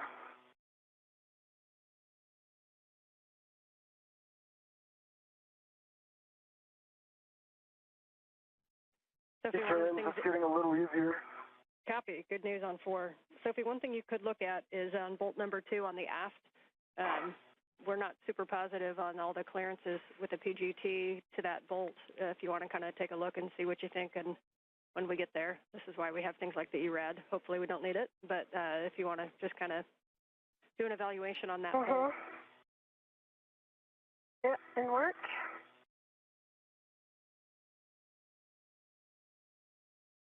Another turn into this. Copy, another turn into 4.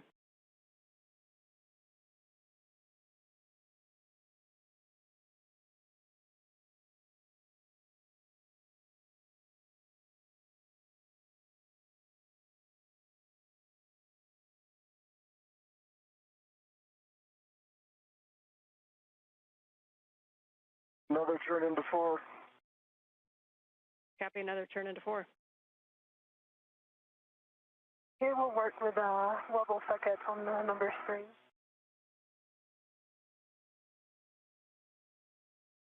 Another turn into 4. Copy.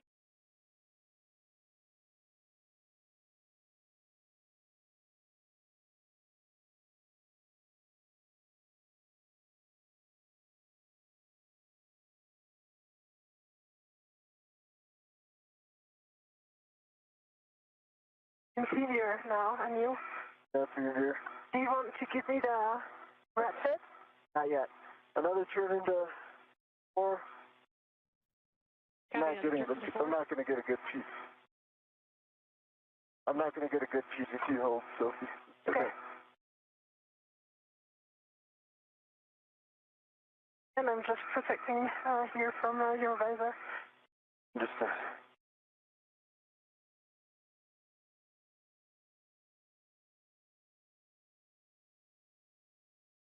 another turn into 4. We copy?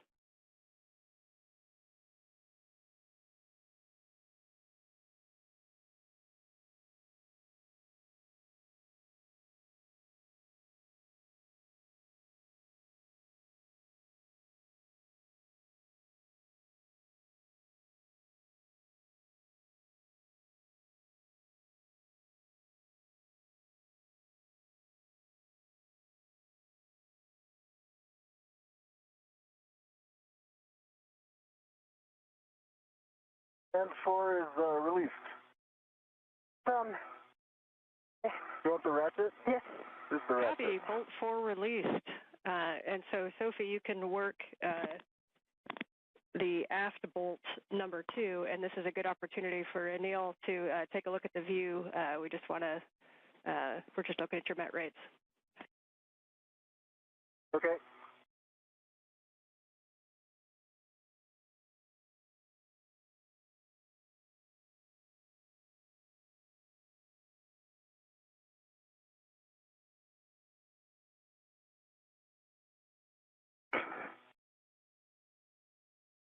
And Sophie, as you put torque into that bolt, just try to make sure that that 6-inch, that the wobble socket isn't too broken over. Okay.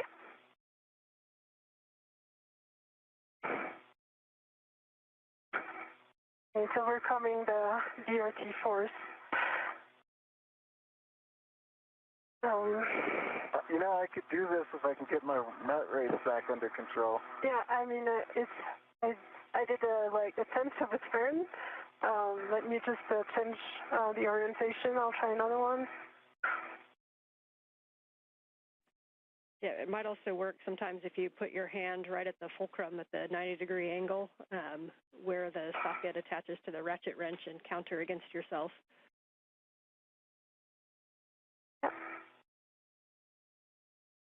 Okay, I did a third of a turn. Okay. Quarter turn.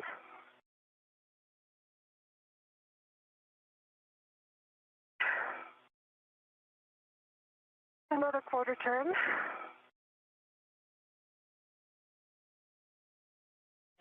Copy the quarter turns.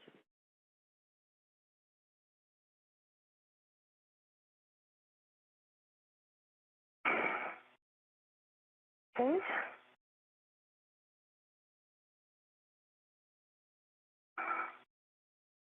Another quarter turn. We copy. Good work. Is the running torque changed at all? A little bit. Okay. Or maybe not. And I do have a good purchase. If you think my net rate comes back to normal, you can tap me in. Okay. I'm not sure it's a good idea for me to grab the git handle at this point, because soon we'll have only one bolt remaining, and not really like that. Okay, I have my hand on handrail 03F.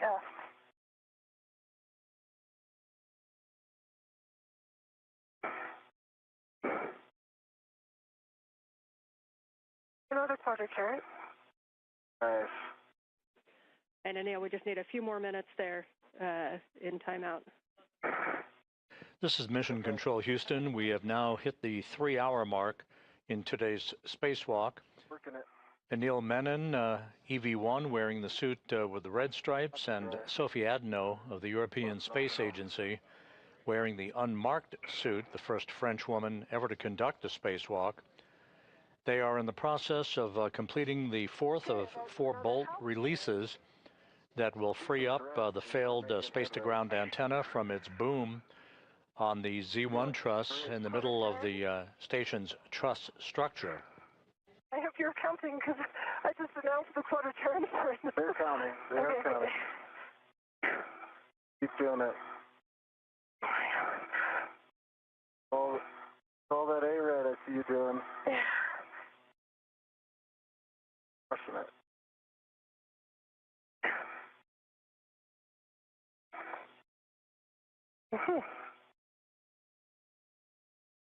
Okay, another half turn. I don't even think that we could try the PGT. It's still very high torque. Yeah. The plan currently calls for the failed antenna to be moved ultimately to a stowage location on a spare parts platform on the port truss of the International Space Station. Currently residing on that spare parts platform is the spare S-Gant, the replacement S-Gant that will be installed on that boom that you're looking at to restore full redundancy and functionality to the high data rate communications capability for the International Space Station. I suspect it is. It would be smart to swap, perhaps. It's easier now. When she starts the boat. One. Interesting. Sometimes it's easier and sometimes not. So there was another half turn. A little increment.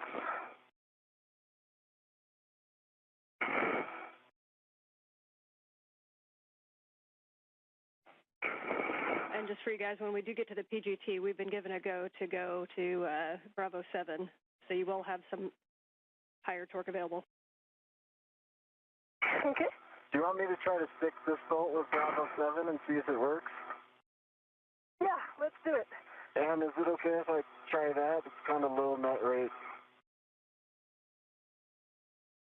And that was another half you're back turn. in the game if you'd like to assist. Okay, I'm going to go that Bravo 7. Yeah, I think it's easier now. If that does the trick. Yeah, you did all the hard work. You did it before. Hey, let me get it. Okay, I'm removing the ratchet. Ratchet is stuck. I got it. There you go. Okay. Holding the ratchet. Putting in your PTT. Thank you. Yep. Okay, here we go. Bravo Ready? 7, counter 2. It's working. You count? Beautiful Sophie? sight. Yep. 3. You're telling me. 5. I think we're good. Yep. Bolt release. Oh, that was 4. Okay. The antenna is only on one bolt. And I see it wiggling, so now Anil is trying to be super careful. Yep, so we can, we're going to be using Sophie's PGT for the last bolt, and we're going to make sure this is the one that's going to release the PGT, so we're going to get Anil ready. Your glove and hap check is already knocked out, and you want to ensure a good config before the final release. Double check that your tether is still on the T-handle. You want to make note of your hand position because you're going to reinstall in the same position. Do we do with the ratchet? Should I start with the ratchet? Put the ratchet away or leave it out, Dan? If you think you need to start with a ratchet on that bolt, you can. We did break the torque, and it shouldn't have it may have less side loading because the other 3 are released. But that is, if you want to test the ratchet and see how it feels, you can. Why don't you test the ratchet first, Sophie? Yeah. And then I'm going to... Can you stabilize the antenna? Okay. Can you stabilize the antenna? Because Stable. Oh, right. Oh, you really need to be careful because I see the side loading is going to be huge.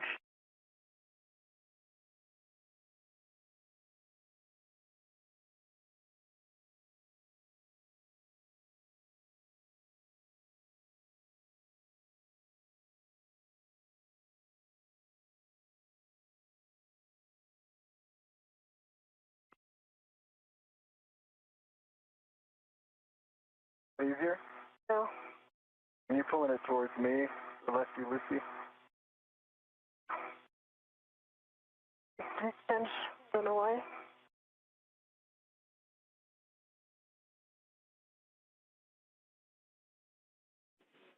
Back with you on comm and just waiting video. Uh-huh. And Anil, once you're in a good position and you're confident with your positioning on the S-Gant, you can give Sophie the go to release that bolt fully.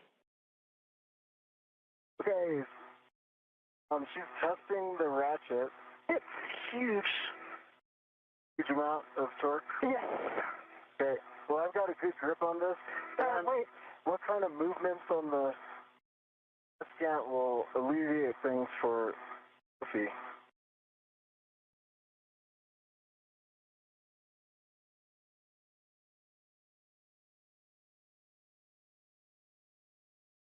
Okay, quarter turn. Just need to see, can you see the gap between the boom and the S-Gant? I can see the gap. Okay, so make sure this is 0. Okay. Quarter turn.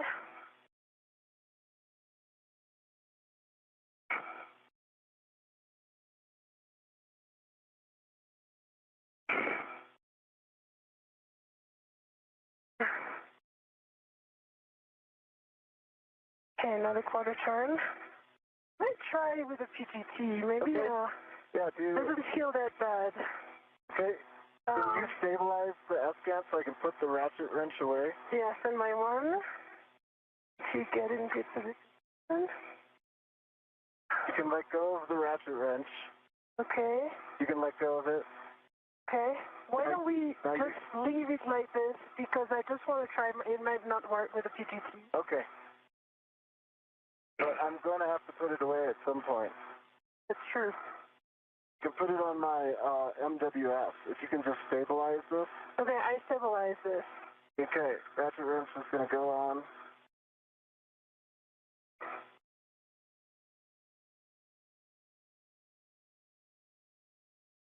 Okay, so my MWF. All right, I've got control of the S-Gant. You got control of the S-Gant, copy? Your goal for bolt 1. Ground concurs.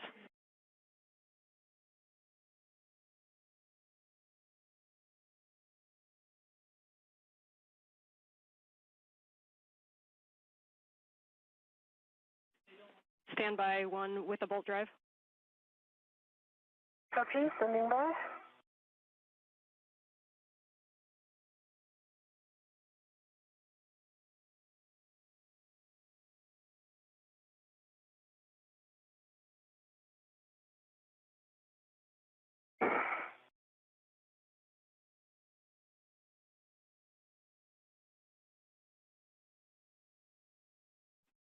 All right, some big picture words for you guys.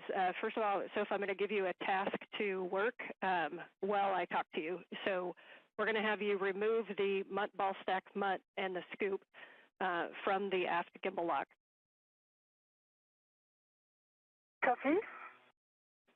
Okay, while you work that, we're looking at times. You guys are currently just over 3 hours of PET.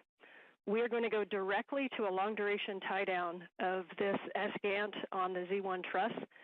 So we're going to remove that MUT ball stack MUT and the scoop, and we're going to take it back to the medium ORU bag, and you can retrieve the long-duration tie-down tethers at the time.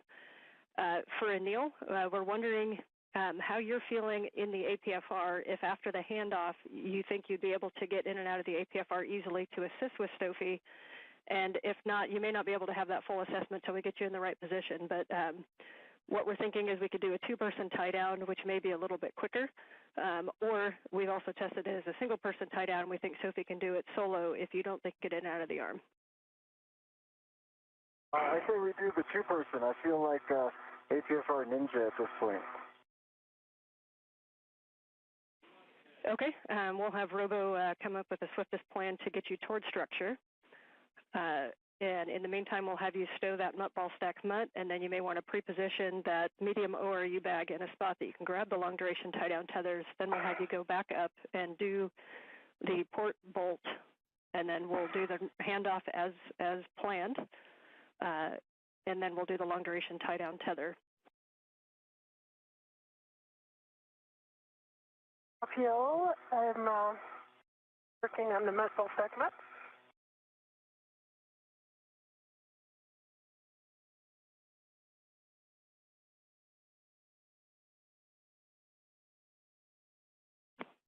And Anil, what we think you're going to end up doing after handoff is that you'll be coming down the boom. So if you picture that the agate or the S-Gant wasn't there, do you think you have a good access to get in and off of the arm?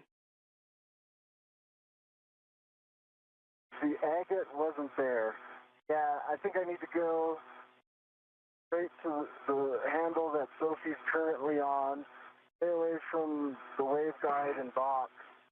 And then there's a handrail right under that. Yeah, I think I can work my way down. Okay, we will work that after we get this handoff.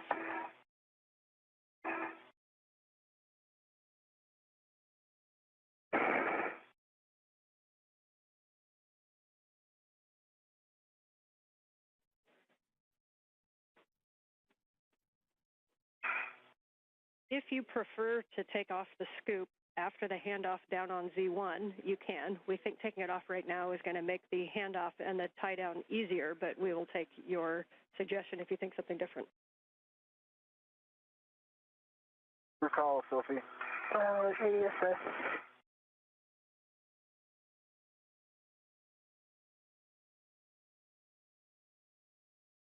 What are you thinking, Sophie? Yeah, need you to stabilize the S-Gant right now.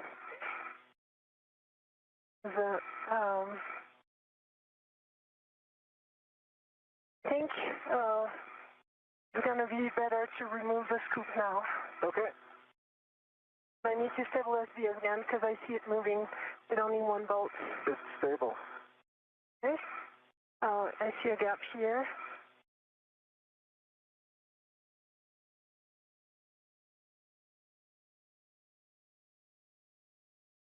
And you guys are working great together. So I know it wasn't what we wanted to go do this tie down, but we shall have a chance to get the good S-Gant up there. So that is now the goal. So let's get this tie down knocked out as quick as it can. Sometimes an NZGL just eats your lunch, and that's what it did today. But we'll get this tie down, and then let's see if we can't get Cronus a good KU antenna with the new one. Copy, Ann. Appreciate the big picture words. Okay, I'm going down the boom. The module segment is... This is Mission Control Houston, 3 hours, 13 minutes into today's spacewalk. Just to recap the conversations between spacecraft communicator Ann McClain and the two spacewalkers, Anil Menon and Sophie Adenot. The current plan is once this final bolt holding the failed space-to-ground antenna in place that you see in this view, once that final bolt is released, this antenna will be removed from its boom, and it, instead of being transported back to the external stowage platform number 3 for a permanent installation, we now plan to do a long-duration tie-down, as it is called, using a series of tethers to tie the dish down and conserve time, since we're running behind the timeline at this point. The crew had been working right on the timeline until it ran into a series of slight delays with both the removal of electrical connectors from the failed dish, as well as the usual stubbornness of some of the bolts that are prone to being a bit bulky in thermal expansion and contraction conditions in the void of space. So we plan to remove this failed dish. That's the one on the left. The one on the right is SGANT number 1. That's the space-to-ground antenna that is functional and serving as the prime focus of communications capability, high data rate communications for the International Space Station. We're going to continue to press ahead in the hope of getting the replacement or spare space-to-ground antenna off of its location on ESP3, the external stowage platform number 3, on the Port 3 truss of the International Space Station, and getting it installed, as Ann McClain pointed out to the crew just a moment ago, so that we have full redundancy on high data rate communications capability from the International Space Station. So you can head up and get in position for the port bolt number 1. Okay, getting back up for port bolt number 1.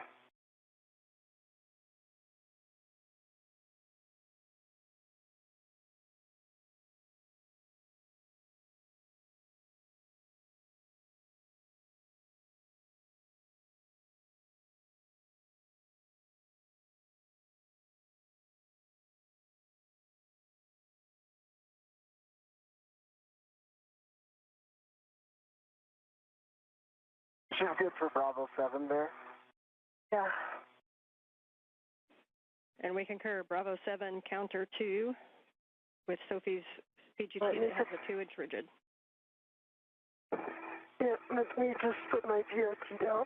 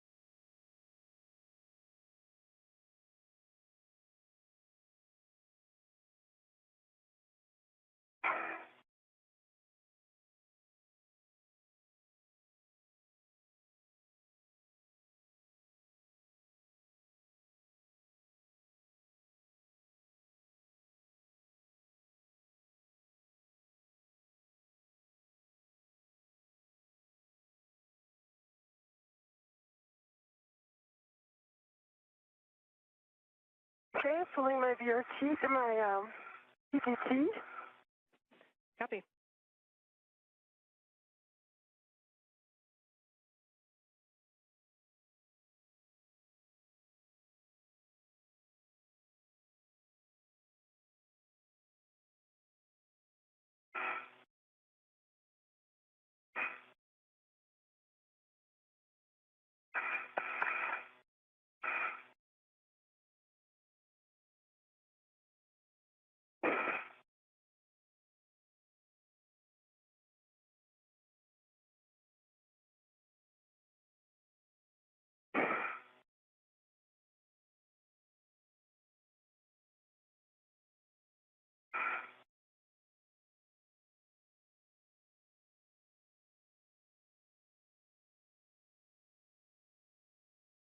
Checking the settings. Yep, and just doing a Bravo 7 counter 2. Please.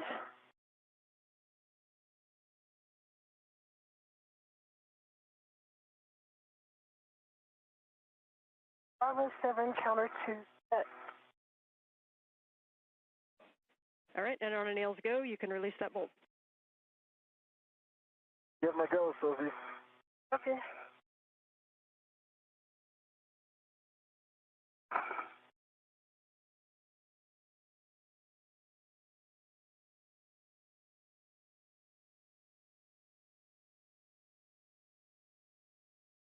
Need to change body position.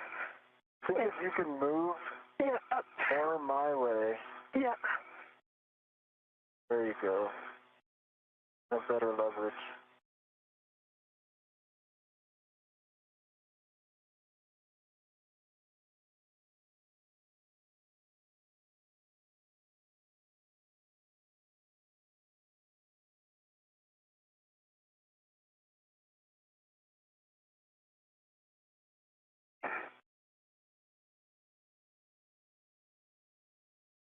Get seated. Seated as well. Okay, now seated. Face nice and hard. Yes. I saw it turn. Yep. One turn. I need to revise my VOT again. Take your shoulders joints here just to be sure. Did you And say? good job working that Your position, shoulder so joint. just remember Bravo 7 could come with a kick, although you're releasing, so it should be pretty nominal, hopefully. So like a quarter turn, like quarter turn. And you may be able to wiggle a little bit, Anil, if there's some side loading. Okay.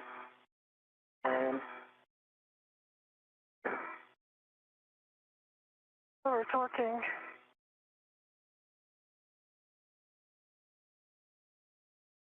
Okay. I do like tenths of a turn at a time. So it's over talking. And Okay, so I think I need to take the ratchet wrench. let's see if I can just flatten it again one more time, just so I can see if maybe this helps.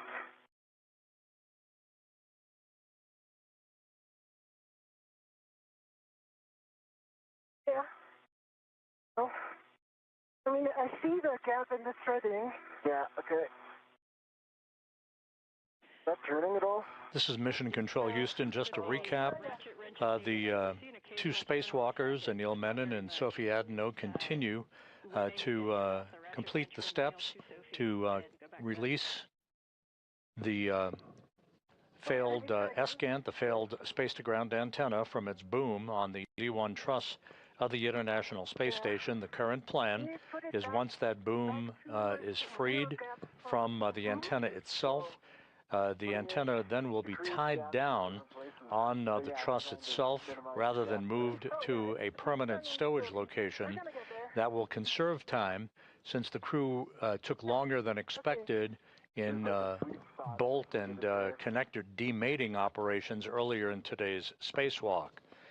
We are pressing ahead with every intention of removing the spare space-to-ground antenna from a stowage platform on the port 3 truss of the station and bringing it to that boom for its installation and the electrical and data connection hookup. And we're not seeing the socket move. We recommend going back to the ratchet wrench. Copy. Okay. So, Anil, standby 1, I'm starting my PGT. You're starting your PGT. And am I good to just get the ratchet wrench with this one bolt and we both let go of the ESCANT?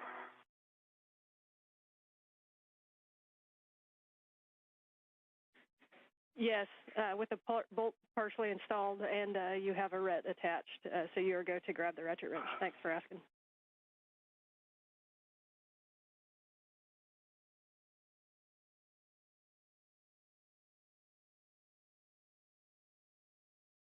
Sophie, so here's the plan. You're going to ret to this thing, and then release my ret back to me, okay? My one, copy.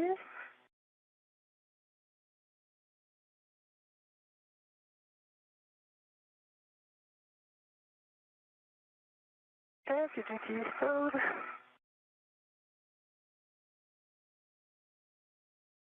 Throw a ret on it. Uh-huh.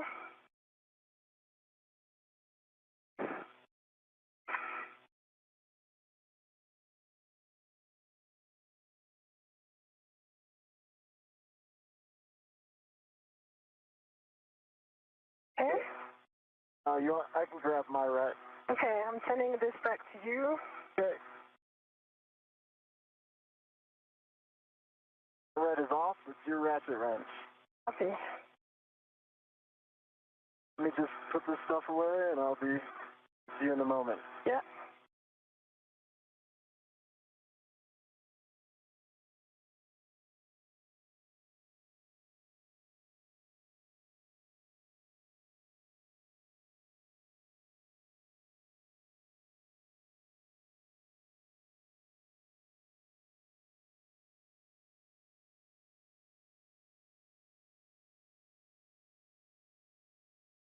Okay.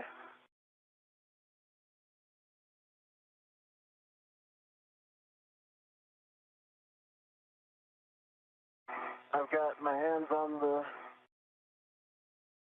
F-scan, and you are go to start on the bolt. Copy.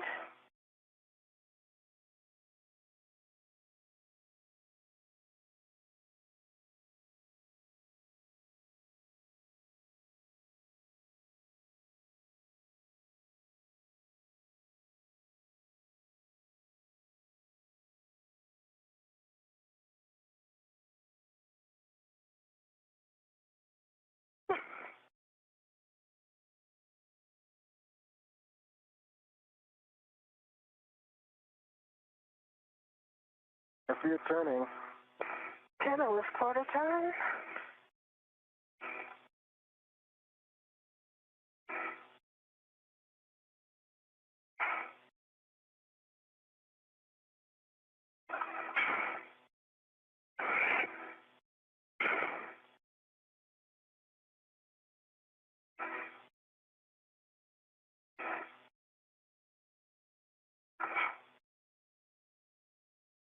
So another quarter turn.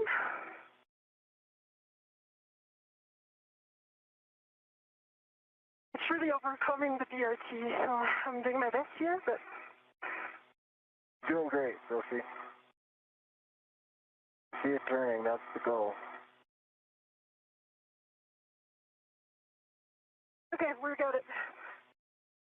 Nicely done, Sophie. We like that bolt moving. Here comes an S-scan. Okay, Anil, you got it. I've got it. I've got a good hold on it. Okay, and I have no red attached to it, so I'm good. I've got a red attached to the T-handle by me. Okay, I'm going to finish with hand, if you don't mind. Maybe quicker. By all means. I think you can get the PGT quickly as well. You could consider that. Yeah, I would. You're right. I put the ratchet on my MWS. It's the quick stow location if you need. Yeah.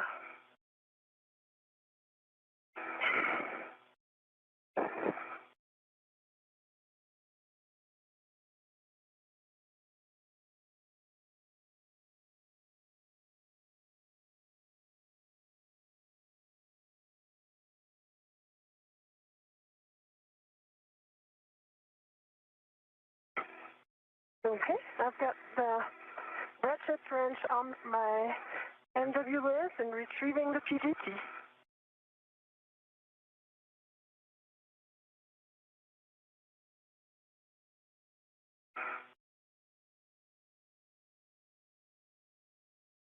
Okay, you still have good control? Good control. Copy.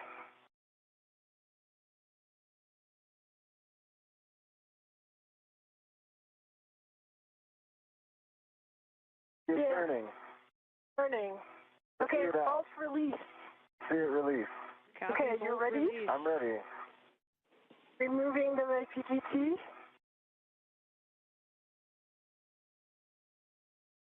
I think you can put your PGT away if you want. Yeah. Yep, and so for Sophie, we're going to have you put your PGT away, and then we're going to get a glove and hap check. I'm going to give you some steps to work while Anil takes the comm to remove the SCANT and get down to the handoff position. So you're going to be translating down to the Z1 SCANT temp stow location, stopping at the medium ORU bag on your way and retrieving a long-duration tie-down tether. If you want to take the first tie-down tether, it's going to go to the port side of handrail 6050, and then you can get the other tie-down tether and get in the starboard handoff position. Copy. This is Mission Control Houston. We're at the 3.5-hour mark in today's spacewalk.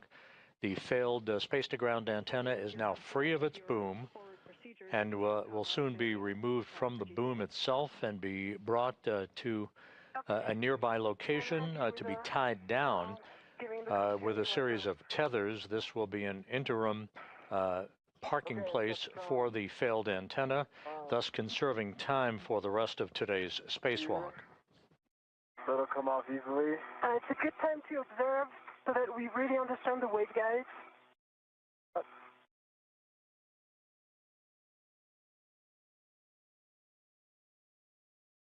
Was there more, Sophie?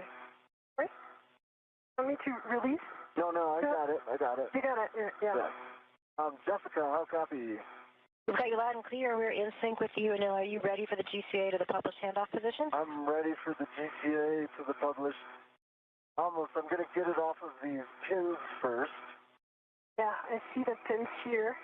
It's, okay. So rotate towards, forwards.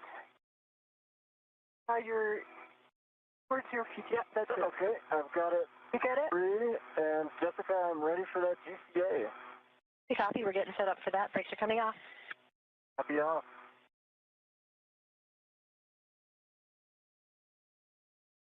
Nil, this is going to be that three-part series. We're going to take you body out, followed by body left, followed by body in, and then we'll be taking you to your egress position. Anil, copy. Go. Got my go. All right, Anil, you're going to be coming body out, starting motion in 3, 2, 1.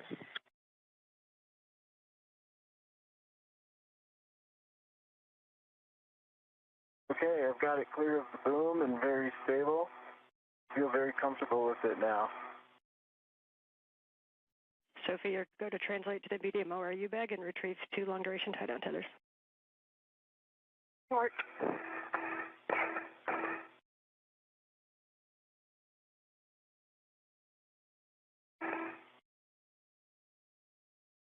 Really good clearances here. Jessica, clearly getting better. I've got good control of the scan. Copy and concur. All clearances are improving.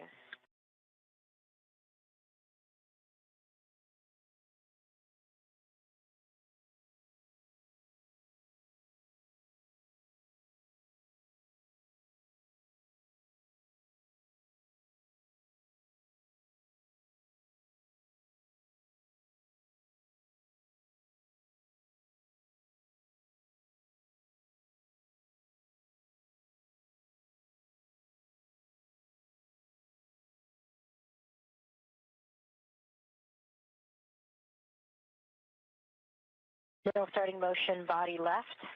3, 2, 1. Body left, and I'm watching the dish, keeping it clear of the boom. I'm putting a little lean back in. I've got primary eyes on clearances on this side.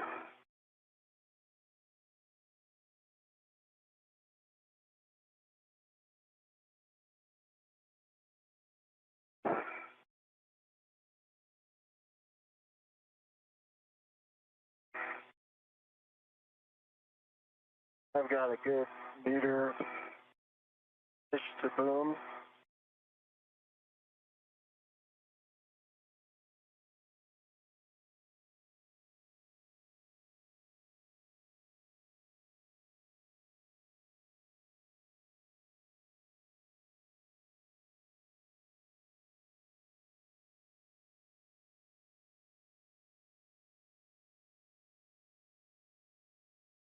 Nil starting motion, body in 3, 2, 1. Okay, and I'm going to keep clearances from Sophie here. Sophie, I've got eyes on you. Okay. Keeping the dish in position for a handoff.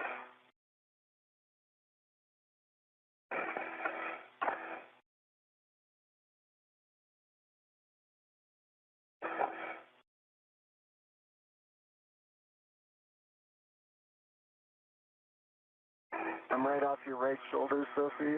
I got a meter distance from you. Okay.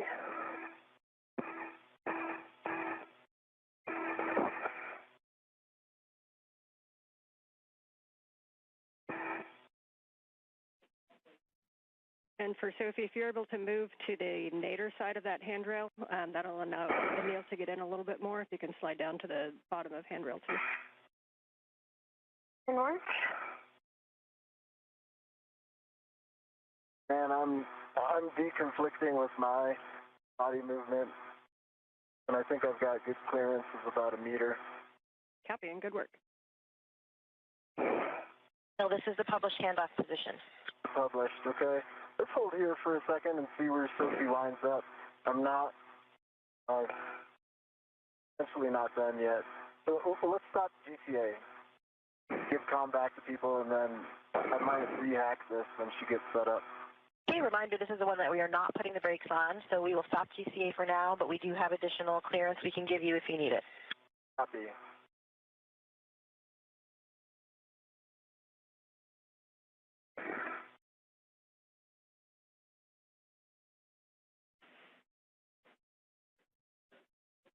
Okay, and for Sophie, we'll just be retrieving those 2 long-duration tie-down tethers and moving to the base of Z1.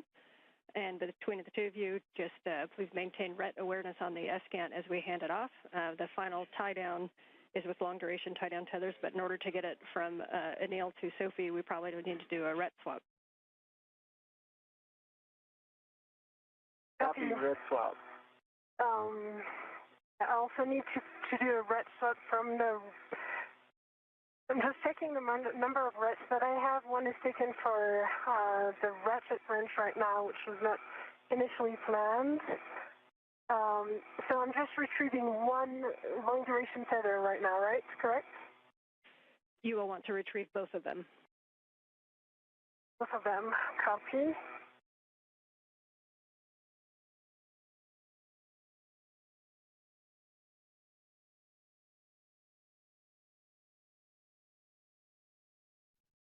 If you need an additional wrench, you could always move the ratchet wrench onto an AET. I think I'm good because I'm going to put my... Because we have 2 hooks on the LDTV, I'm going to put 1 hook on my mini workstation. Okay, copy. For Robo, Ann, and Jessica, a future egress position is potentially just body in, maybe a meter. Yeah, Neil, we can tell you what Robo had planned for you. It was coming body right and then going body in, and we think that would bring you to the handrail that we were talking about on the boom. Gotcha.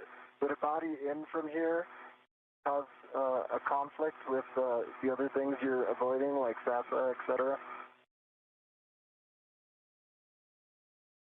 No, we don't. I don't think so. This had you coming body in to about by like up to 300 centimeters, so that would be another 1.5 meters. Yeah. And then you can have the right as well if you needed to get down to that handrail. Yeah, I guess what I'm saying is the body right just brings me up zenith when I'm trying to go nadir, and so we could omit that and save time. We believe that will work. We will verify.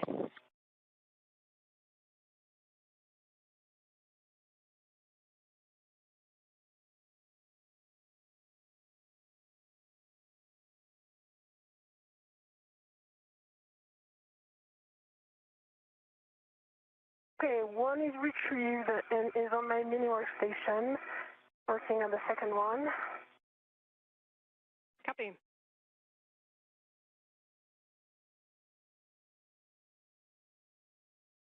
And just a reminder, as you ret to those, you want to ret to the D-ring on those so that the hooks are free for when we go to install. Yeah. I'll do the rets after for now. I just put them on my mini workstation if it's okay for you, because I'm afraid I don't have enough rets.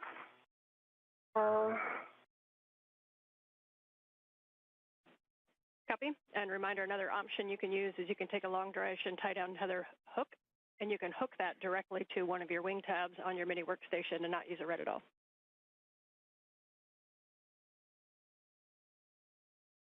Yeah, that's what I'm doing right now with the first one.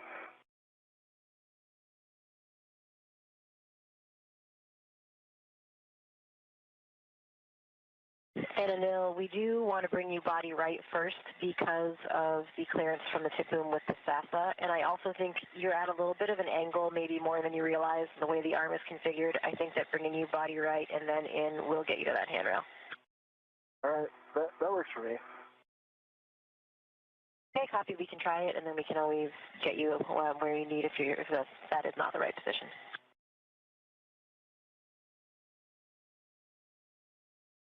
I am guessing for this handoff, I would benefit from some body in 30 to 50 centimeters. Can you do a little quick analysis of that while we're waiting? I can tell you that we can definitely give you at least 25. Okay.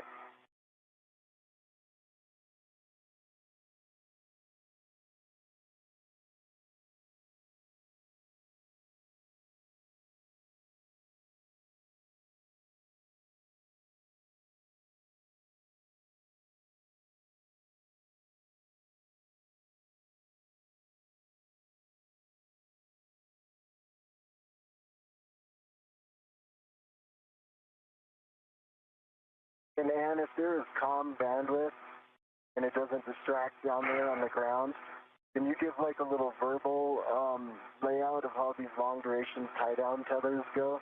I know you said the cuff page, but just so I have a mental picture. Yes, absolutely. We have a handover in 20 seconds, and on the other side, I will give you that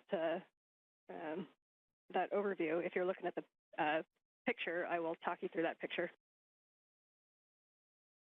I won't be able to see the picture. I got my hands full. Okay, I'll be able to describe it to you, Anil.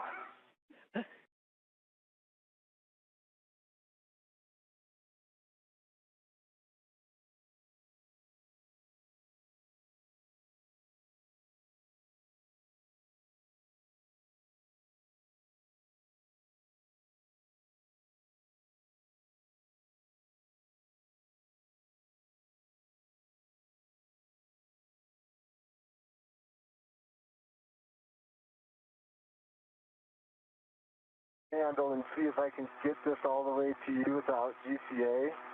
If that doesn't work, I'll ask for additional GCA. Okay. Okay, we are back with you on comm, not on video yet, so we can't see where you're at. So, Sophie, if you're ready for your Net 6, just call them out. Otherwise, I'll talk you through what this tie-down is going to look like.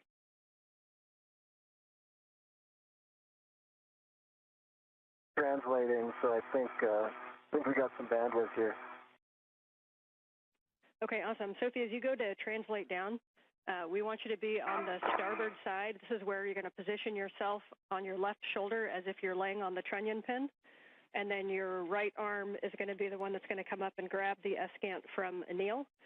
The dish is going to be facing aft, so you want to get yourself in a good position. And Anil, when you get off, we're going to have you on the port side of that. So Sophie, I'm going to have you set up on the starboard side. So keep both long duration tie-down tethers with you. Get on the starboard side on your left shoulder on the trunnion pin.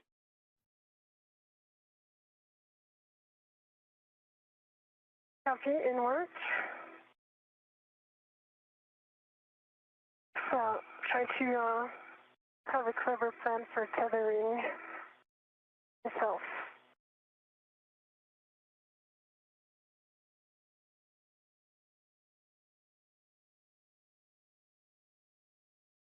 Yeah, I'm going to put this here. The sun's going down when you're set for your visor.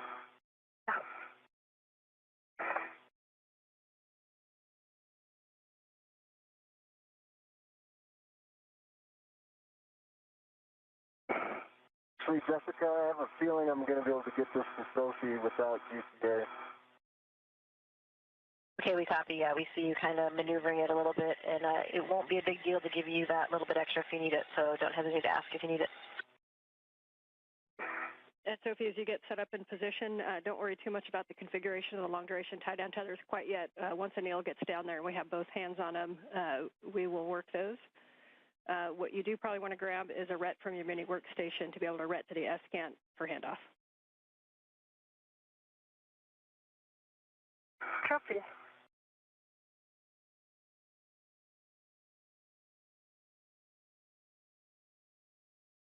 Hey, local down.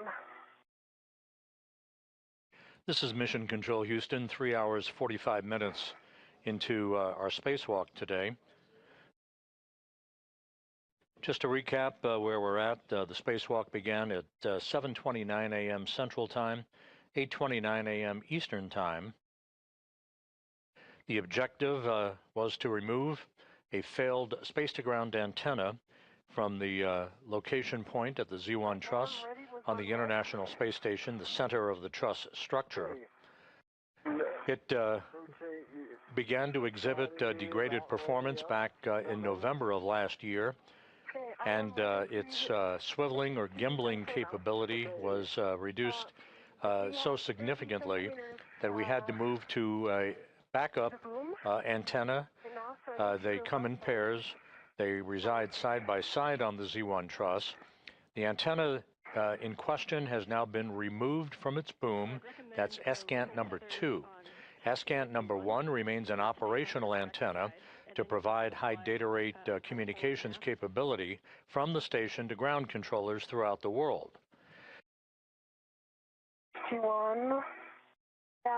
The two spacewalkers today, Anil Menon of NASA and ESA's Sophie Adenot, began the spacewalk working per the timeline, but ran into some difficulty loosening up bolts and electrical connectors along the way and fell behind on the timeline. So to try to create time efficiencies, the flight control team here, under the direction of Flight Director Chris Dobbins, elected to tie down, they call it a long-duration tie-down procedure, using a series of tethers to tie down the failed space-to-ground antenna to the truss on the International Space Station, rather than spend the time to transport it all the way back to a flight support equipment stowage platform on the Port 3 truss of the complex. You get the one by your left hand there. With that in mind, we are continuing to press ahead with a plan to remove the spare space-to-ground antenna that does reside on a spare parts platform on the P3 truss and bring it over to the now empty boom on the Z1 truss, install it, and see how far we get in the timeline before we determine whether or not we can complete all of the work associated with the installation of the spare space-to-ground antenna. Time will tell. We're at the 3 hour, 47-minute mark, with the flight control team continuing to press ahead with the current plan of tying down the failed space-to-ground antenna onto the truss of the station. Use my legs as leverage, not up on the triangle, but kind of sideways. If you can stay there, I can get you this S-Gant. Yeah, but how am I mean, I'm not stable right there, so it's not going to work. I agree.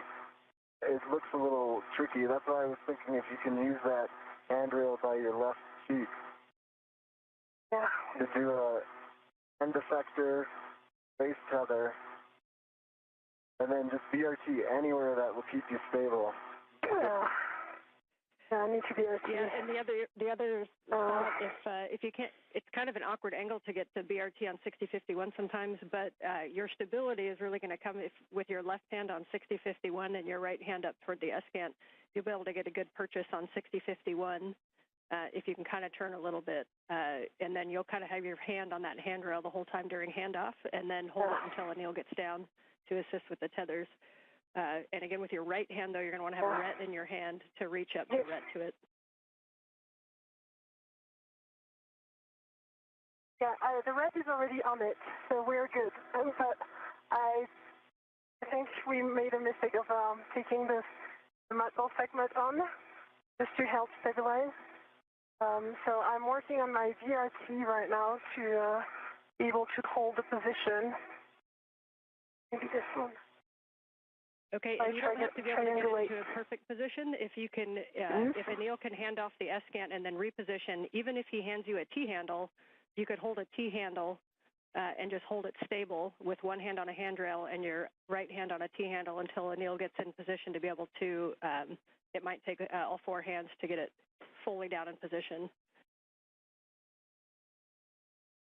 Yeah, so this is what I'm... Break, Sophie, can you double check to see if that ret that you've attached to the T-handle is locked or unlocked? I feel like it might be locked. Oh, that's a good point. It just locked on against the structure. All right, so now I think I'm in a good position now. I have good hand on this trunnion thing. The ret is unlocked. And so I'm going to be able to use the T-handle here. Is that what we want, right? Yeah, there's the T-handle. Yeah, wait a second. The red is... And then you come after right away. Is that correct? And I'm coming, yes. Okay. Okay. Do you have control of it? I have control. I'm releasing my ret. Copy. Really nicely done on the handoff in good position, Sophie. If you're stable there, then we'll hand Anil the comms to talk to the crew inside and get in a position for egress. Okay, Sophie, you have full control of this. Do you want me to help you move this a little bit? Or do you want to just keep it there? Keep it there. Okay, Jessica, how copy? Got you loud and clear, Anil. This first motion is going to be body right. And can you verify that the antenna itself is clear enough from you for that? I'm clear for body right, and I can gently touch the antenna to ensure it's clear. Okay, copy.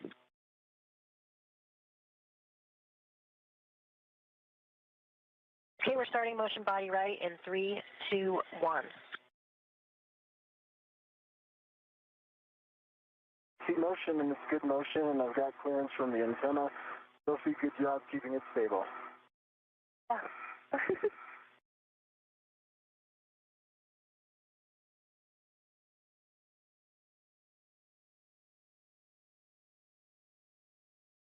All right, Anil, now we're going to start that motion body in 3, 2, 1. Stop 1 second. Stopping motion. Sophie, if I go body in, I'm going to hit this antenna. Are you able to bring it towards you? Like this? I think it's the limit because otherwise I'm close to the trunnion pin right now. Okay. Jessica, can we go body right 20 more centimeters? Stand by.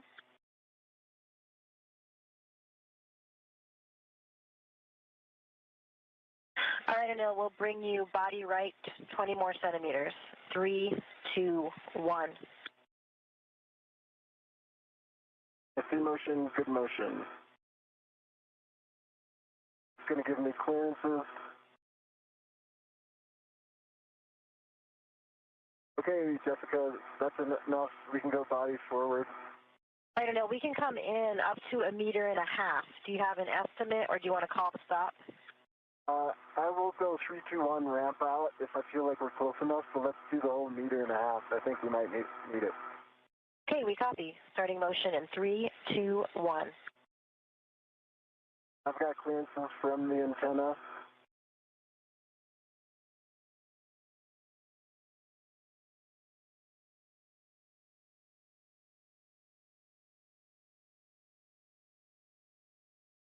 I got good clearances from the antenna, and I'm watching my crew lock bag as well.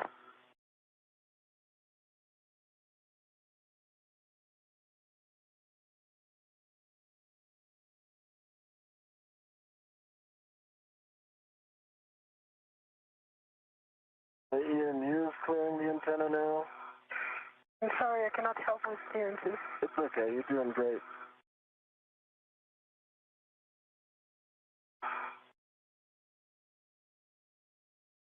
Half a meter remaining. See, my crew lock bag is clear of the antenna.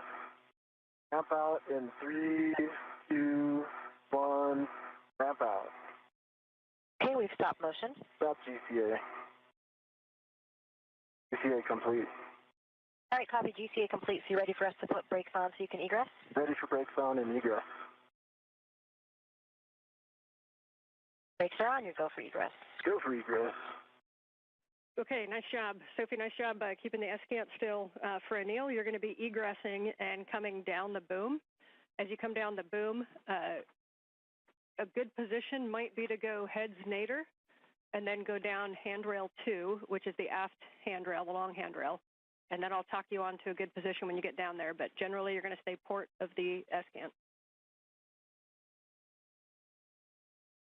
Said head nadir. You want me to go head nadir? Yeah, I think as you move in position. Did I copy that? Yeah, I think as you move into position, obviously you decide, but as you move into position, if you go head nadir and come straight down the boom, the short handrails 3 and 4 where you're egressing, then you're going to go down handrail 2, which is on the aft side, and then we're going to walk you all the way down to Z1 into a position on the port side of the S-cant. Stand by. The antenna is moving. Anil, are you still ready? I am not ready. I think it's possible to head nadir. I put my crew lock bag into it. Okay, but now it's just becoming like tougher to control. So just try to be as close as you can to the boom. Yep, and Anil, if you need to reposition back and check what's coming in contact, you can also move over to the port side of the boom and try coming down on that side.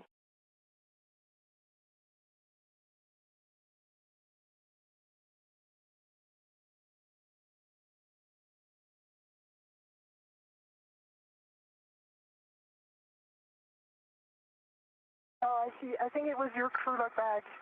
Yeah, I think it was the crew lock bag. Okay. I think I just have to go feet nadir to avoid it.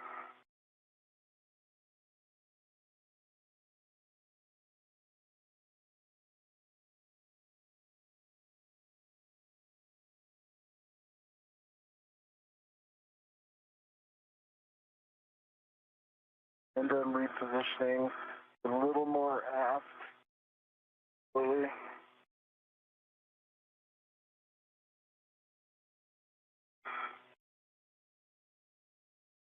All right, nice job on getting off the arm there, I've Neil. got good eyes on everything. And I see your feet coming down. If you put your feet just forward, you're going to be staring at handrail 6058. That's a good one to hold on to.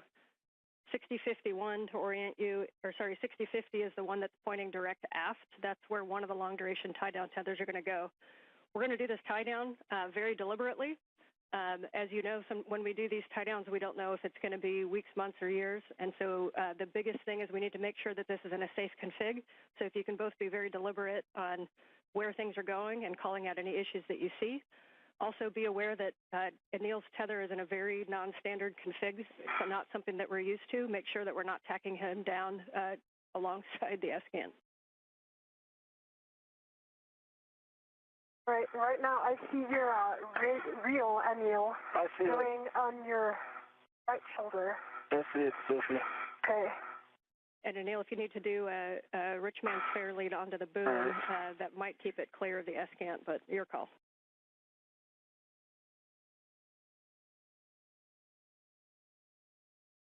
I see what you're saying. Yeah. Or if you want to do a 4-man fair lead, you see on your left shoulder there is VH36, and then right. I got it fixed right now. Well, you are at yeah. So break, go for it. All right, Anil, that's a good handrail to come down on. Again. Okay, so as you get into position, you're going to have a lot of room to just kind of keep your feet on the port side, just take a double check of your crew lock bag, make sure that's not going to get in the way. I'll talk you through the tethers one by one, but big picture, we're going to have the dish is going to be facing aft. We're going to put one tether is going to go from Anil to Sophie wrapped around a handrail and back to Anil to clip, and then we're going to put a second long-duration tie-down tether down by the agate handrails. So for Anil, when you're ready to get into a position, I'm going to have you holding on to handrail 6050, which is the aft-facing handrail that's just over the lip to your right side. In front of my eyes. Okay, I see it. Going down there, I'm gonna. Yeah. I need to relocate my. Yeah, and we need to have a plan for like how. This is Mission Control Houston. We have now reached the 4-hour mark in today's spacewalk by Anil Menon and Sophie Adenot. They are in the process of conducting what is called a long-duration tie-down of the failed space-to-ground antenna that was removed from its boom on the Z1 truss a short time ago. This will ensure that the failed antenna is in a safe configuration for some period of time until it can be dispositioned to be installed on a stowage platform on the Port 3 truss of the International Space Station.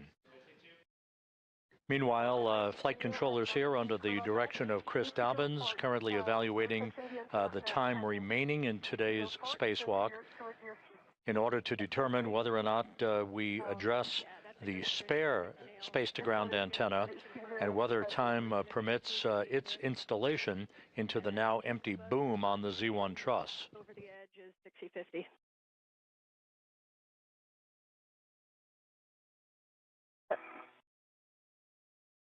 Yeah, I got 6050. Phenomenal. Right in front of you, there's a long-duration tie-down tether on Sophie's MWS. We need to grab one hook of either of those, and that hook is going to go to the wine glass stanchion on your side, Anil, of that 6050. Right. So if I could give you some advice, no, take the one that is attached to the hook, like the one that is closest to the trunnion. I'm gonna take them.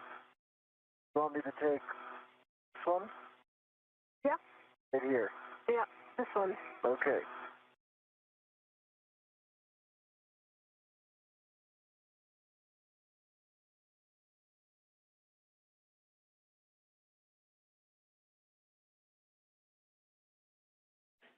And I'm not sure exactly how they're daisy chained, but if you end up with both, Anil, that's fine. You guys are going to be in the same place when you use the second one.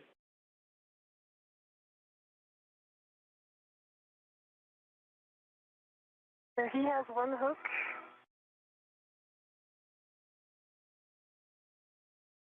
Okay.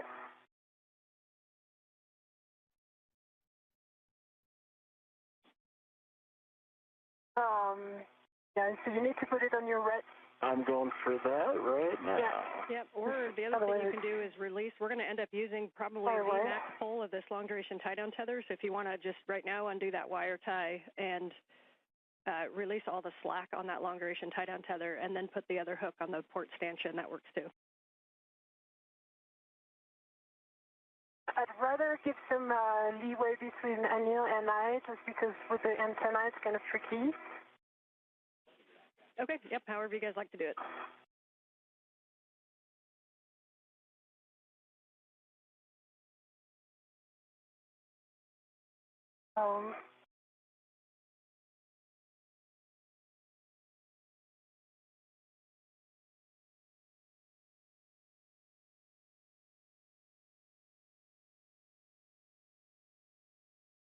Up.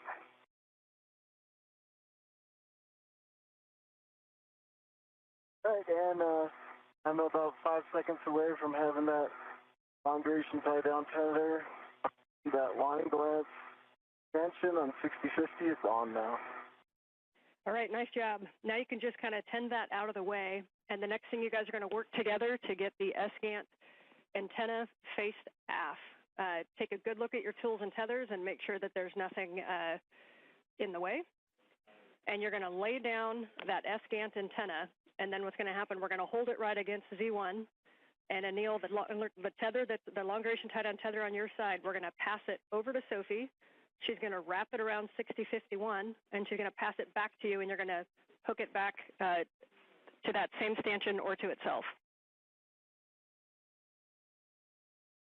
I should start loosening it now so I could pass it to her then. Do you agree?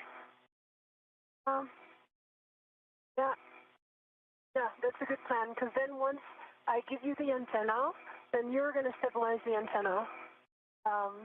Okay, you should be able to pull that and it'll just come loose. Yes, I agree. Okay. All right. So, but you need to put your waysetter and effector and more port of this stanchion. That, like, you're sure you're always saying port. I've got an idea. Yeah. Yeah, and Anil, you may lose access to 6050 once we move the antenna. Now, we can always move the antenna and grab it if you need to, but there is a handrail that should be by your right quad, which is handrail 6058 that you might be able to use. Okay, I think I'll relocate some air. That gives me a port movement plane. All right, I'll be there in 1 sec, Sophie. Yeah, no worries. Once I give you the antenna, I'm going to take a second to adjust my TCV.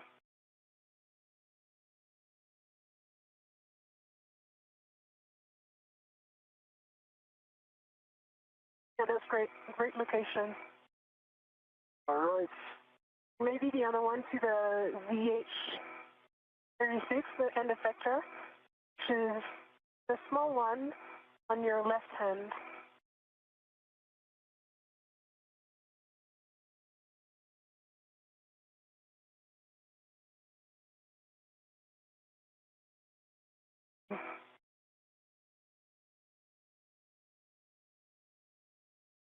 John?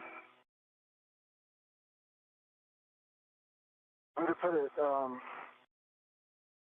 see, the antenna's going exactly my way, so I'm going to move right here. I think I'm going no end effector, and we'll just, you can pass it to the some point. Maybe I'll put it right here. Yeah, I think that's a great idea. Okay. All right, and Anil, I do recommend at this time to take off that wire tie and open up the long-duration tie-down tether and release all that slack. Wire tie is off, and slack is now released. I see it. Nice job. And at this point, you guys can talk to each other to get the S-scan into the tie-down position. Cuff gauge 10 is basically it, but we're going to lay it as flat to Z1 as we can.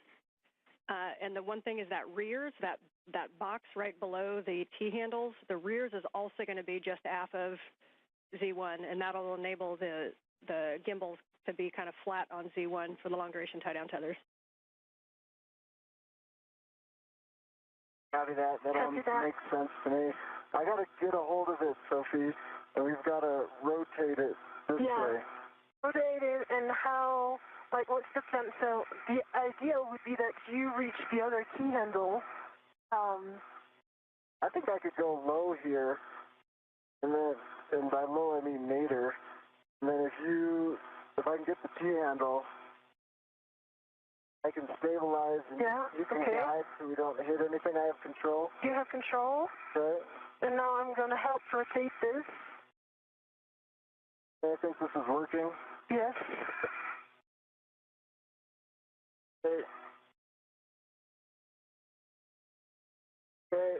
All you have to do is push that agate handle towards the boom. Yeah.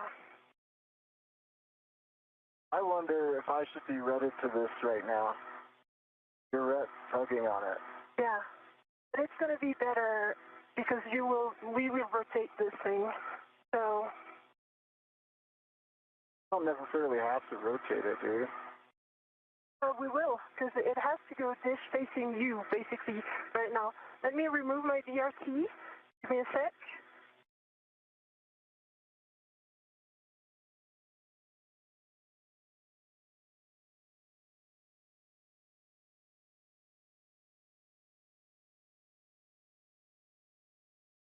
Sorry, when you said rotate, I thought you meant turn it around to the dish axis.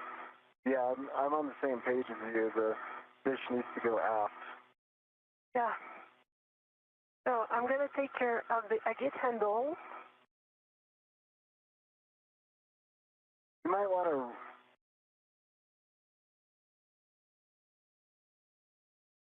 Okay. You might want to do a ret swap and put a ret at the agate handle so you're at that end. Yeah. And I can release you at this end. I was going to use the AET from the agate handle, if I can, I need to rotate it further. Okay. Your end effector might be limiting your motion. Yep. Let me just...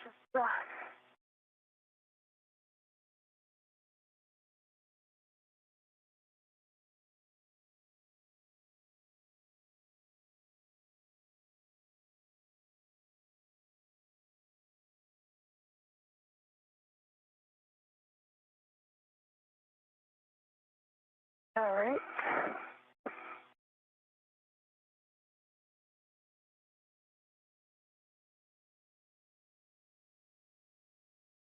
Yeah, nice job working together on this one.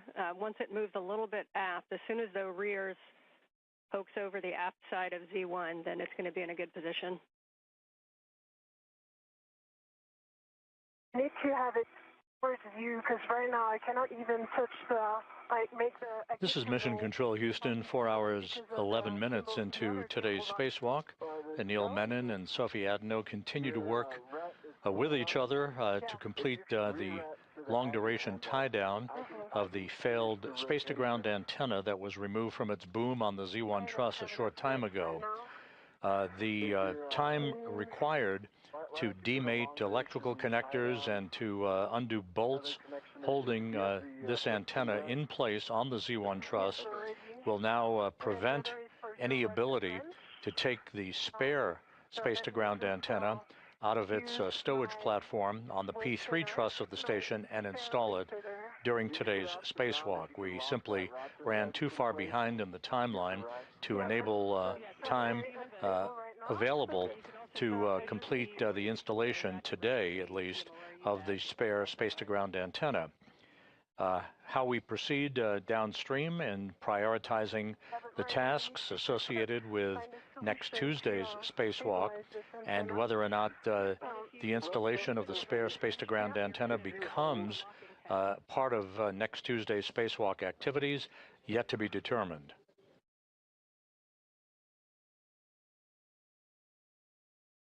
Yeah, it has a ratchet. It has a working tab right now. Okay, in that case, you can release your ret from that. That's a legal spot for your ratchet without a tether. Oh, wait, I have my VRT, sorry, ret. So I'm going to use my VRT ret, even easier. But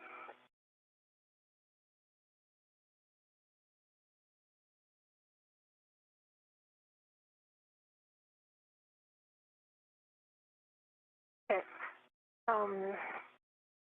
I have a local, but I'm very unstable where I am, so.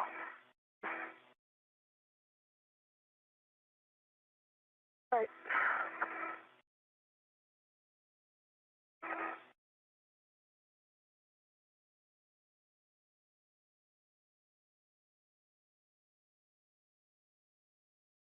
Doing great, Phil. Yeah.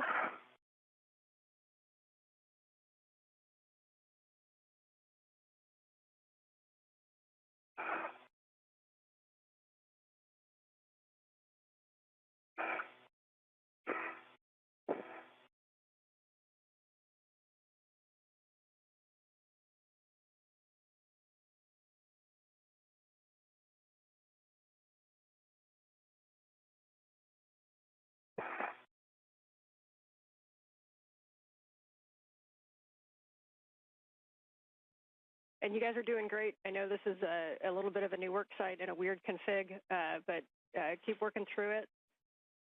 We're very close to getting this tied down. Ground is happy with the work you're doing, so just keep marching forward.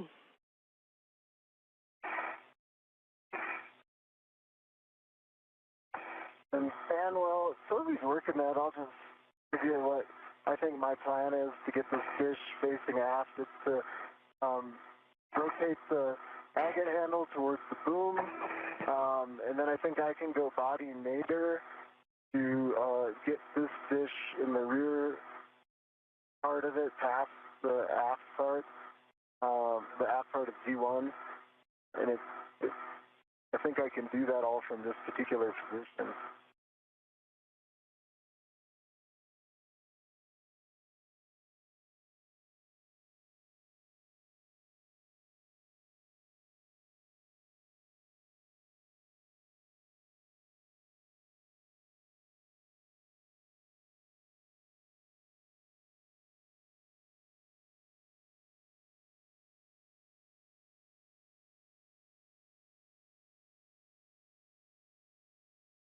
All right.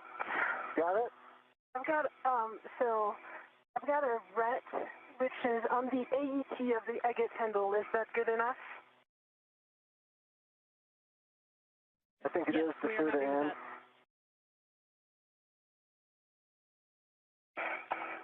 that. Okay. Good problem solving on that one.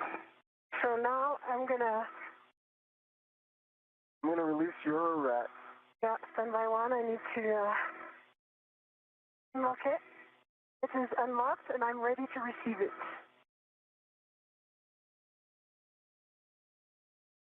Coming. Got it.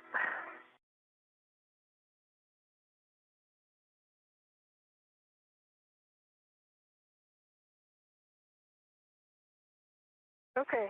All right, if you're squared away, what we're going to do is move that boom, the agate handle zenith and port. Copy. Zenith and port. I'm in march. That's the right direction. Good direction. Now a little port. That thing port. There you go. Good direction. Now we just need to lay it flat. I'm going to get out of the way here. And the rear is past the aft side of and for V1, orientation, so all I need to do is get out of the way. The one thing that matters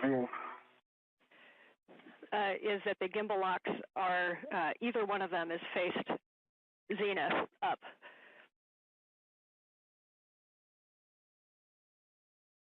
Okay, I'm holding the agate handle, and that you're moving Anil. I see you're clear of the T handle. So with your, yeah, that's good. Okay. Great job, Anil.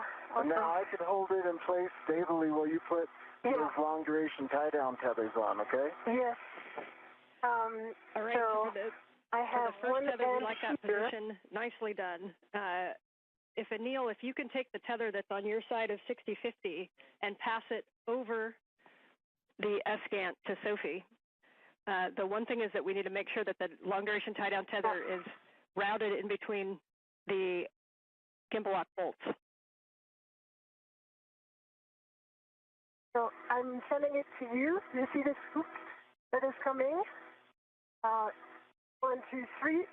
And coming into a handover. 1, 2, 3. Okay. Okay. See it coming, Anil? I see it coming. Okay. But I've got a hand on the S-Gant.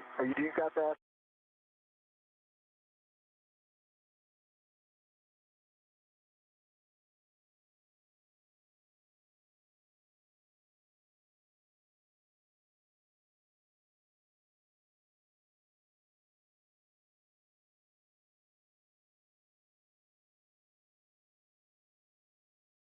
I'm going to relocate my end effector, okay? Copy. This one is a good spot.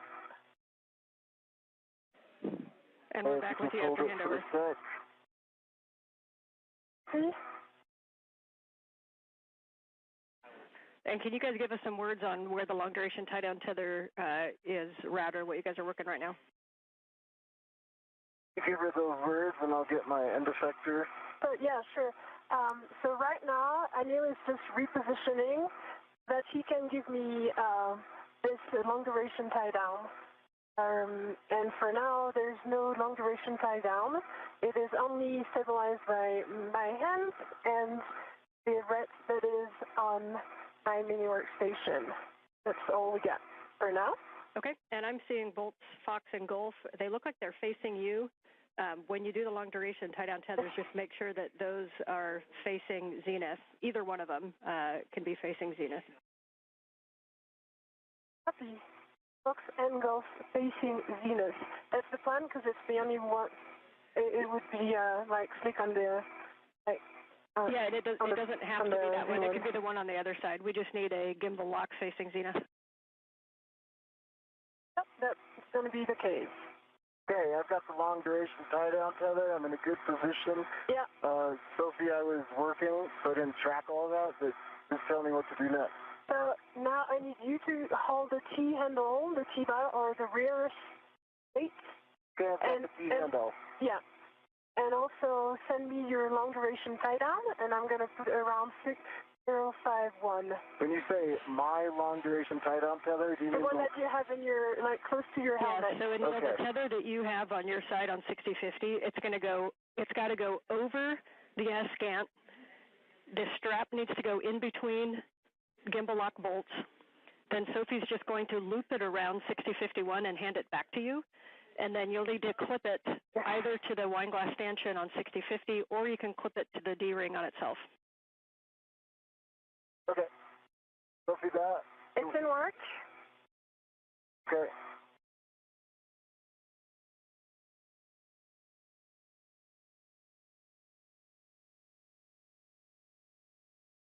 Okay, it is right now looped around 6051. Or some twists on the cape on the long duration tie down. But does it reach? Yes, it will reach. Yep, it should reach all the way back as long as it's all the way released. It'll reach back, and you may need to kind of move the S-scant so that it can fully reach. Twists are okay. The one thing you want to think about is if you're twisting next to where we're going to tighten it, you don't want to get a twist into the actual mechanism of the long duration tie down tether. Yeah, sure. Okay, so now we need to put both straps above Fox and Gulf. Yeah, I'm supposed to put this on the handrail, though, right? Yeah, it can go back to the handrail or it can go back to itself. Itself. The hook, but there is not enough. Okay. Oh, okay, I see why. Because it was looped around once. See that? Okay, maybe take a look under the S-scant to see if it's caught on something, and make sure that the full rears is aft of the Z1 platform. Full rears is aft.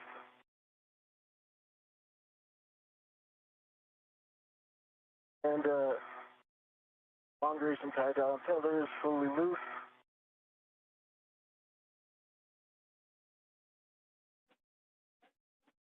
Yeah, that's better. I can give you more.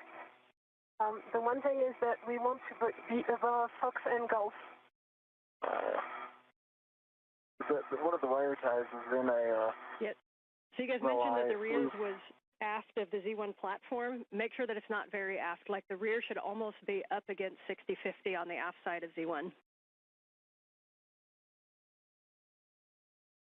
Yeah, it is on the aft side of 6051, so that is really good. One thing that we need to correct right now is that it would need to go above some Gulf, but in work. Neil is working on his side. Okay, it's maximum release here. Okay, can you grab this, put it above Fox and Gulf? Like aft side of Fox and Gulf? When you say grab this, grab the strap. Okay. And yes, exactly. And there it is. That's it. And now I'm going to give this to you, and I think, wait, it needs it again to be above, and I think that you would have enough. Thanks. Good luck. That did the trick, and I think we're going to just done. We're in. Good, nice work, you guys. So about an inch to spare. Yeah.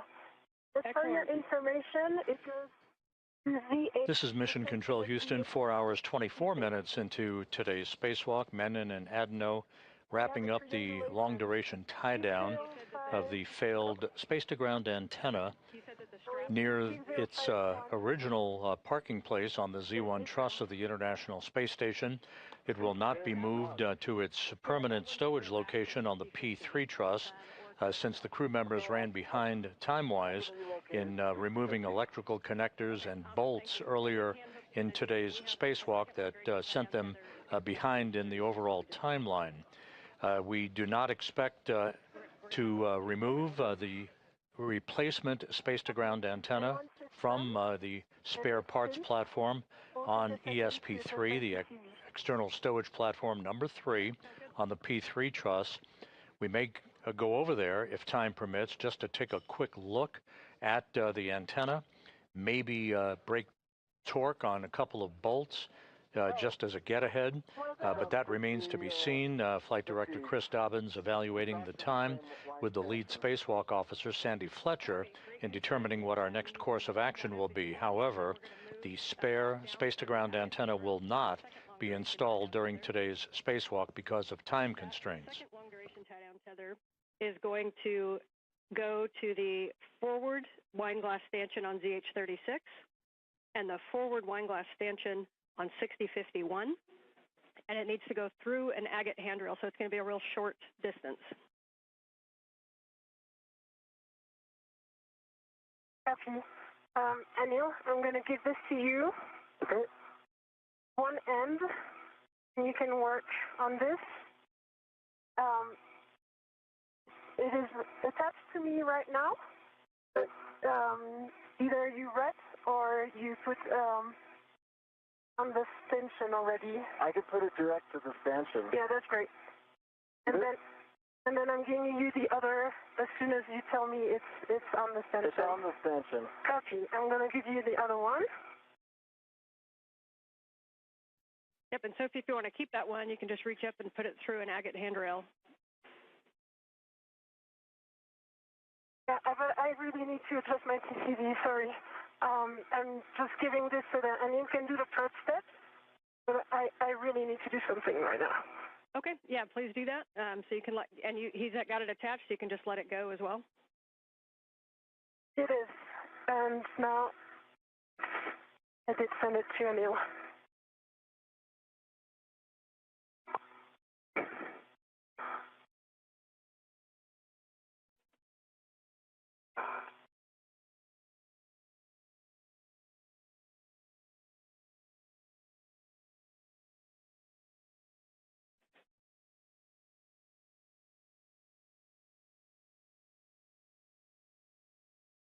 Okay, and want to talk me through this?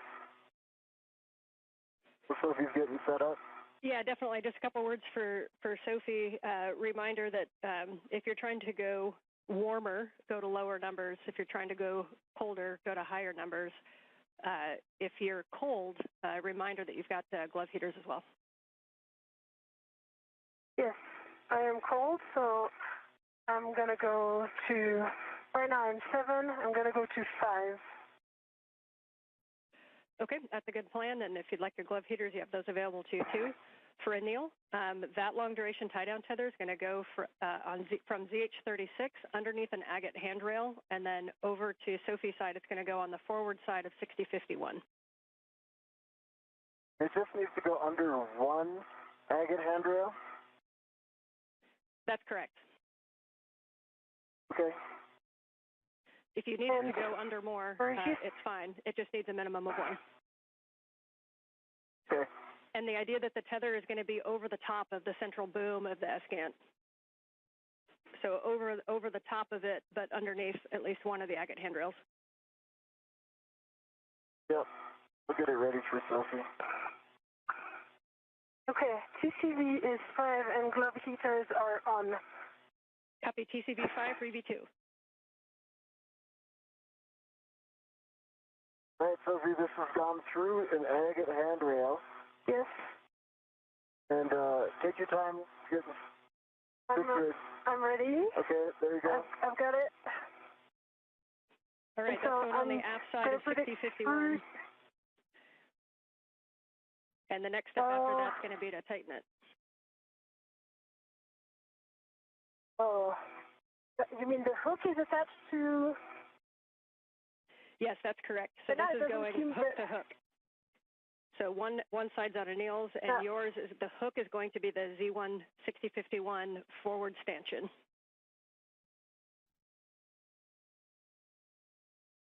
And just want to check that long duration tie down tether. It looks like it's going underneath the S-gant. We want that to actually go over the S-gant, but underneath one agate handrail. Yeah. Oh, I got that. This is what I thought it was. Yeah. So.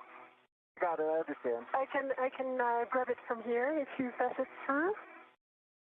Yep. Yeah, we like that config. Two agate handrails. But I hold it right here, Sophie. Yep.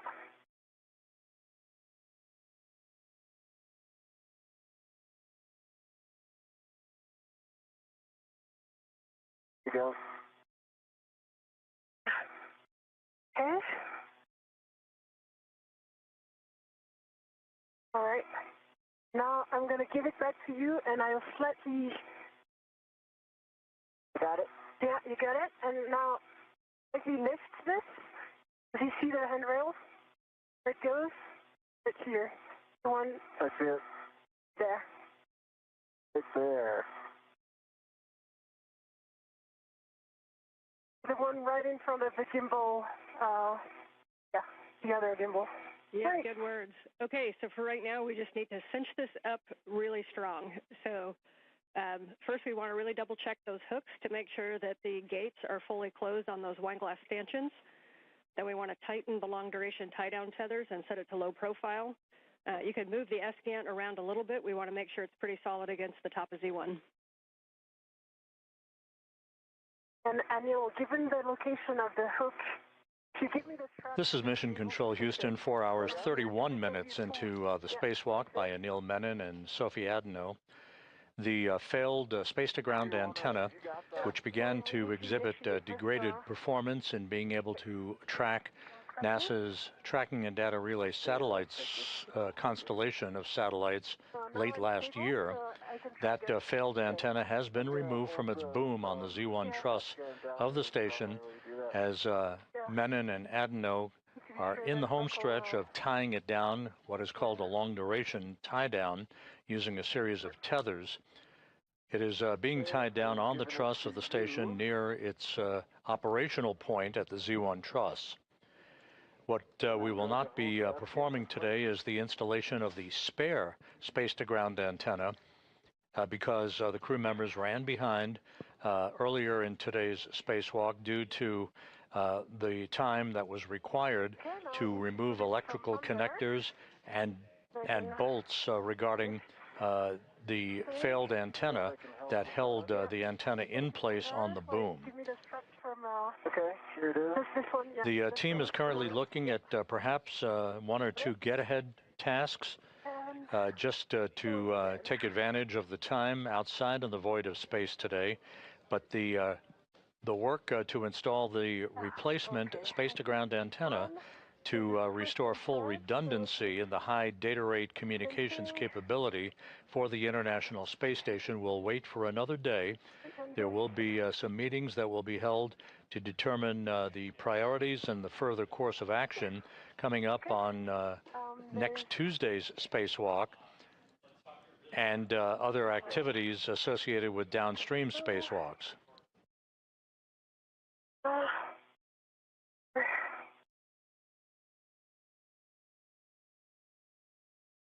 Make sure this twist doesn't go through. Yes. So I'm going to turn it before and actually pass this excess of strap under. Really nice work on those. I know long duration tie down tethers aren't the most fun, but you guys are making it look fun. So if you can make sure that we get it real tight, and then if you take the S-scan and just imagine forces in any direction, we want to make sure there's no wiggle in it. So making sure it's really nice and firmly down there. Understood. Okay, I'm going to fix the twist from under.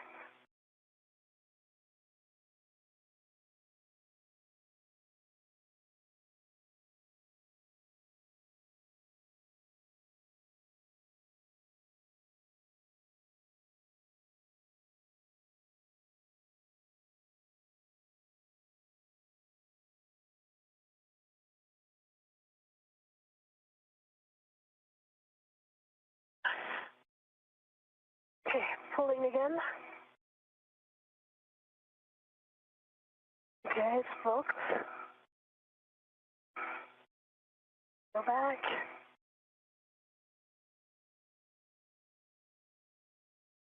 I think Anne's right. Yeah. Pull it towards the, there you go. Okay, right where it's...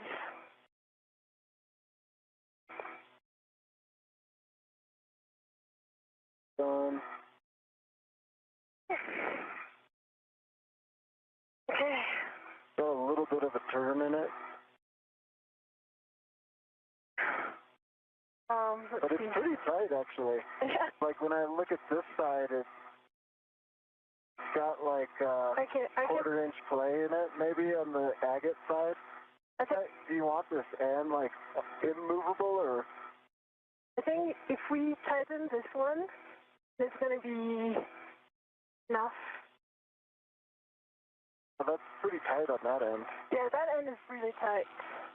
Yeah, we're looking and listening. You may want to also iteratively tighten with the other one, and then keep doing those wiggle tests. Best effort, but if you really want to make sure that this is secure and won't twist or pull with forces. Okay, I can help by just cinching like this, and you... We need to untwist it first. I think that's lesson learned. This one right here? Yes. See if you can rotate it. Yeah. This one is going to be... Yeah, okay. I see what you mean.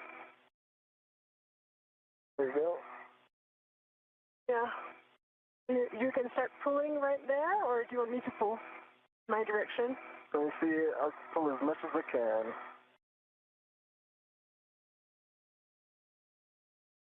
Good pull.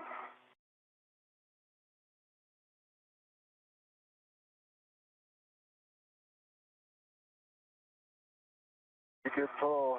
Yeah. Or maybe I can cinch this one again. Or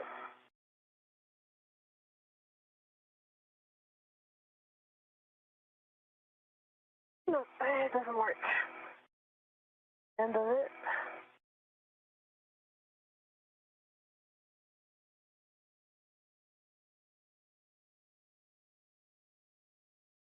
Okay. 10 seconds to a handover. What you guys are doing is great. it's pretty secure, Sophie. What do you think? Yeah, I think.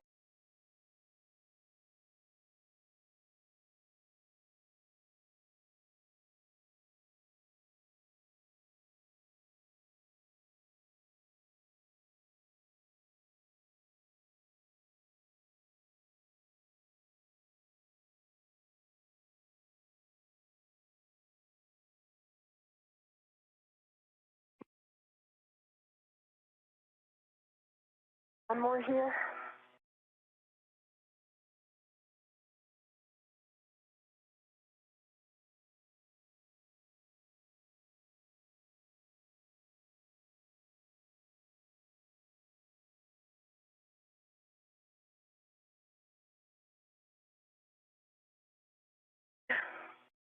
What do you think?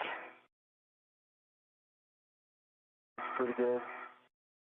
Ann, are you with us? I am back with you. Audio, no video. Okay. I think we've got it max tightened.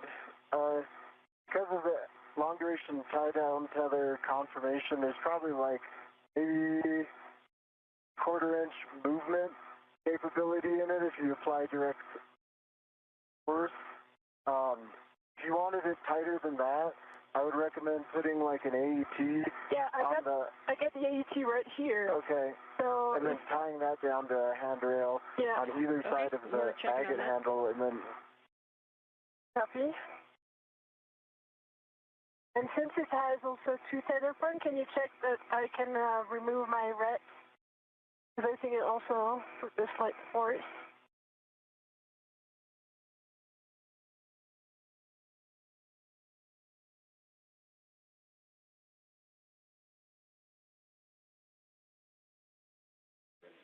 And also the report. Yeah, go ahead. All right, you guys can stand by for 1 second while we talk about it, so you can give your hands a rest. Copy.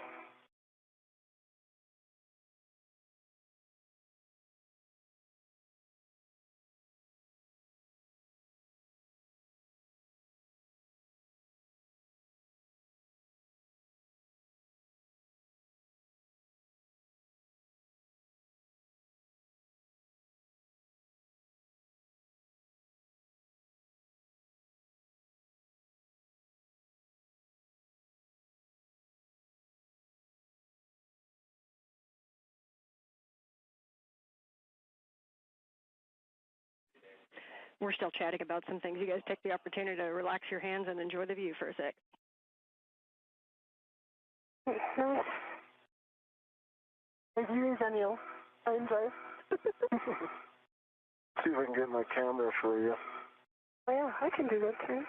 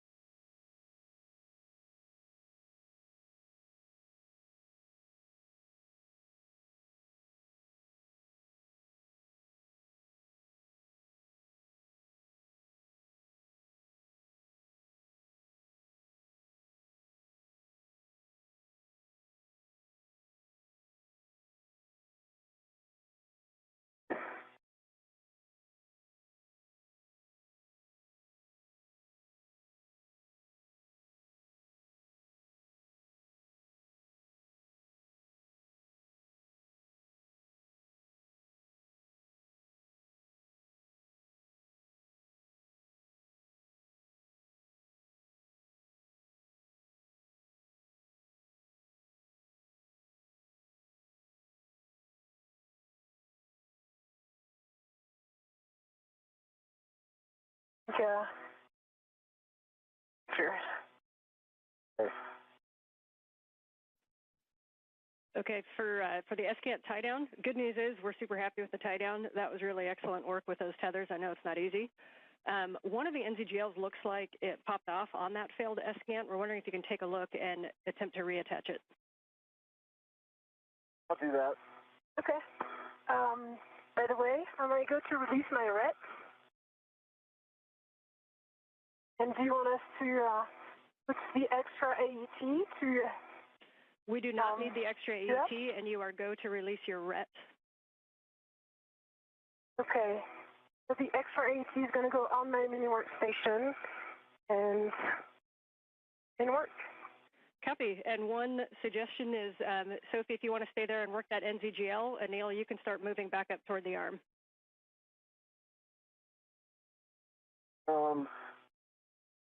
Okay. Unless the NZGL is on your side and it's easier access, up to you guys. Yeah, that's what I see what you're saying. It's Sophie's got direct access to that. So I'm moving up to the arm. Copy. And Anil, when you get up there, if you wouldn't do us a favor and just look back down at that whole work site for a HECA scan, that would give us a really good top-down view of the tie-down. Okay, I'll do a HECA and take a couple photos. Copy. So, Sophie, we'd love you to take care of that NZGL, and then when you have time, either before or after, a glove and hab check. Okay. I'm just taking care of my share lead, which went away. This is Mission Control Houston, 4 hours, 44 minutes into today's spacewalk. Anil Menon and Sophie Adenot, they are in the process of cleaning up the work site on the Z1 truss of the International Space Station after having removed a failed space-to-ground antenna from that work site. That antenna having experienced a degradation of performance last November rendering it unable to properly track NASA's Tracking and Data Relay Satellite System constellation of satellites. That antenna, which was removed, has now been tied down in a safe configuration on the truss of the station for future disposition. You're looking at the operational space-to-ground antenna, that's SGANT number 1, that remains on the Z1 truss. Time simply got away from the crew today. They spent a longer period of time than had been expected in locking down some locking pins called gimbal bolts onto the failed space-to-ground antenna to prevent its inadvertent motion during its transport. That, coupled with the time required to demate electrical connectors and other pieces of hardware, put them quite a bit behind the timeline today. And as a result, the net effect was that we are not going to pursue the installation of the spare space-to-ground antenna, which lives out on the external stowage platform number 3 on the P3 truss of the International Outpost. That will be deferred to another day. Future discussions will be held to prioritize tasks associated with next Tuesday's spacewalk and to determine whether or not we pursue the failed or the replacement SpaceGANT activities next Tuesday, or wait for another day to take that task under consideration.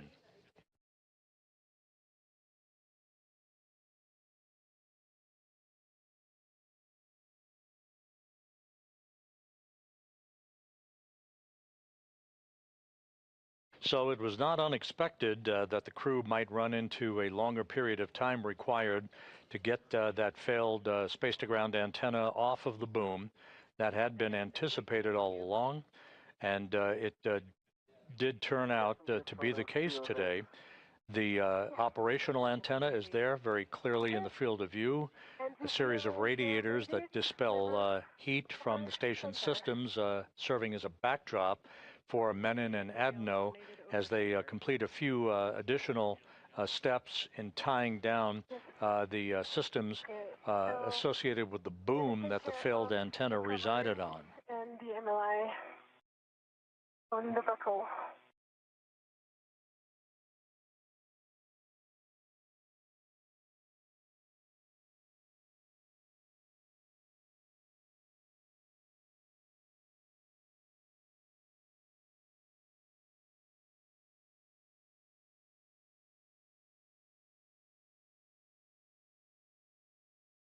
And Sophie, just confirm, I heard you say made it over center. Are you talking the NZGL by your right hand? Oh, I was talking about the other one. The one that was fully demated. Yeah, that's true. This one was also demated, like not never over. The flight control team here is currently determining whether or not we will pursue a few get-ahead tasks and what those tasks would be to take advantage of the crew's time outside. Today's spacewalk began at 7:29 a.m. Central Time, 8:29 a.m. Eastern Time, and has resulted in the removal of the failed space-to-ground antenna, which has been tied down in what is called a long-duration tie-down configuration, but a very safe configuration for that antenna on the truss of the International Space Station. Yeah, acting. Small one is aft, over center. Yeah, never aft. Connected. Connected, yeah.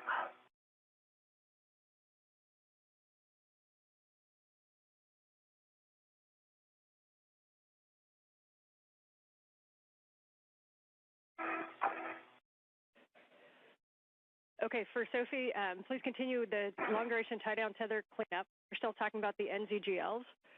And then a nice slow HECA scans as you move around, cleaning up those tethers. And we'll hand the comm back to Anil. And Anil, you are back to the Space One to get out of the arm. Okay.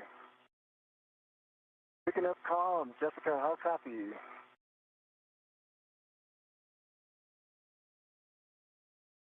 With you, Anil. We are ready to get the arm back in motion. We're going to take brakes off and get set up.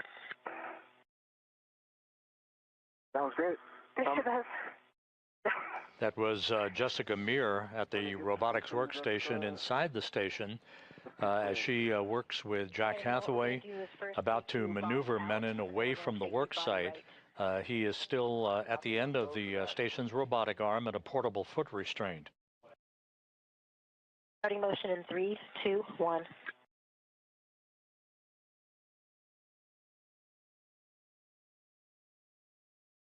Good motion, good motion.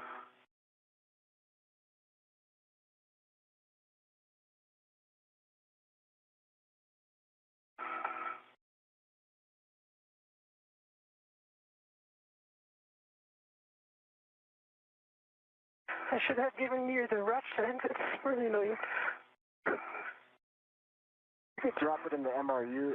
Yeah, this is my plan, but for now, I'm need to work on the MLI. Okay. And I did see a long duration tie down tether that wasn't closed on the on my side, and you can go over the top of the edge to get it.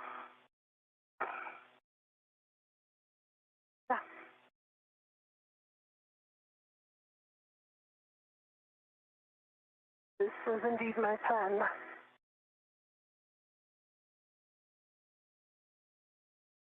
Right now, we're going to start motion body right in 3, 2, 1.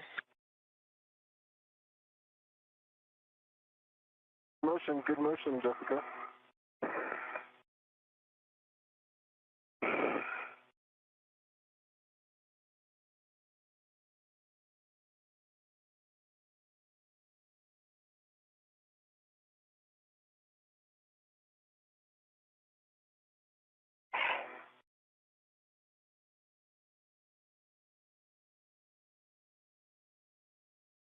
Now we're going to bring you body up. Sorry, body down. Copy.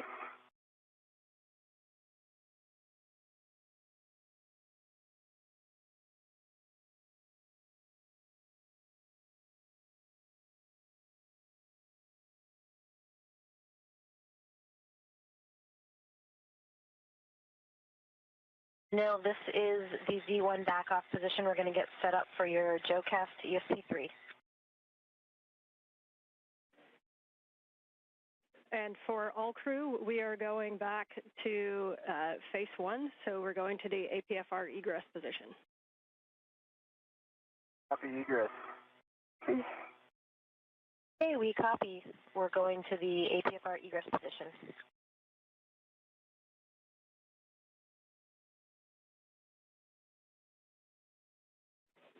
So for big picture, to sync folks up, Sophie, we got you cleaning up that work site. We want to make sure that it is in a really good configuration to be out there for a while.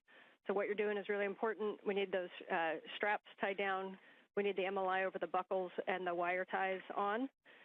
We need a really good HECA scan, and then we'll be having you scan, including the dish, as much as you can. And then we'll be having you clean up the bag. For Anil, we're going to be GCing you over to the APFR egress position and doing a swap back onto your regular tether and cleaning up the arm. And from there, we'll make a call on get-aheads.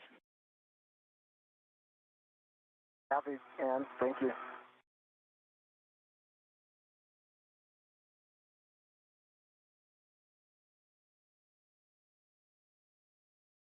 I've got a good photo range of all of this. I'm just kind of blanketing the area. Let me know if there's anything in particular you want me to target.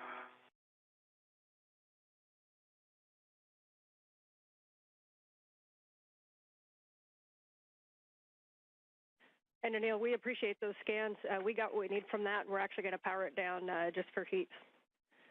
And one go back for you, Sophie. We are going to take a look at that NZGL that you noticed the back shell's back. We're basically going to have you demate it and remate it and see if we can't get that over center.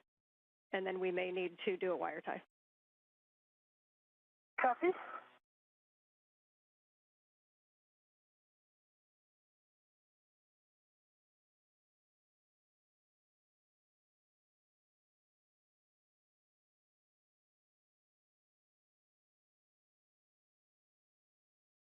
Anil, on your go, we will start the JOCAS to the intermediate position and then another one to APFR back off. Here we go for me. Be starting motion in 3, 2, 1.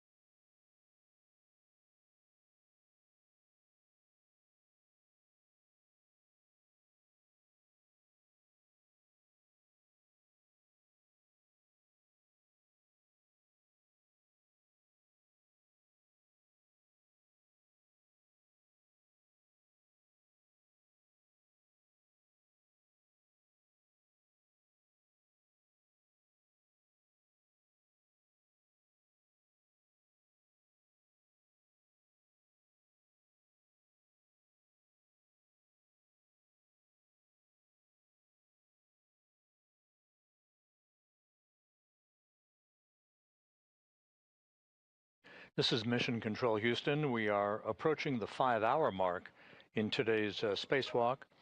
As previously mentioned, the forward plan now calls for Anil Menon at the end of the station's robotic arm, as you see here in this view, wearing the suit with the red stripes.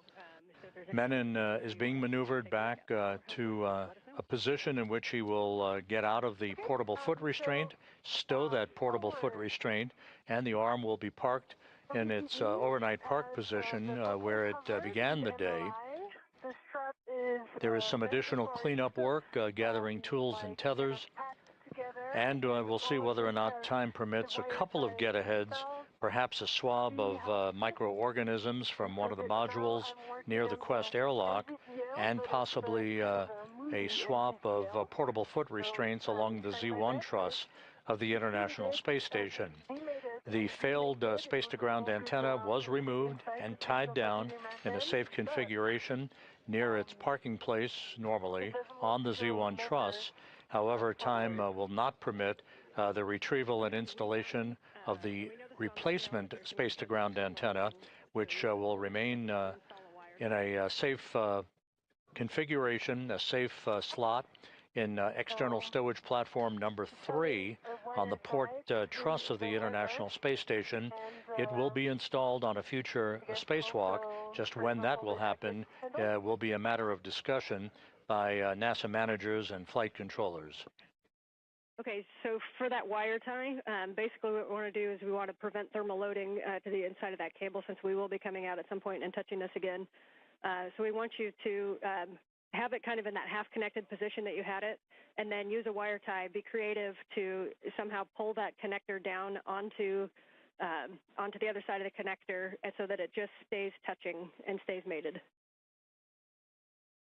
Still starting motion in 3, 2, 1 for the next maneuver. Ready for motion. Understood.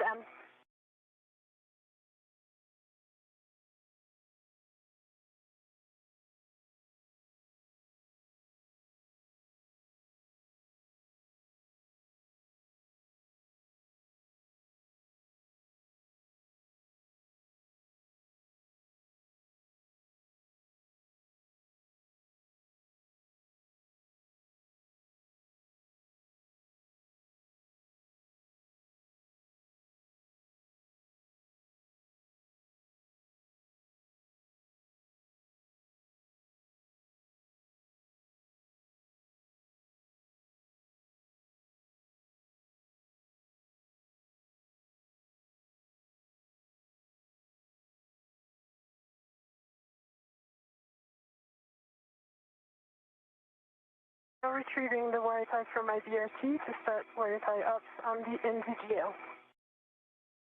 Okay, copy, and you can put that through the bail if that's easiest. Okay.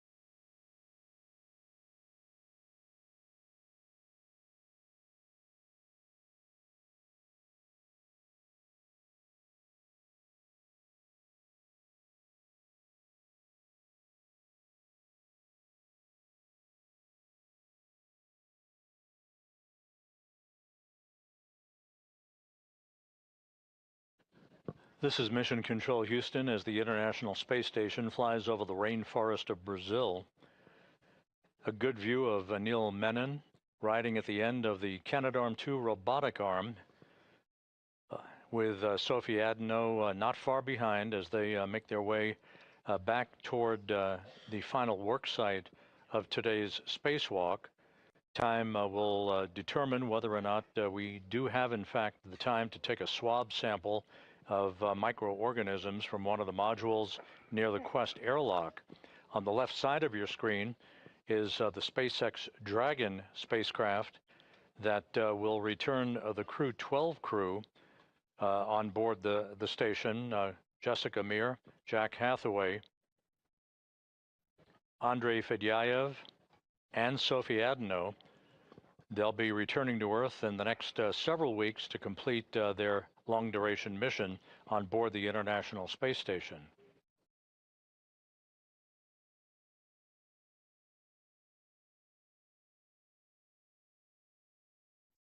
And so if we still don't have Heka, once you do have that wire tie on, if you have a camera with you, if you wouldn't mind snapping a bunch of photos of that whole area, it'd be great. Copy, will do. I'm just adjusting my body position right now. Working on the wire tie. So.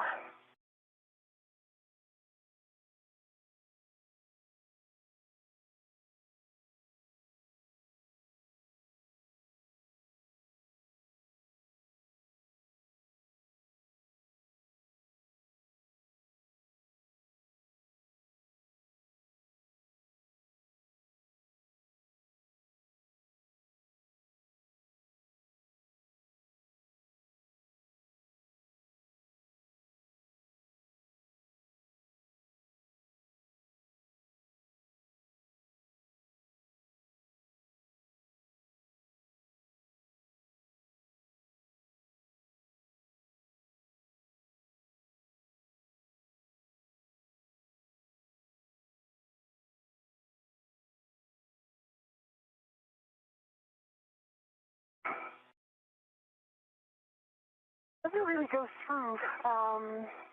Wire tie is too thick. This NZGL, the gap between the bail, the lever, and the body of the NZGL itself is very thin. Yeah, you may have to pinch it if you can. Pinch it and make it small, or if you have if you think a long one would work with a smaller loop. But pinching that loop is small. Yeah, it's not the loop. The loop is already in. It's a white plastic thing that is kind of protecting the free end. And this one doesn't go through, so I'm trying again. So yeah, the risk is that this white thing is going to go apart, and then once it's apart, then it's going to expose one sharp edge. Okay, yeah, just best effort on however you think it can hold it to not disconnect. Okay. Yeah, I've got an idea, and that will be good.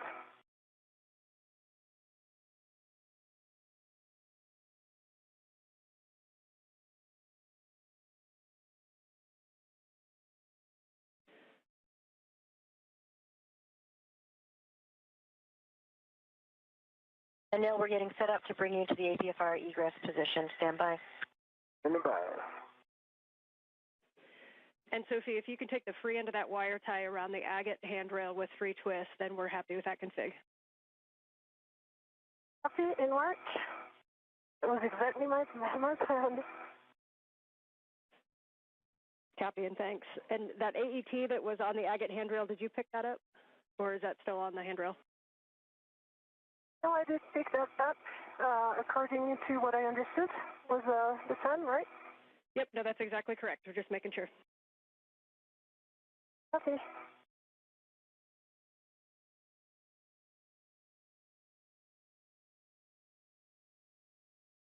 And I've reduced my TCV to 5.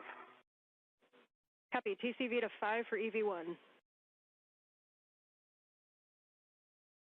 Anil, are you ready for the GCA to the published egress position? That'll just be coming station aft. So where are you ingress? Go to publish. Okay, copy. We're starting motion in 3, 2, 1.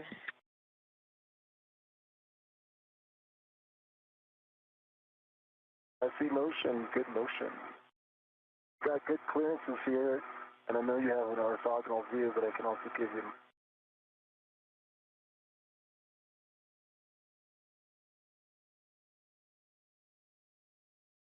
Near space. Okay, three-house twist done. And I'm removing my ret. Hey, it's not going to move.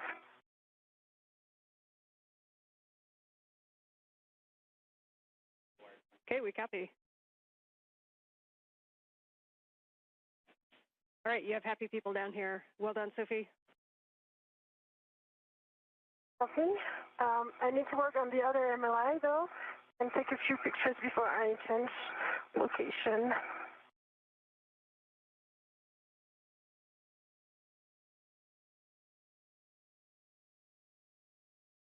And glove heaters are off or set for Sophie. And sorry, say again, Sophie? Glove heaters are off or set.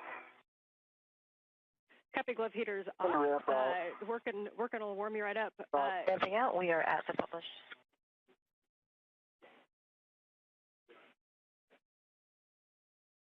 Good, Ann. I believe the NG stop GCA complete.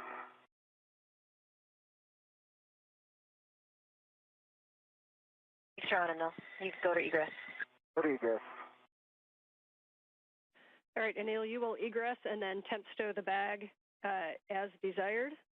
And then we're going to be cleaning up the arm with your safety tether swap being the first thing.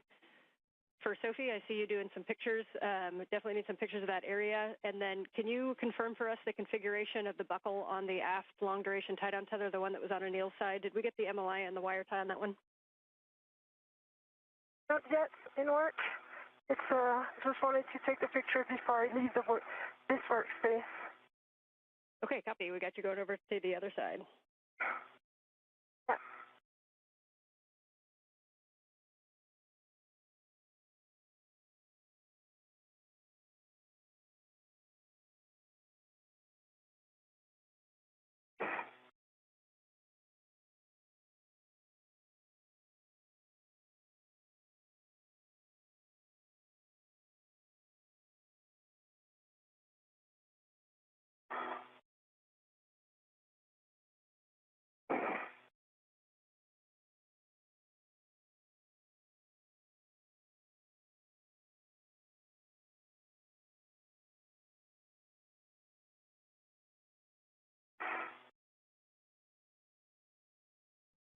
And Anil, once you're in a good position and ready to work the tether steps, we'll take the comm over and I'll walk you through that, including when you have your waist tether down. Good, Ann. Captain, for both of you, the plan after we get the Z1 worksite cleaned up and Anil's arm cleaned up and reconfigured is to work the APFR relocate tasks together. So we'll be grabbing the ESP2 with, or APFR rather, and coming up to Z1 to do the swap. Okay.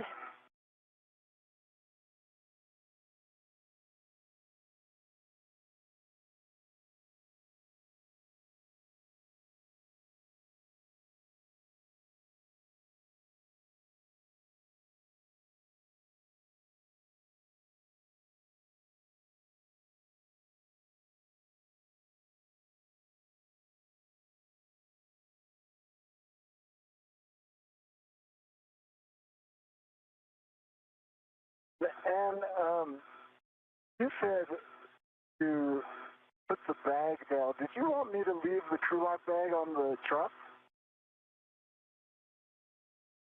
Or am I bundling it with the APFR?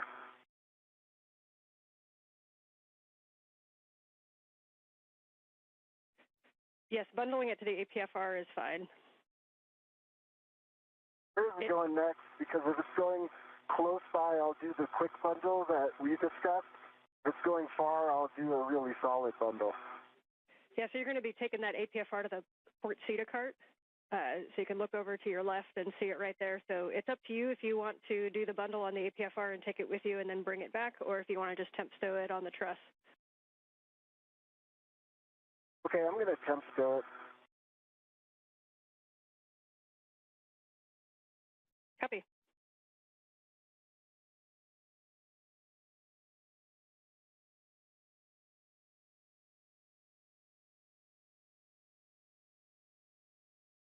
And Sophie, as you get set up over there, it looks like your hands are empty for a sec. If we could get a glove and hat check, please.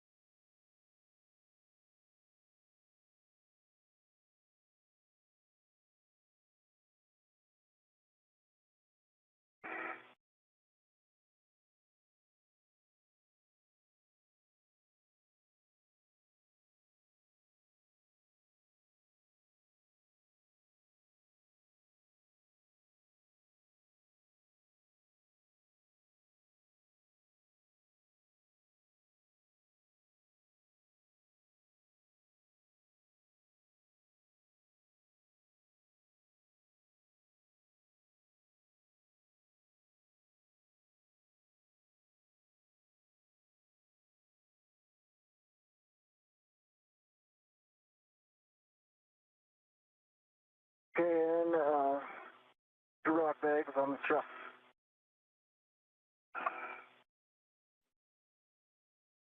Okay, copy. And are you ready for your tether swap steps? Ready for tether swap. And for Sophie, hat is dry.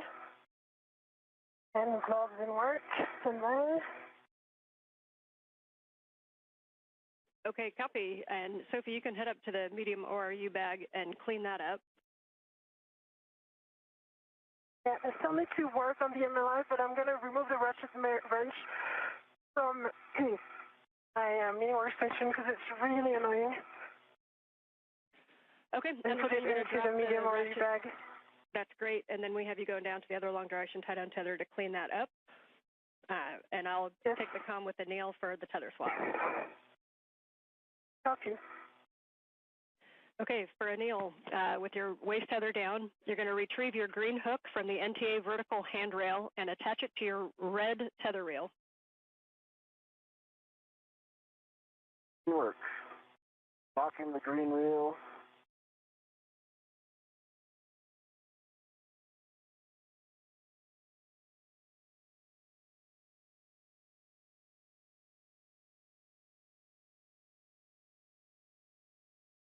Green hook is on the red reel and locked. I'm unlocking the green reel. Copy. The green hook is on the red reel and the green reel is unlocked. You can then release your yellow hook. You can release your yellow hook from the SSRMS and attach it to the green tether reel, also checking gate and hook.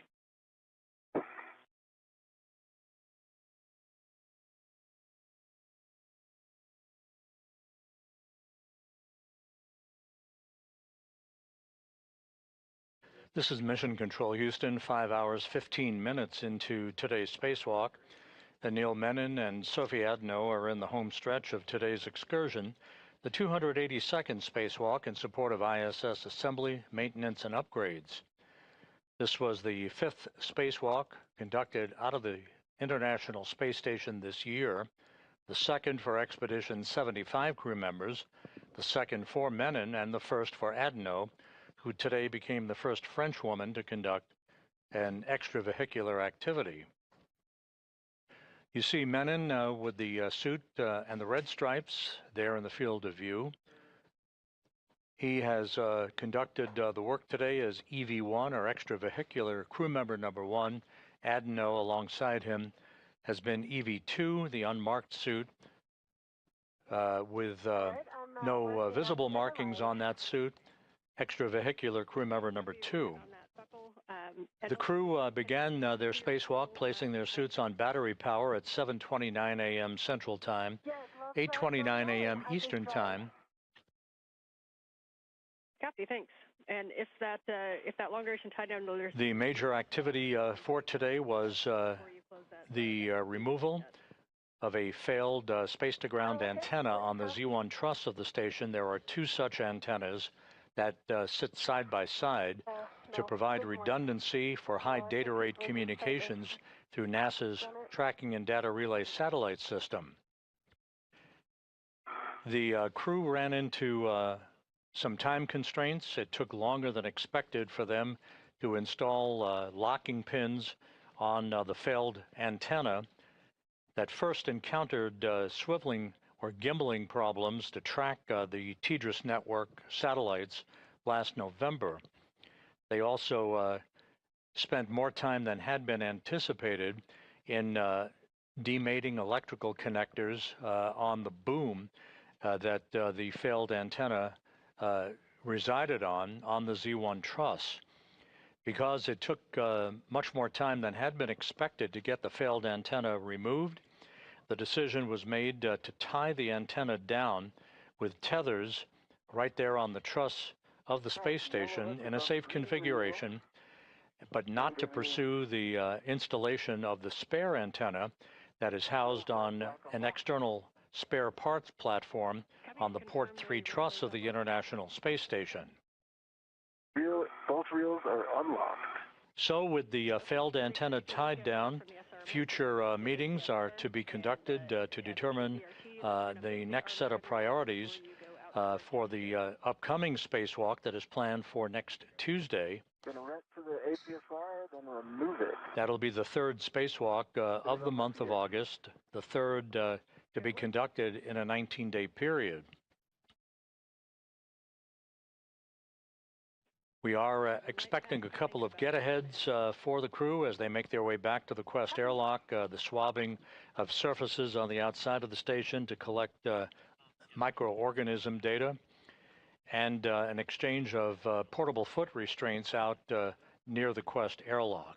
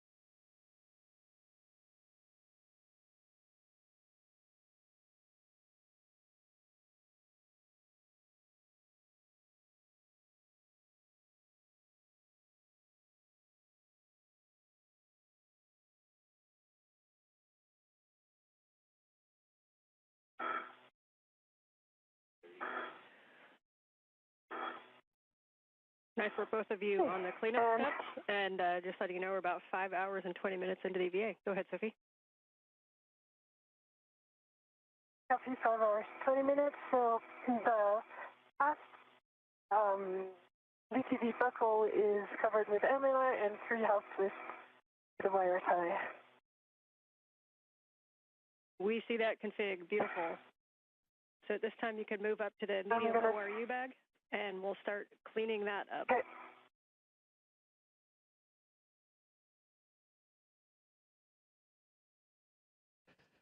So the bottom line of today's spacewalk is that Menon and Adenot were able to remove the failed space-to-ground antenna. It is in a safe configuration in what is called the long-duration tie-down configuration with tethers on the truss of the station. However, as occurs from time to time during these spacewalks, there were bolts and electrical connectors that proved to be more bulky than had been planned. So it took longer than expected to undo those bolts and remove the electrical connectors to demate them so that the failed antenna could be removed from its boom on the Z1 truss. The net effect, we ran out of time, and so the spare antenna will remain on its stowage platform on the P3 or port 3 truss. It will be addressed on a future spacewalk. There will be some meetings by program officials to determine a set of priorities for the next spacewalk that is targeted for next Tuesday. And yes, we will take pictures of that that angle of the stow. Thanks. Copy.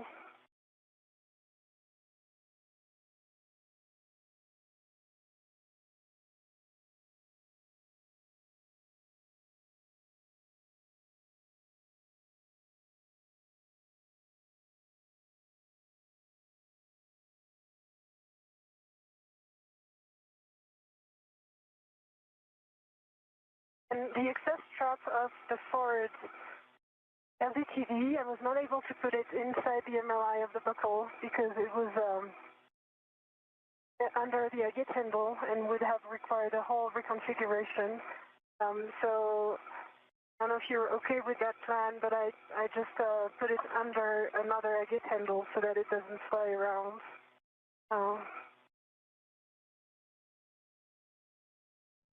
Okay, that is a good config. We're happy with that. Thanks. Okay.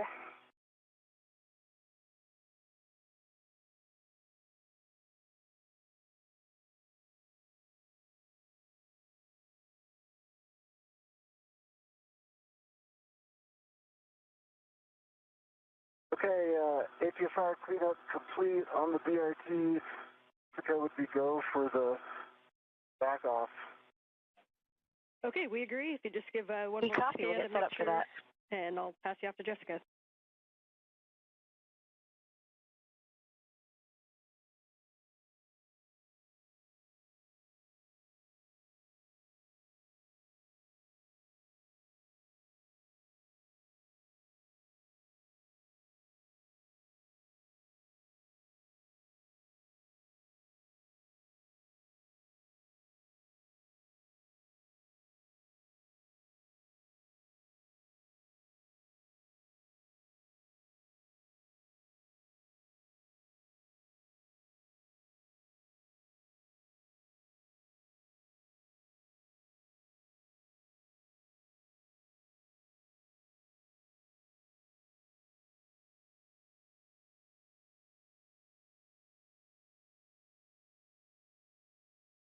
Okay. Nighttime is not the best time to do the pictures, but I did my best.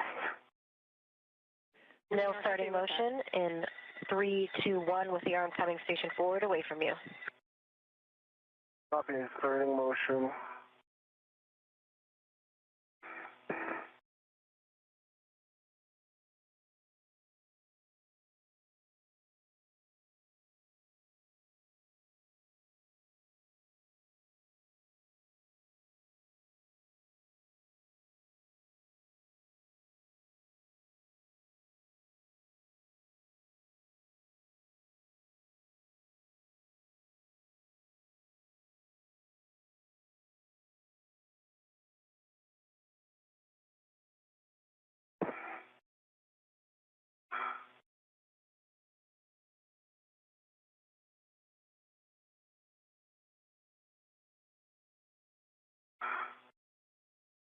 And just a clarification, I close the bag with everything in it. I do the HECA scan, and then I put it on my BRT. Is that correct? That is correct. Yeah, we're happy with that. So you can put that on your BRT.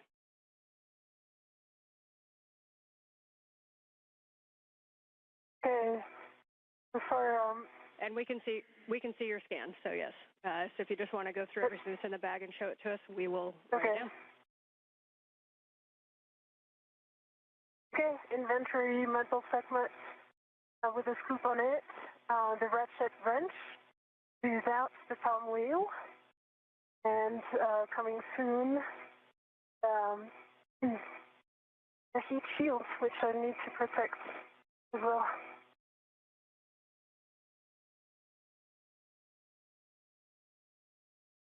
That's a good inventory, so you can pack that one up and get it on your BRT.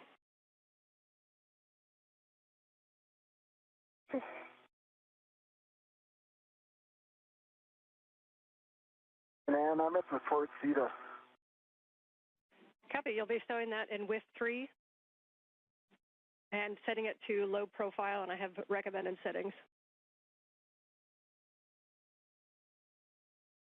Okay. Go for settings. Copy. It is 6 Papa Papa Fox 6. 6 Papa Papa Fox 6. And that's that top left WIF. 6 Papa Papa Fox 6. I'm at the top left WIF. Copy. And big thing too is we want to make sure that the ingress aid is low profile and won't move, so it's tightened up there.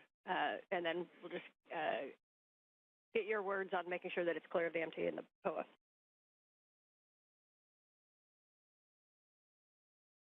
Copy all.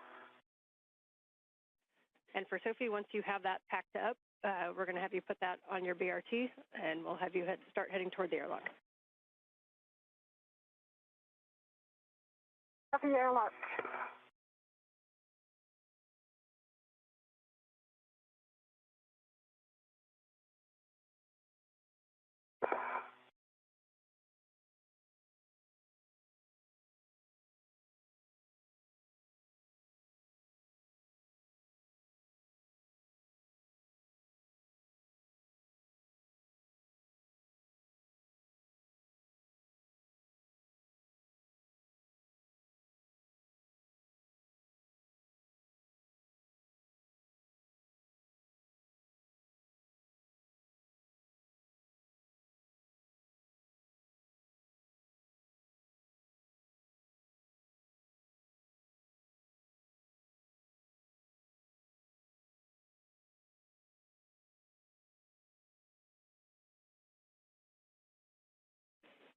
Big picture for both of you as you're working your tasks. Sophie, we see you work in the bag, and Neil, we see you work in the APFR. When we're done, we're going to have Anil head down to ESP2, and pick up the APFR that you previously gave us the inspection on, and we're going to have you relocate that to Z1. And for Sophie, you're going to grab that medium ORU bag, and you'll be heading back to the airlock. And we don't have any further tasks, so you can take your time and enjoy the view while you do that.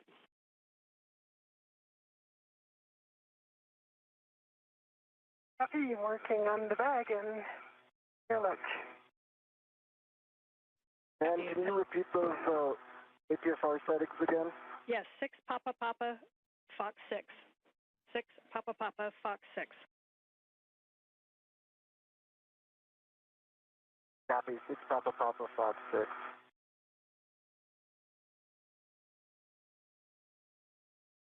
And for a picture in your mind, the boot plate should be kind of facing toward the MT.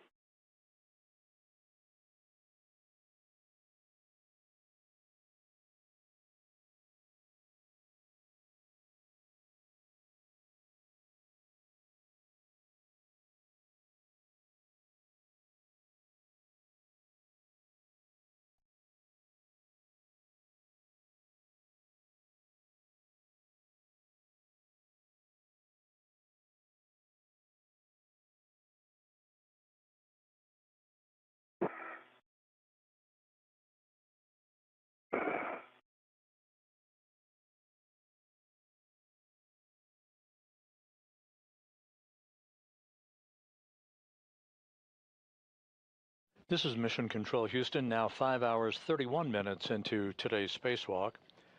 Sophie Adenot is cleaning up her part of the spacewalk paraphernalia that she has operated with throughout the course of today's excursion outside of the Quest airlock. Anil Menon will relocate an articulating portable foot restraint from one of the stowage platforms right outside of the Quest airlock to the Z1 truss nearby, and will join Adenot back in the airlock. We will not pursue a get-ahead task involving ISS microorganism swabs today. That'll be deferred to another day.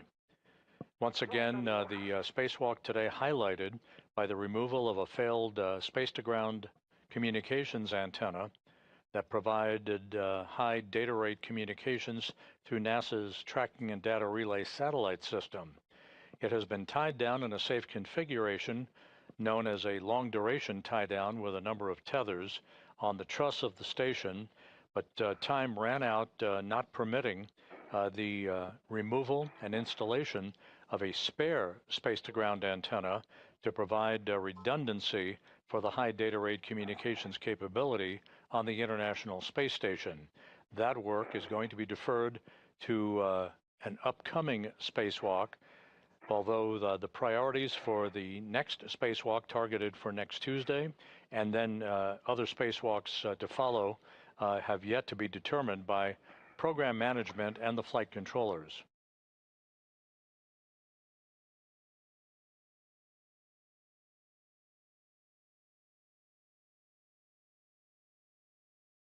Okay, 6, Papa, Foxtrot 6, set, and whisk 3, locking collar, black on black, good pull and twist test, and it does look low profile. I'm sure you can see it in the HECA. Copy, that's a good config. So this time you can move back to retrieve your crew lock bag, and you'll go down toward the airlock. You can drop your crew lock bag off and then pick up the APFR.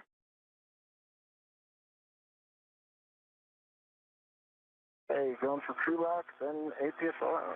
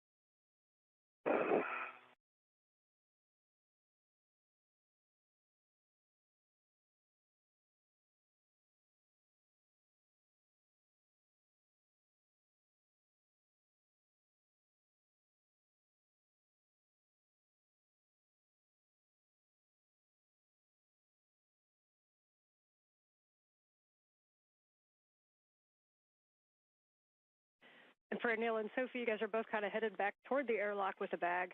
You guys can work out the choreography yourself, but so Anil, when you get down there, if you want to attempt stow the bag, and then Sophie can put both bags into the airlock while you relocate the APFR, that may work. That looks like a great idea. The timing works out.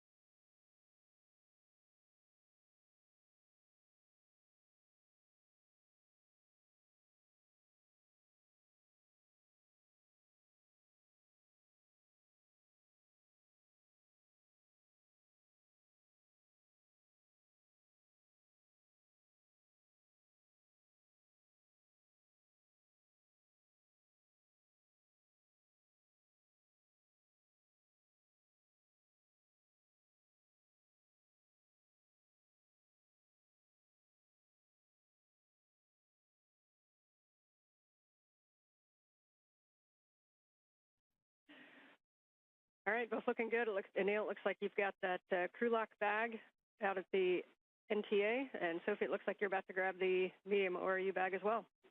How are you guys feeling? Yeah, it is on my VRT. I'm about to do a final check before heading back to the airlock.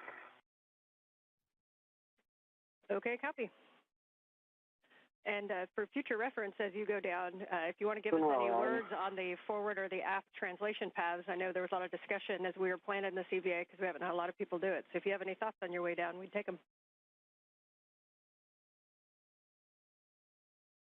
All right, let me wait before, and I'll give you the information.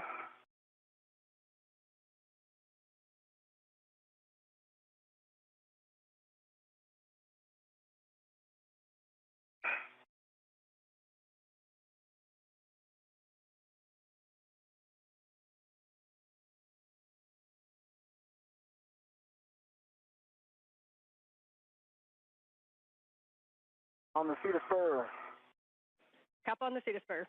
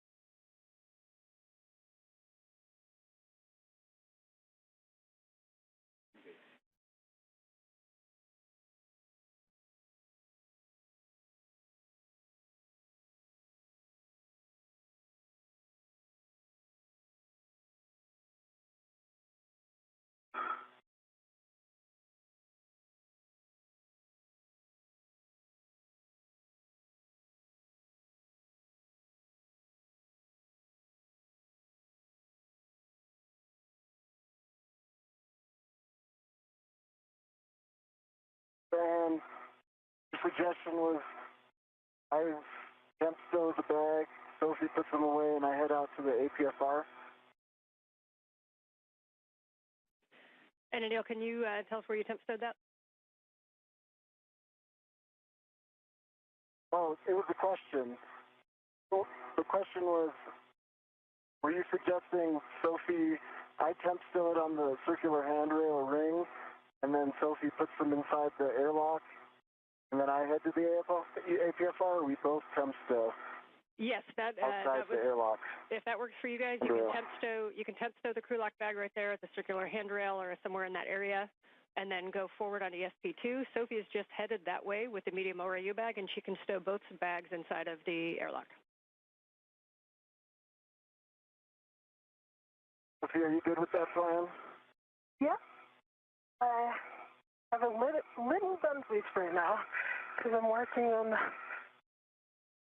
my translation. But it's okay. Anne can repeat it when you get here. Yeah.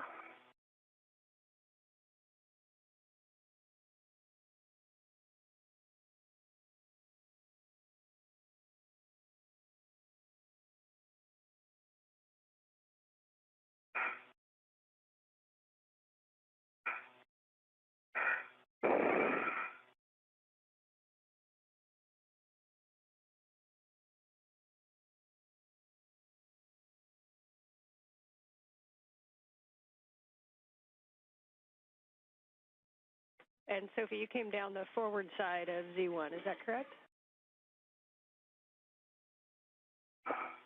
Yes, because the antenna was on the aft side, and so now I'm still working on it.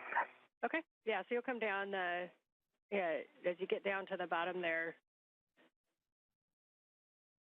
you'll see 6024 and then WIF 9, and at that point you could either kind of reach over to the high pressure gas tanks, or you can go more zenith and you'll see handrail 6005 and you can get the high pressure gas tanks from there.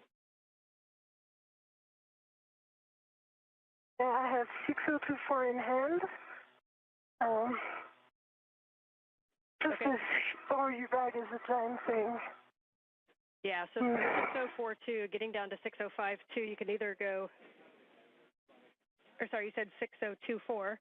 So from there, you can kind of go starboard to the gas tank, or if you go down nadir to 6005, then it's a little bit of a shorter reach over to the gas tanks. Yeah, I'm trying that.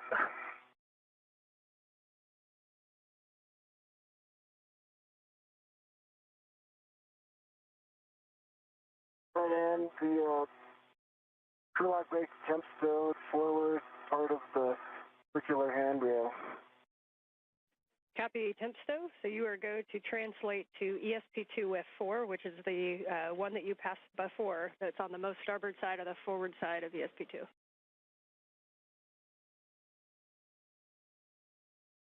Okay. And Sophie, that part you're in right now is I'm one of gonna the go back trickier parts. out. Okay. Yeah, I'm gonna go back out. Okay. If you want to go back up to the side. Okay. Yeah, if you want to go right back up, you'll go up, you'll hit 6039, and then on the triangle on the forward side is handrail 6041, and then from there it's where you were before. And if you get into position kind of almost where you were in the handoff, from the aft side of that triangle over to the handrail that's below the trunnion pin is a pretty close reach.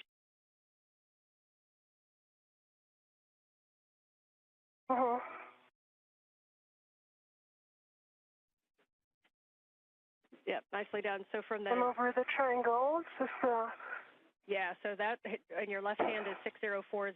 If you reach from that down below the trunnion pin, you'll see handrail 6003, and that'll take you right down the aft path.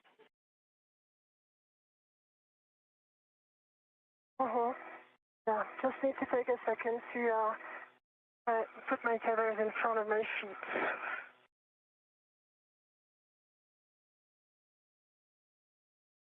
Good call. Slow and careful.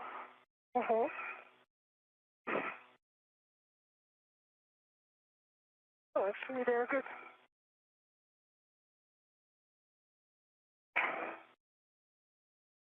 Okay, mindful also about the antenna. Yep, nicely done. You'll go 6003, 2, 1, and then you'll be able to reach across. Yeah. This antenna, Between the antenna and the satellite, it's kind of tight here, but yeah, it can work. That's super helpful information to see that forward path. We'll take your words on that tomorrow. Yeah.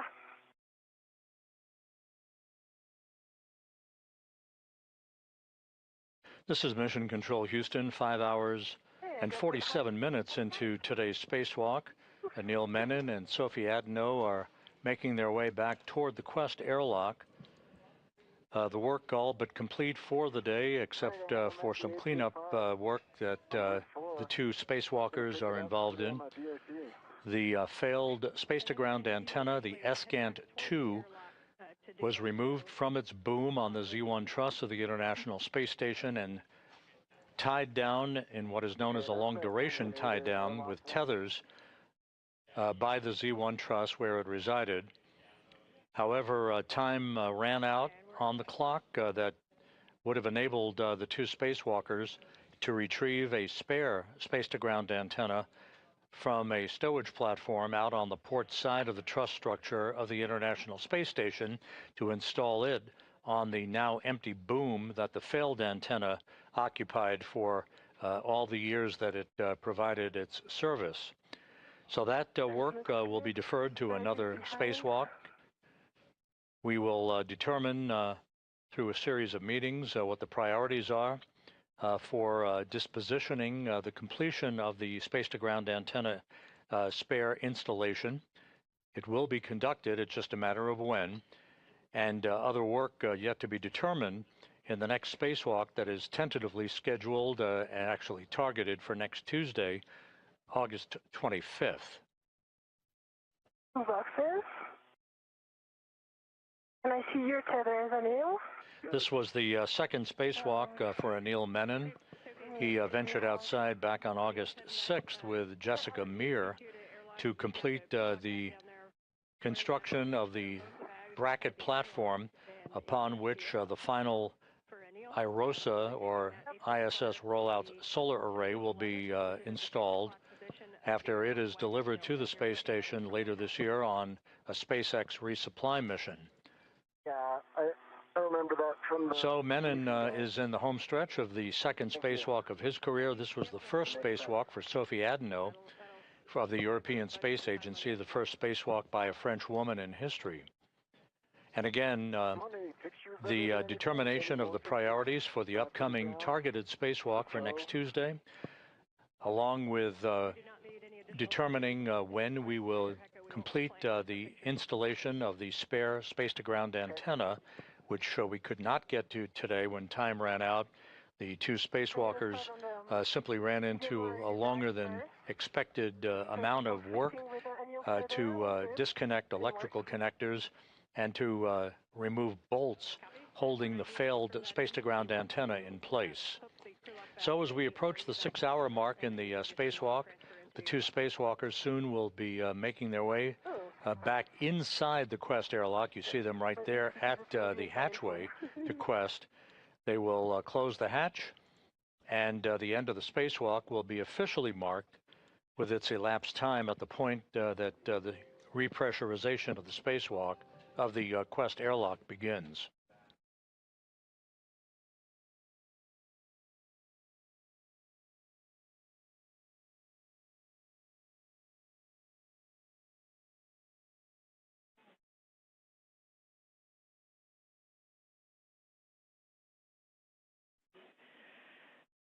Anil, question for you when you came off the port seat cart. Did you happen to tap the brake pedals?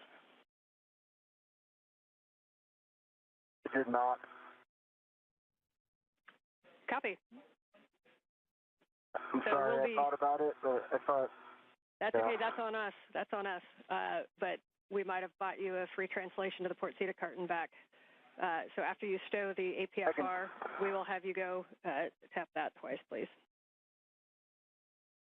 Hey, win for me. Anil, your tethers look good. It's not in my way, so opening the thermal hatch now. Okay, sounds good.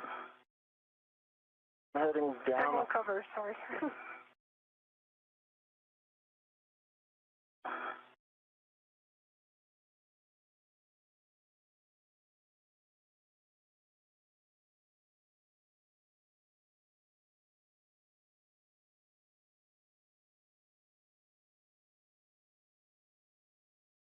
So once again, to recap, the failed space-to-ground antenna was removed, albeit with a longer period of time to disconnect electrical connectors and remove bolts holding the failed antenna in place on the Z1 truss. It is now in a safe configuration, securely tied down to the truss on the International Space Station. Ultimately, it will be moved to the external stowage platform number 3 on the port truss of the International Space Station. That slot is currently occupied by the spare space-to-ground antenna that was first delivered to the International Space Station on the STS-127 mission in the summer of 2009. Time ran out for the two spacewalkers to be able to accomplish that task today. It will be deferred to a future spacewalk. The next spacewalk is scheduled for next Tuesday, August 25th. Whether or not the space-to-ground antenna installation of the spare makes it to that spacewalk next Tuesday or not is going to be the subject of some discussions over the next several hours. 11, I'm going to just get situated and then I'll be ready for those settings. Copy. And Sophie, you are go to open the thermal cover when you need to. Yeah, I just verbalized it. Did you get it? Like, it was like 5 minutes ago? Yes, we see that now. Yep. Okay, great news. And Anil, I see your tethers.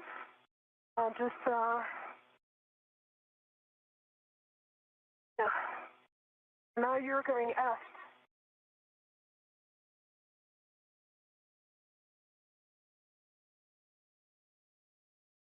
Okay, ready for those settings, Ann?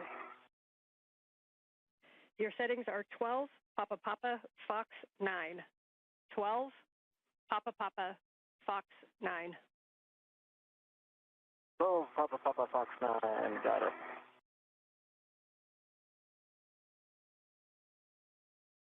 All of the bags are bundled together and ready to my BRT rep. Okay, we copy the bags are ready together, and you'll go to transfer those in the airlock. Uh-huh.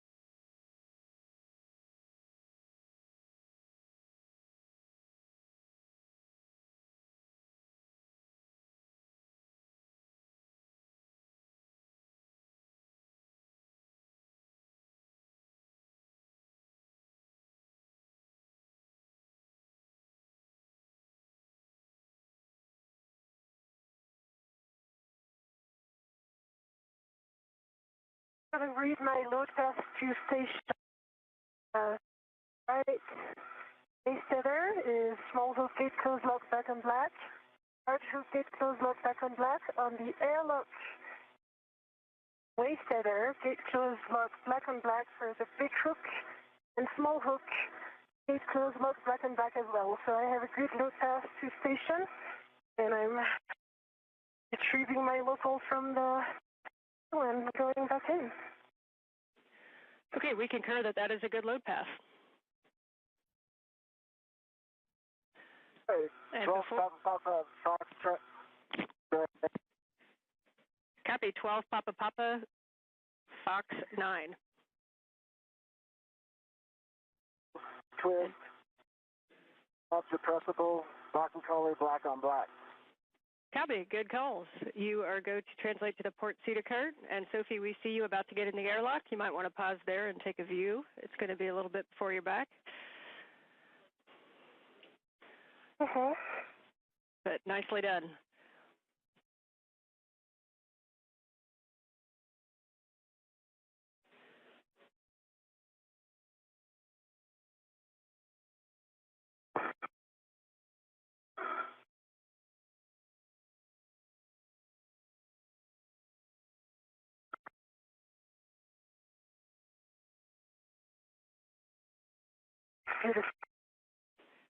Okay, and Anil, before you start your translation, we'll take a glove and a hap check, and then we'll send you back out there. Okay. Anything I can help with, Anil? Oh, I'm in a good spot. Right, glove, right index finger has a few small marks,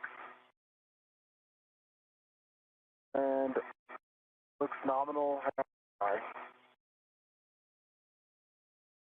And copy for Anil, thanks. And for some pretty small, some small dark spots in it, not bigger than a fingernail. And there's also another on the left thumb.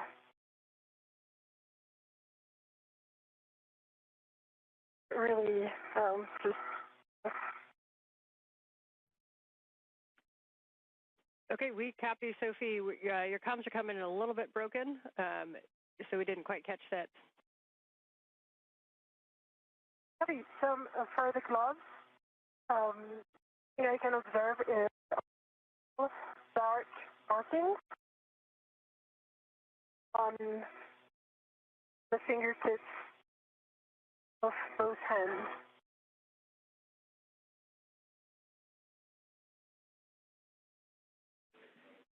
Okay, we copy, thank you. You're welcome.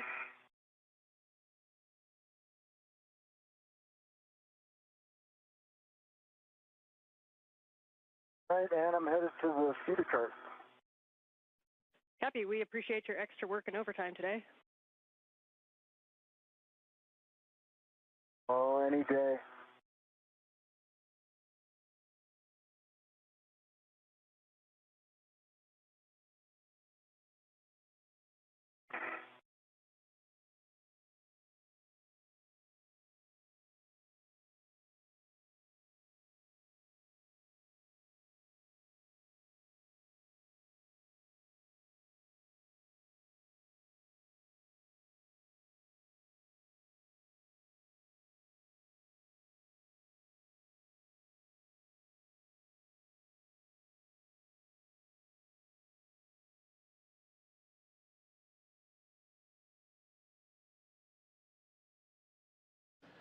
This is Mission Control Houston. We've just passed the 6-hour mark in today's spacewalk. Anil Menon and Sophie Adenot soon will be back inside the crew lock section of the 2-compartment Quest airlock. They will close the hatch behind them and begin the repressurization of the airlock to mark the end of today's spacewalk, highlighted by the removal of a failed space-to-ground communications antenna. Although time did not permit the installation of a spare that continues to reside on a spare parts platform on the port truss of the International Space Station, that work to be deferred to a future spacewalk.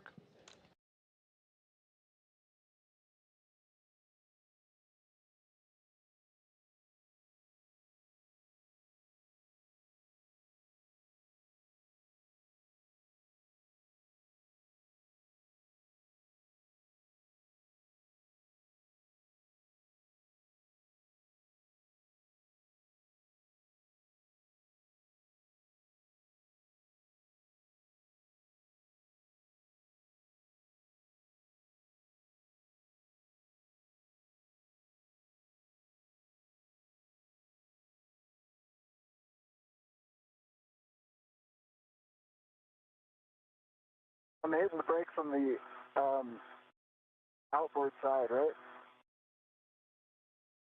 Inboard. Yes, that pedal that's right in front of you, that's correct. 2 pumps a day keeps the myrrh away.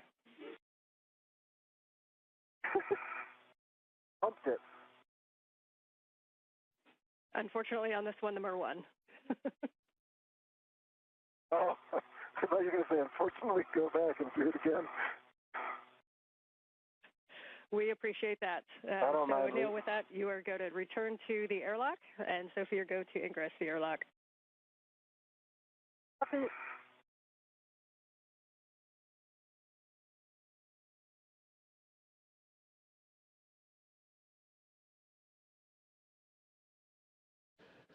Once the airlock repressurization begins and we stop the clock, we'll give you the official time for the elapsed time of today's excursion and other statistics associated with today's spacewalk. We will continue our coverage through the time that the crew is back inside the airlock and has doffed its helmets.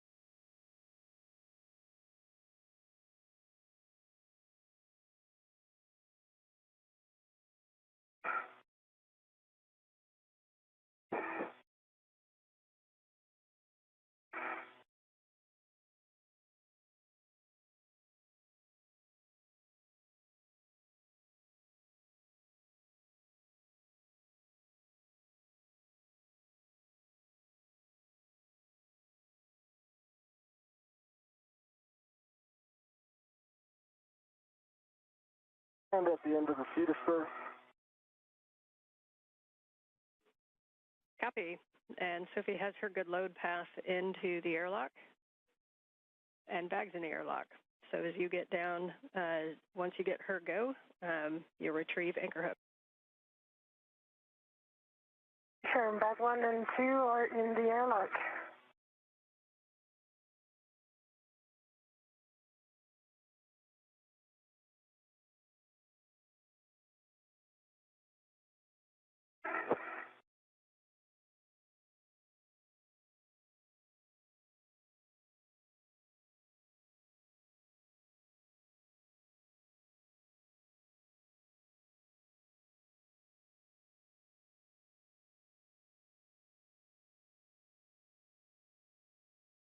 All right, Ann, I'm going to verbalize everything so I get this last part right, okay?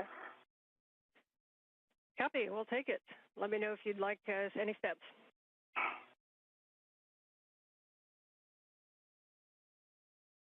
All right. My load path is through forward anchor hook, so I believe Sophie's got a load path to station, so I believe I'm go to take off the aft airlock D-ring, which is her anchor hook, EV2, and put that on my red reel. And Neil, we concur with that plan. Hey, Sophie? Yes, I concur. And I prepared all the bags really aft so that you can ingress.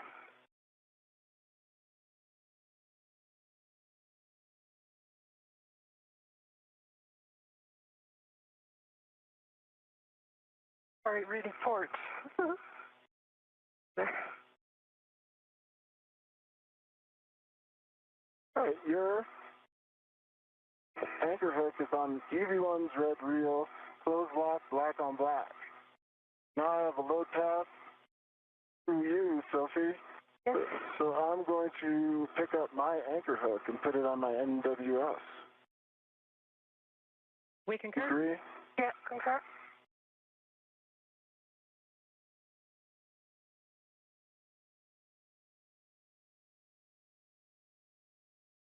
All right, I'm going to go ahead and ingress now.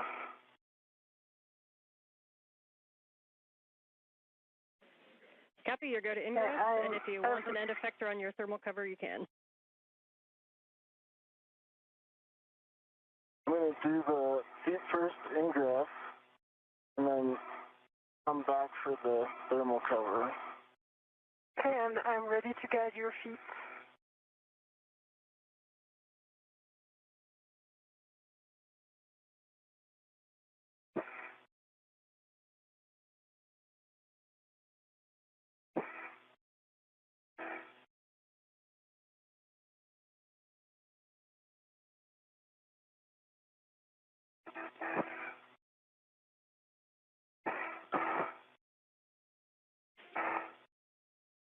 Okay, I'm going for the thermal cover here. Copy, you can close the airlock thermal cover, and we'll be attaching the integral strap to the magnetic plate D-ring and cinching until snug.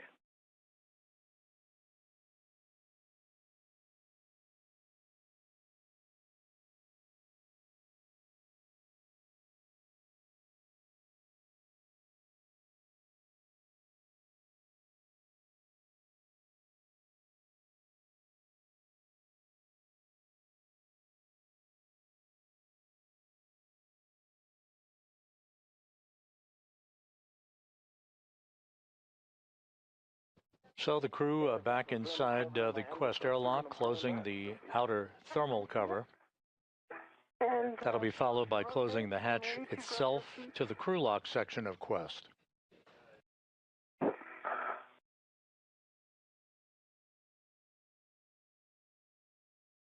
My cover is closed. I'm in. I'm going to do the strap now.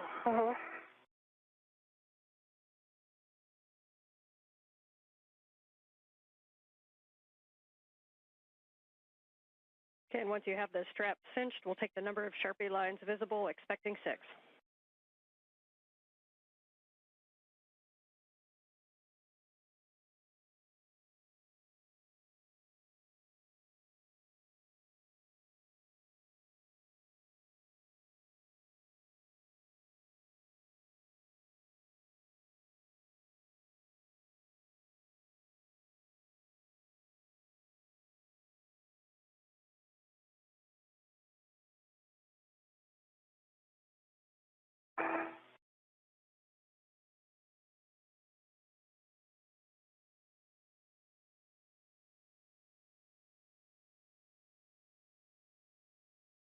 Hey, the map is on, and I'm pinching it.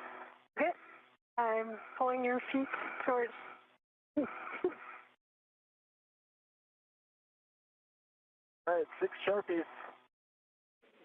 Copy, 6 Sharpies. You are both go to remove the SCU from the stowage pouches, remove your DCM cover, and connect your SCU to DCM and check locked. Copy.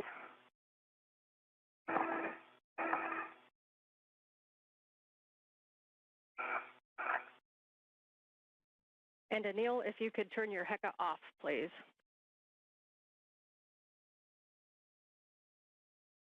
HECA is off.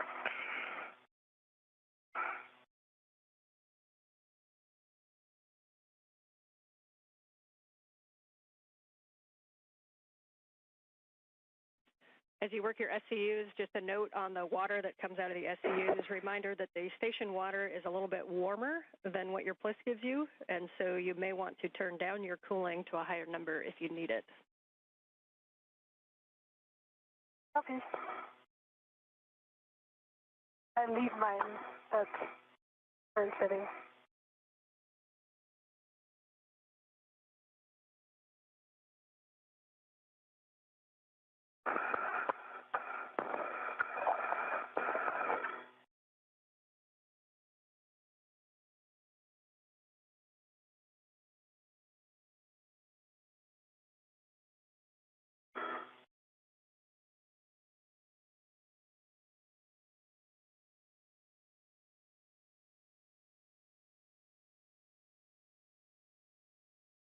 Hey, EV1's SCU on.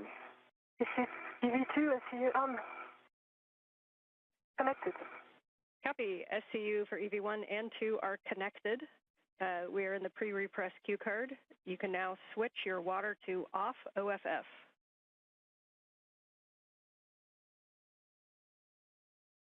EV1, water is off. EV2, water is off. Copy. We have a 2-minute wait here. Today definitely showed how well you guys can adapt. The strength of the plan is in the planning. And while we did a lot of things that were not on the nominal timeline, we did nothing today that we had not already planned for. Your ability to adapt and change to the plan is what made today successful. So thank you. And if it's, for the team, we went into this with a mindset of we wanted it all to go perfectly, and I think that's a great winning attitude. Things were a lot different than expected, but I would say that what I'm really impressed with is that all of those contingencies were well thought out, and I heard those plans by the ground team, Sandy Fletcher, Chris Dobbins, Lucas, the whole team had thought through all those scenarios. And it just, I think that the success of today really rests to you all there and MCC and everyone who put in some work planning this, because you really thought through everything, and I felt like we always had a clear pathway ahead, and I had even heard that pathway and studied it, so thank you all for that, and I'm just so grateful to work with you all today. And Sophie, if you'd like to add anything, please go ahead. Yeah, thank you. Yeah, what a day. I concur with everything you said. I would say that my deepest gratitude goes to everyone who made this possible, pioneers who came before us, but also the incredible teams working behind the scenes today. In this preparation, like being ready for the unknown, took a whole amount of people to be able to think everything through. And in the end, although it was a lot of unknown and unplanned, in the end, everything was kind of rehearsed and prepared. So well done. I would like also to thank you, Anil, for not only being an awesome EV1, but also a great friend. Jessica, Jack, thank you for helping us getting ready, paying attention to every detail that counts for such a big adventure. And finally, to everyone in Houston who made today's EVA a success, thank you. Because yes, even if we had a lot of unplanned things, it is a success. We are safe and the hardware is safe. You make us fly, you keep us safe, and you make moments like this possible. And finally, a very special thank you to you, Anne. From the very beginning of the preparation to every minute of today's EVA, your calm voice was always there to get us. You are simply outstanding, so thank you.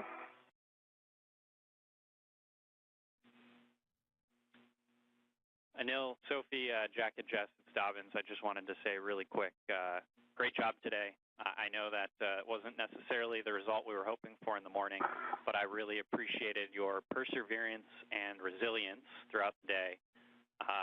Thank you for being prepared for all of the next worst failures, since I feel like we dealt with all of them for the first half of this EVA, and appreciate you working as a team, both with each other, the four of you, and with us. Without that, Escant would have been in a worse configuration than it is. We'll get back out there and finish this up sometime, hopefully before at least one of you comes home.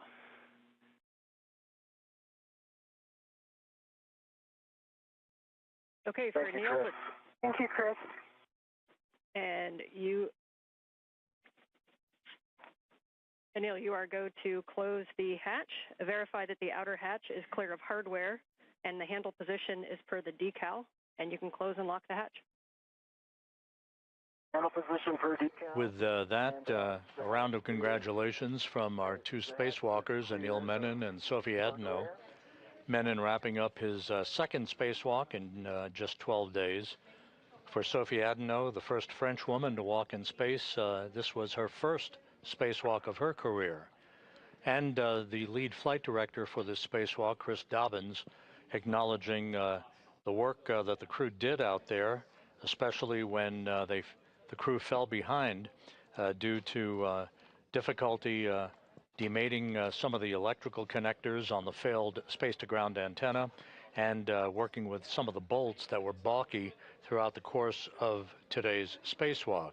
The failed antenna was removed, and it was left outside in what is called a long-duration tie-down configuration, safely on the truss in a good config.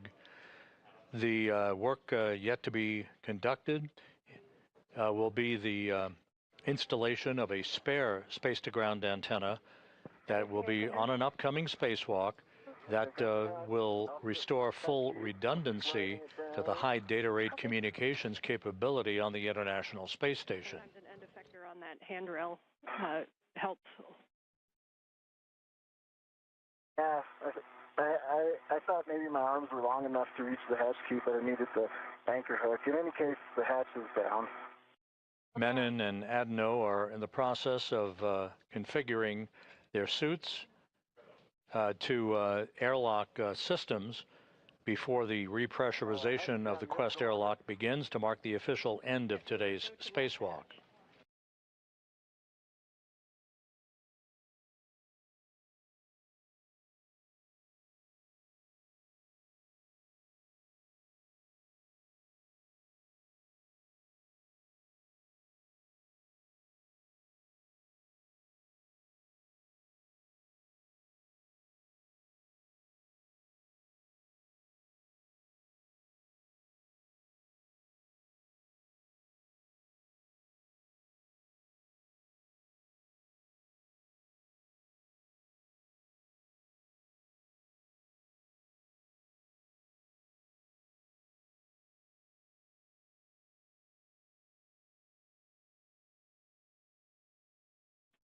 Ten seconds from a 20-second handover. Right.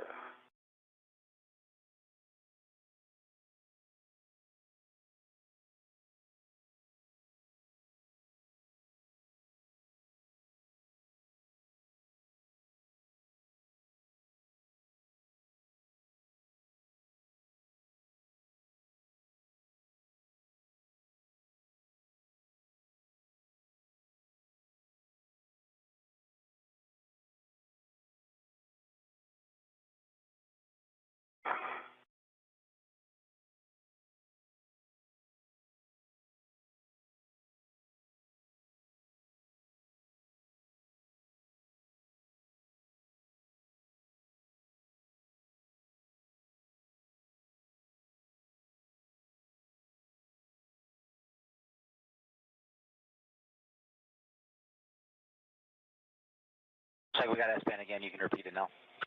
Hatch is locked. The locking mechanism is in place. Okay, I confirm, Houston confirms that the EV hatch is closed and locked. With that, I'll pass you off to the dream team of Jack and Jessica. All right, it's great to have all of Expedition 75 back inside the hull of ISS again, and we just got a few minutes to get you guys at the same pressure. Sophie, if you're ready, on the UIA, check that the oxygen EMU 1 and 2 valves, two of them, are open. Oxygen EMU 1 and 2 valves are open. All right, take the power for EV1 and 2 switches, there's two of them, and take that to on, ON. In work?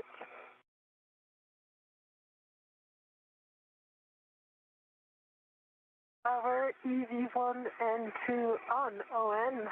Good green LED. The ON and two LEDs, can you verify the voltmeters on 1 and 2 for me? 18.8 and 18.6. So that's great. EV1 and EV1 only, take your power switch to SCU. Expect a warning tone. EV1, pushing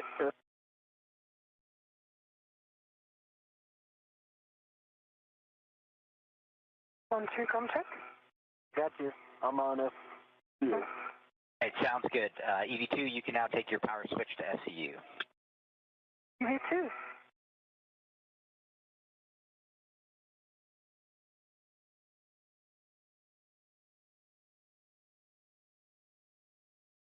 Power to SCU. Both EV1 and EV2 are on SCU power. All right, for both EV1 and EV2, take your O2 actuators to press. Okay. Or please verify on the DCM that it does say O2 position to press.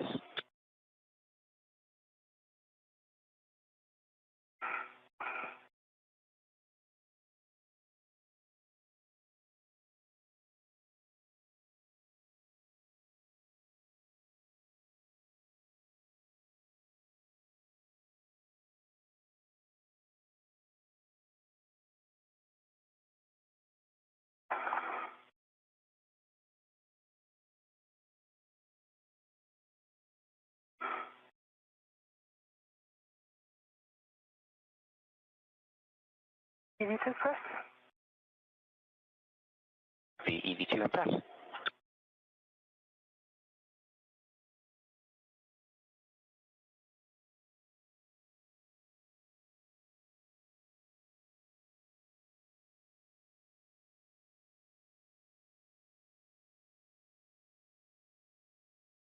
EV1 press. Right, EV1 press. We copy both EV1 and 2 in press. Awesome. Anil, would you check that the EV hatch MPEV is in the closed position? MPEV is closed. All right, we are going to take the IV hatch equalization valve to start the repress. You guys should get an alert tone as we start.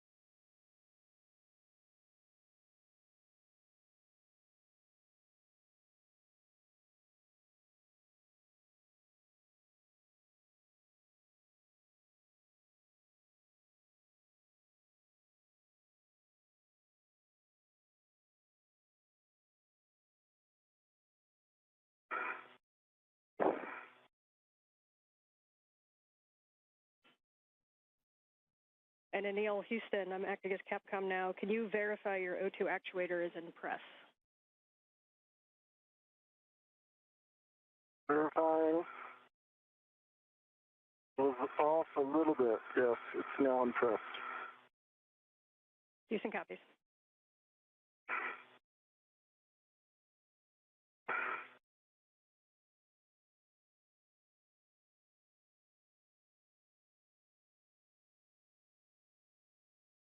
Jack, can you go down the rate? Go down the rate.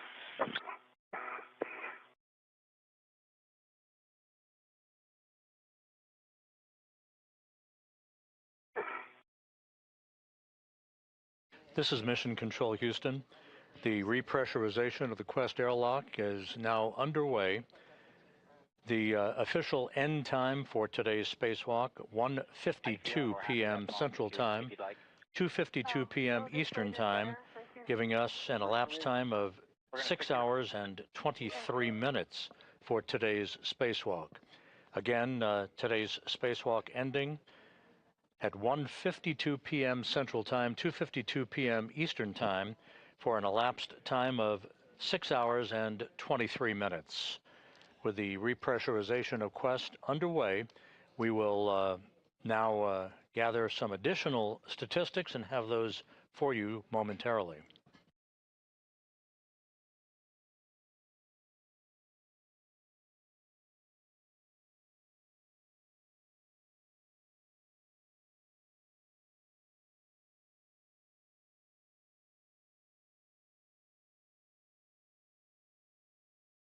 Right, we're passing up through 2 PSI on our way to 5. Copy.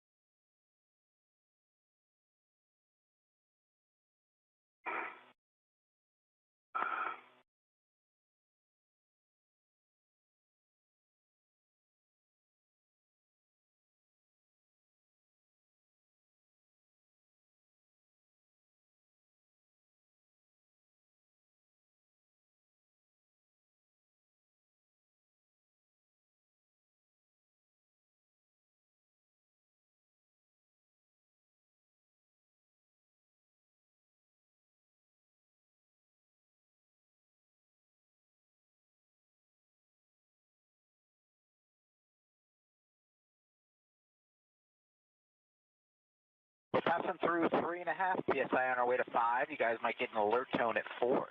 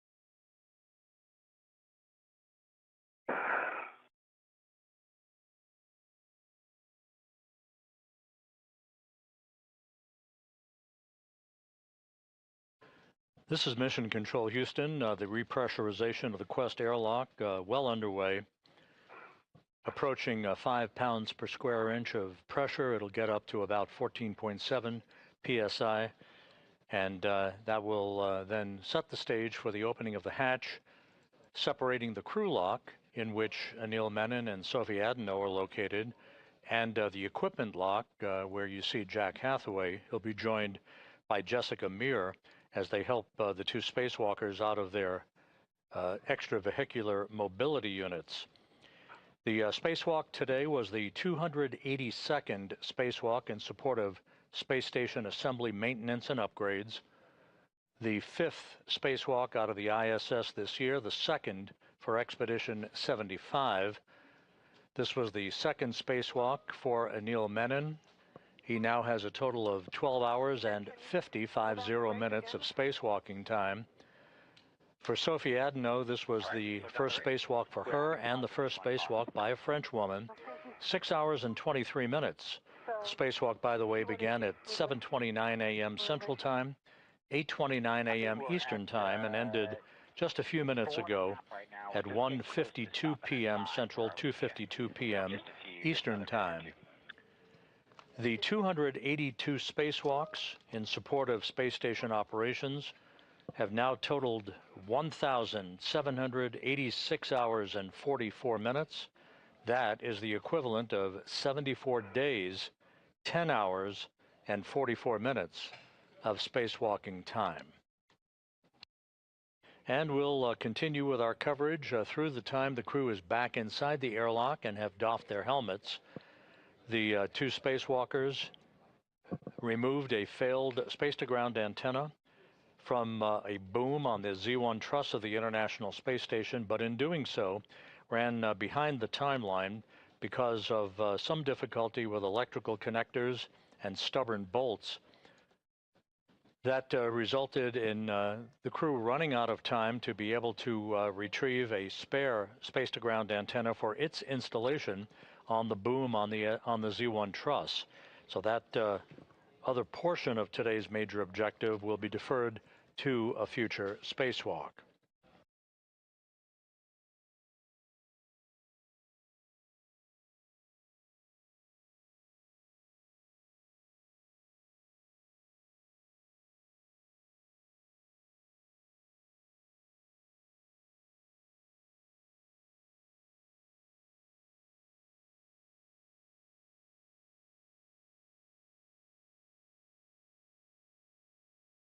Hey, welcome to 5 PSI. I've paused it, and we're going to pause for 2 minutes while the pressure stabilizes before we do a 1-minute leak check.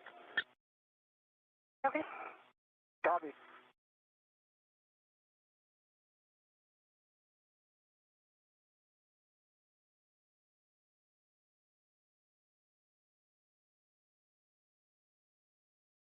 And the repressurization of the Quest airlock paused momentarily at 5 pounds per square inch. It will resume shortly and bring the crew lock section back to equalization with the equipment lock.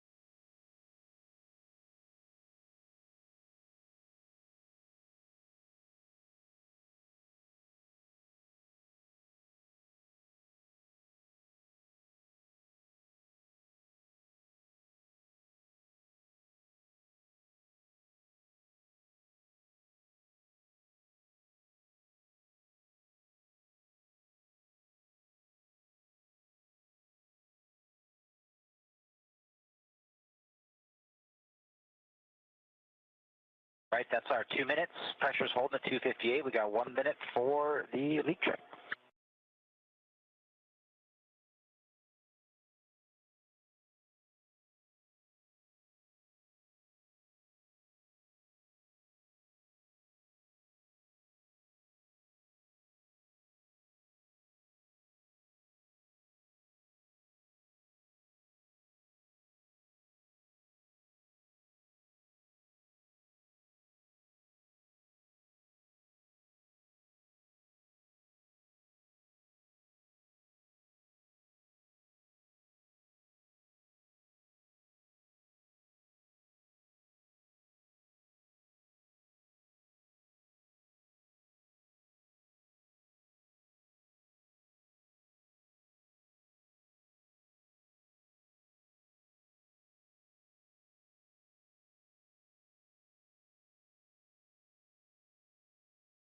Right, that is our minute wait, and the pressure is held steady, so that's a good leak check.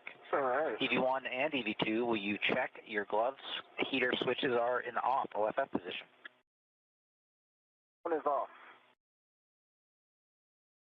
And 2 is off. All right, copy. Glove heaters are off, OFF for EV1 and EV2. Next, check your gloves for any contamination. I know you guys gave a glove report earlier. Is there anything you guys are worried about? Nothing worried about for EV1. Nothing I'm worried about for EV2. All right, copy. Sounds good. For step 9 into step 10, both EV1 and EV2, take your O2 actuators to IV. Good work. Good work.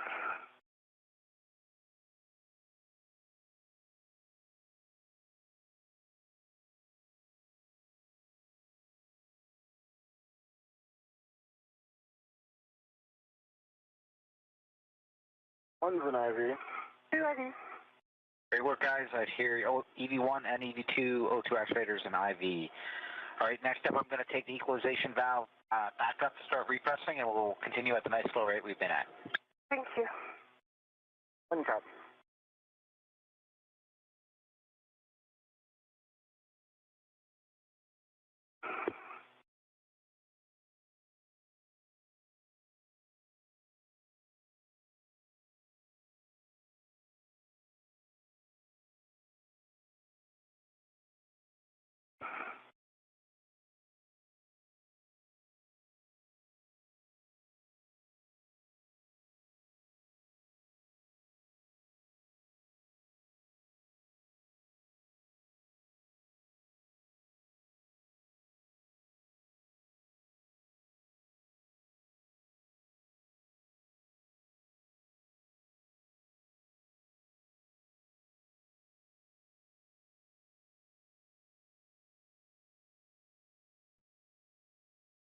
And airlock Houston We just want to let you know that if there's any symptoms that the EV crew has, and as Anil and Sophie, as you repress, if there's anything that seems to resolve that could be considered a symptom, like a Cup 1 symptom, upon repress, please report it to Jack and to us, and then we'll change actions going forward. But just wanted you to stay aware. Copy all. Okay.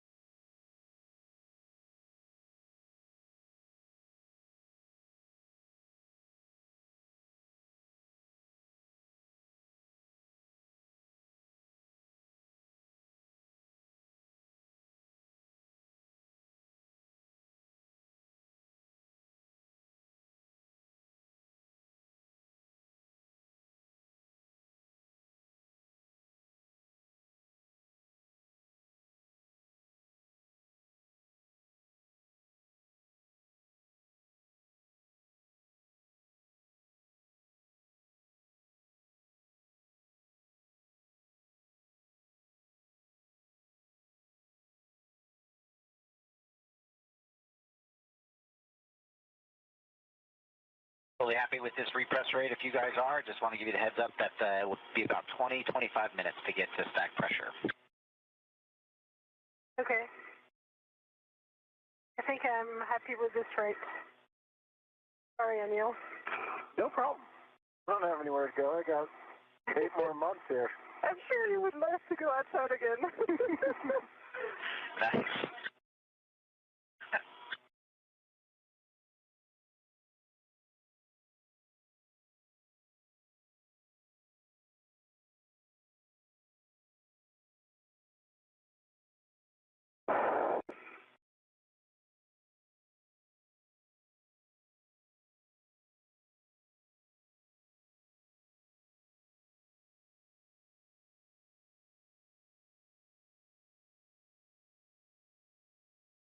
The repressurization of the Quest airlock is continuing. This should take a few more minutes to complete, at which point the hatch between the crew lock, where the 2 spacewalkers are located just beyond that hatch, and the equipment lock will be open, and Menon and Adenot will be helped inside to their respective locations on either side of the equipment lock walls to be assisted with the removal of their helmets and gloves. The spacewalk ended at 1:52 p.m. Central, 2:52 p.m. Eastern Time, with an elapsed time of 6 hours and 23 minutes for today's spacewalk, which saw a failed space-to-ground antenna removed and stowed on the truss of the International Space Station, setting the stage for the retrieval and installation of a spare space-to-ground antenna on a future spacewalk.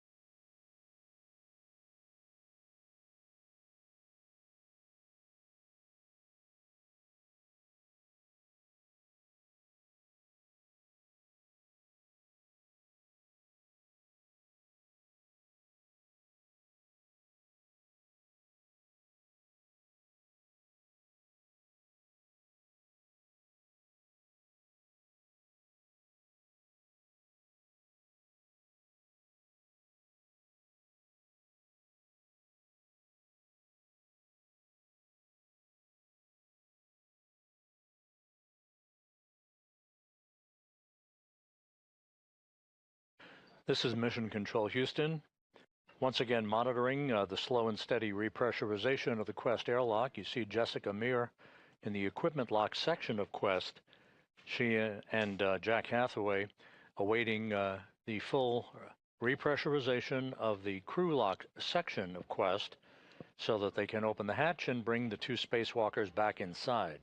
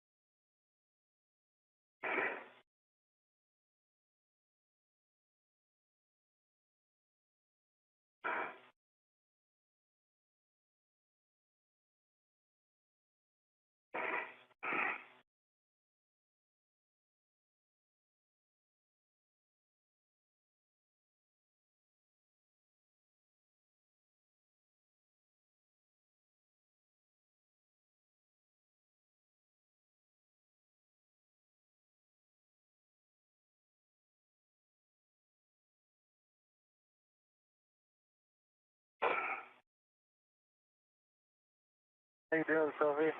Yeah, good. Sorry, I think this is really the max rate I can handle. Oh, no, I'm just checking in, that's all. Yeah, thanks. Thanks for checking in.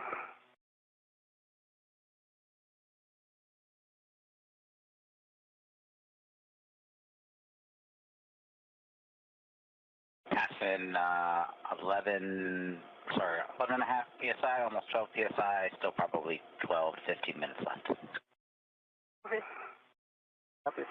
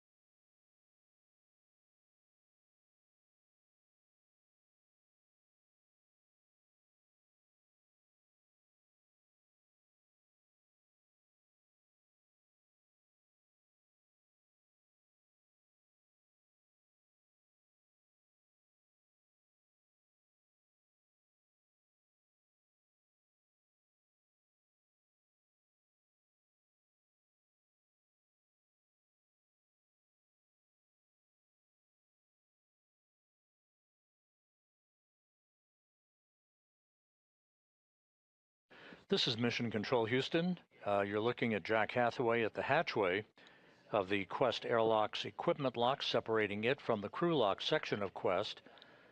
As we are almost complete now with the repressurization of the crew lock section of Quest, that will lead to the opening of the hatch, and Hathaway and Jessica Meir guiding Anil Menon and Sophie Adenot of the European Space Agency back inside the International Space Station's habitable volume.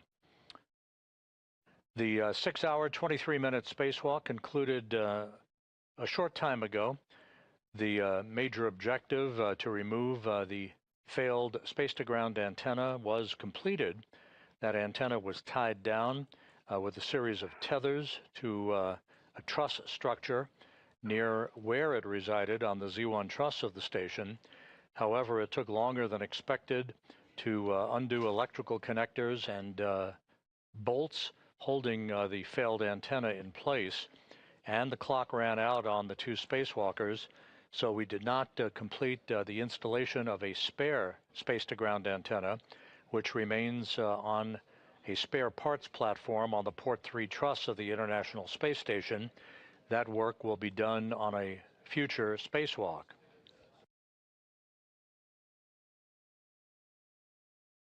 This was the second of 3 August spacewalks for Expedition 75. The next one is targeted for next Tuesday, August 25th.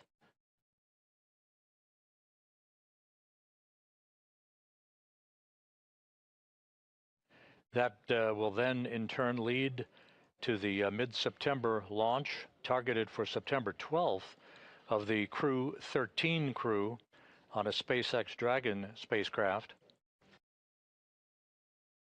Crew 13 to be commanded by Jessica Watkins. Associated with that flight, pilot Luke Delaney, Canadian Space Agency astronaut Joshua Kutrick, and Roscosmos cosmonaut Sergei Tetryanikov.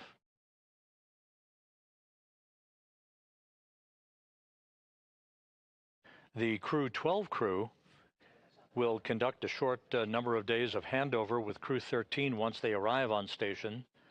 And Crew 13, led by Jessica Meir, that you see there in the sweatshirt, along with her pilot, Jack Hathaway, Roscosmos cosmonaut Andrei Fedyaev, and Sophie Adenot, will return to Earth to complete their mission on board the International Space Station.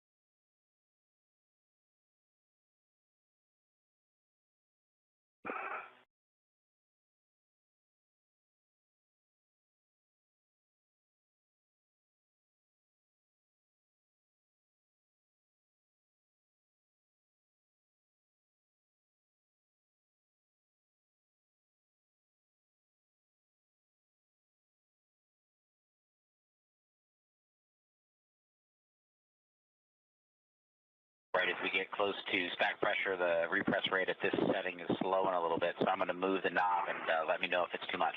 Okay.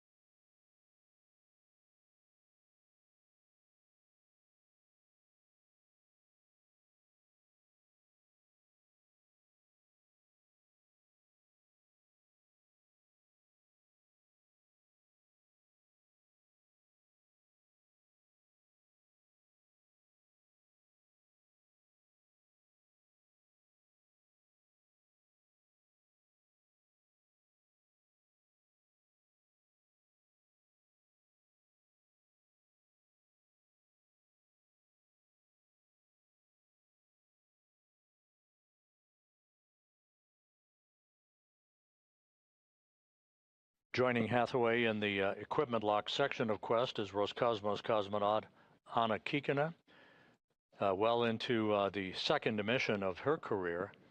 She launched with Anil Menon and Station Commander Pyotr Dubrov to the International Space Station. They launched on July 14th for the start of an 8-month mission on the International Outpost.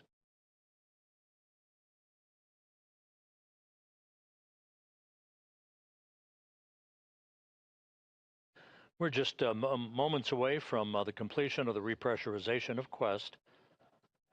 The repress has been conducted in a deliberately slow fashion, and once pressure is equalized across the hatchway, that hatch will be opened and the two spacewalkers will be back inside the equipment lock.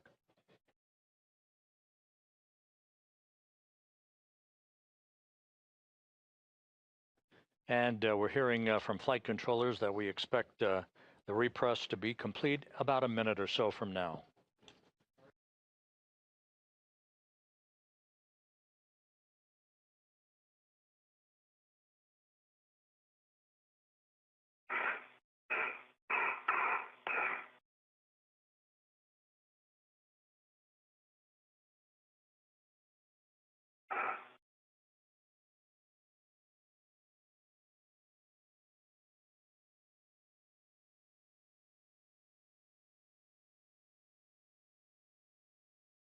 All right, we're passing 740 millimeters on our way to 750. You guys will get alert tone when we level off. Copy.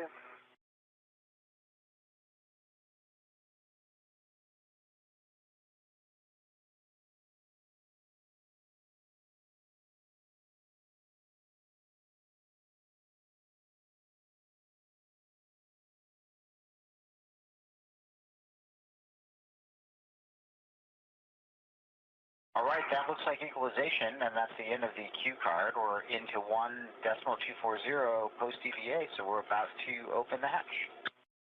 Hey.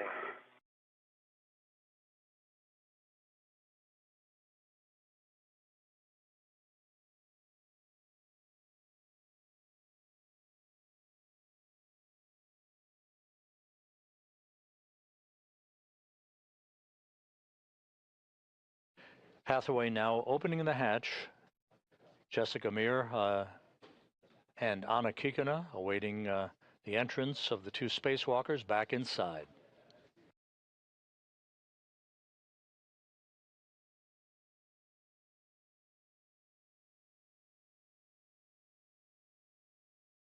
And the hatch is open.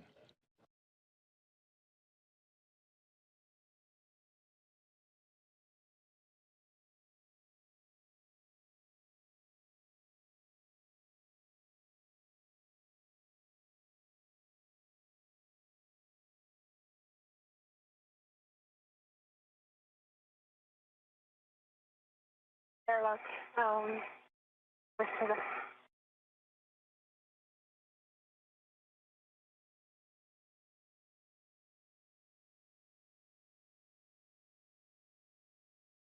Then your go for step 4, reconfiguring public calls. Houston copies. We'll take it. Sophie Adenot, the first French woman to fly in space, back inside the equipment lock with a big wave and a big smile.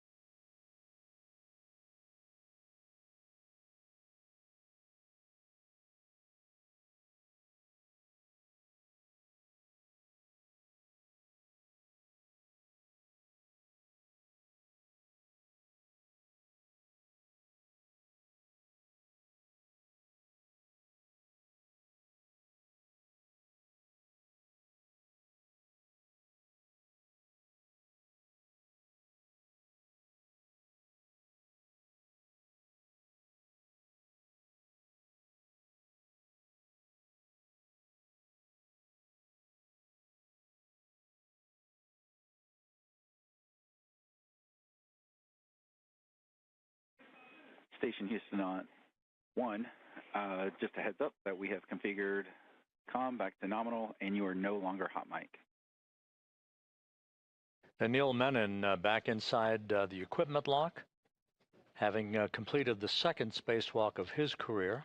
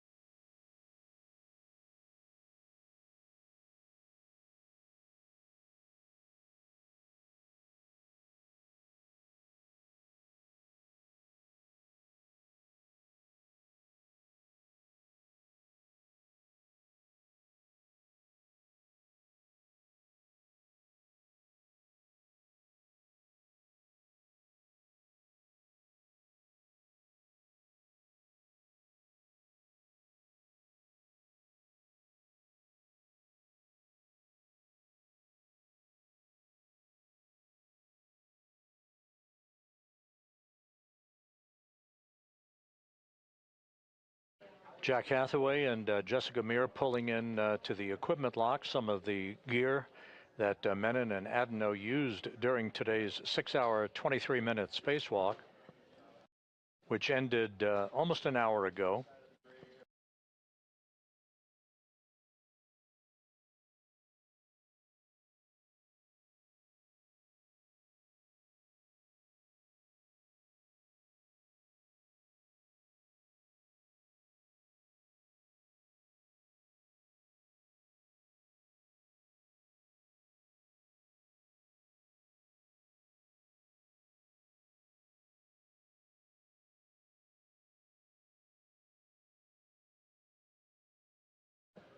We're in a handover between satellites on our tracking and data relay satellite system.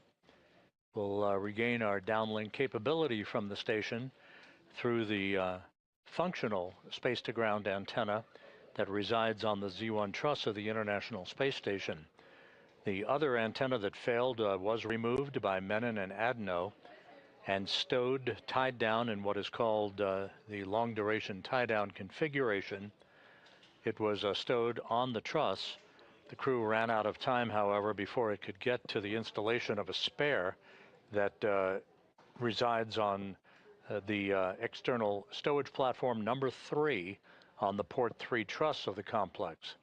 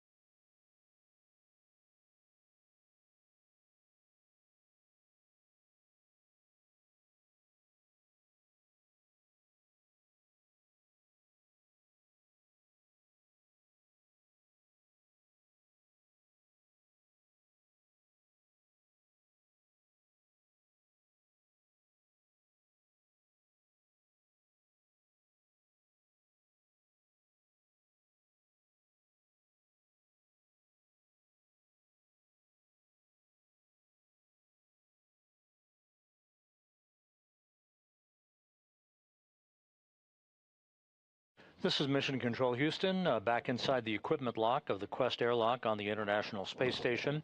Sophie Adenot on the left, Anil Menon partially obscured by a laptop computer on the right. Their helmets now doffed, their work for the day complete. A 6-hour, 23-minute spacewalk to remove a failed space-to-ground antenna from the boom it resided on the Z1 truss of the complex. The installation of a spare that has resided on a spare parts platform on the station since 2009 is forward work that was originally intended to be completed today. It will be deferred to a future spacewalk as officials will gather to determine the exact complement of work that lies ahead for the next scheduled spacewalk that is targeted for this coming Tuesday. In the meantime, the two spacewalkers, Adenot from the European Space Agency and Menon from NASA, their work complete for the day. They completed a 6-hour, 23-minute spacewalk, the 282nd in support of space station assembly, maintenance, and upgrades. We appreciate your attention throughout the day. Thank you for joining us, and for now, we'll sign off. This is Mission Control Houston.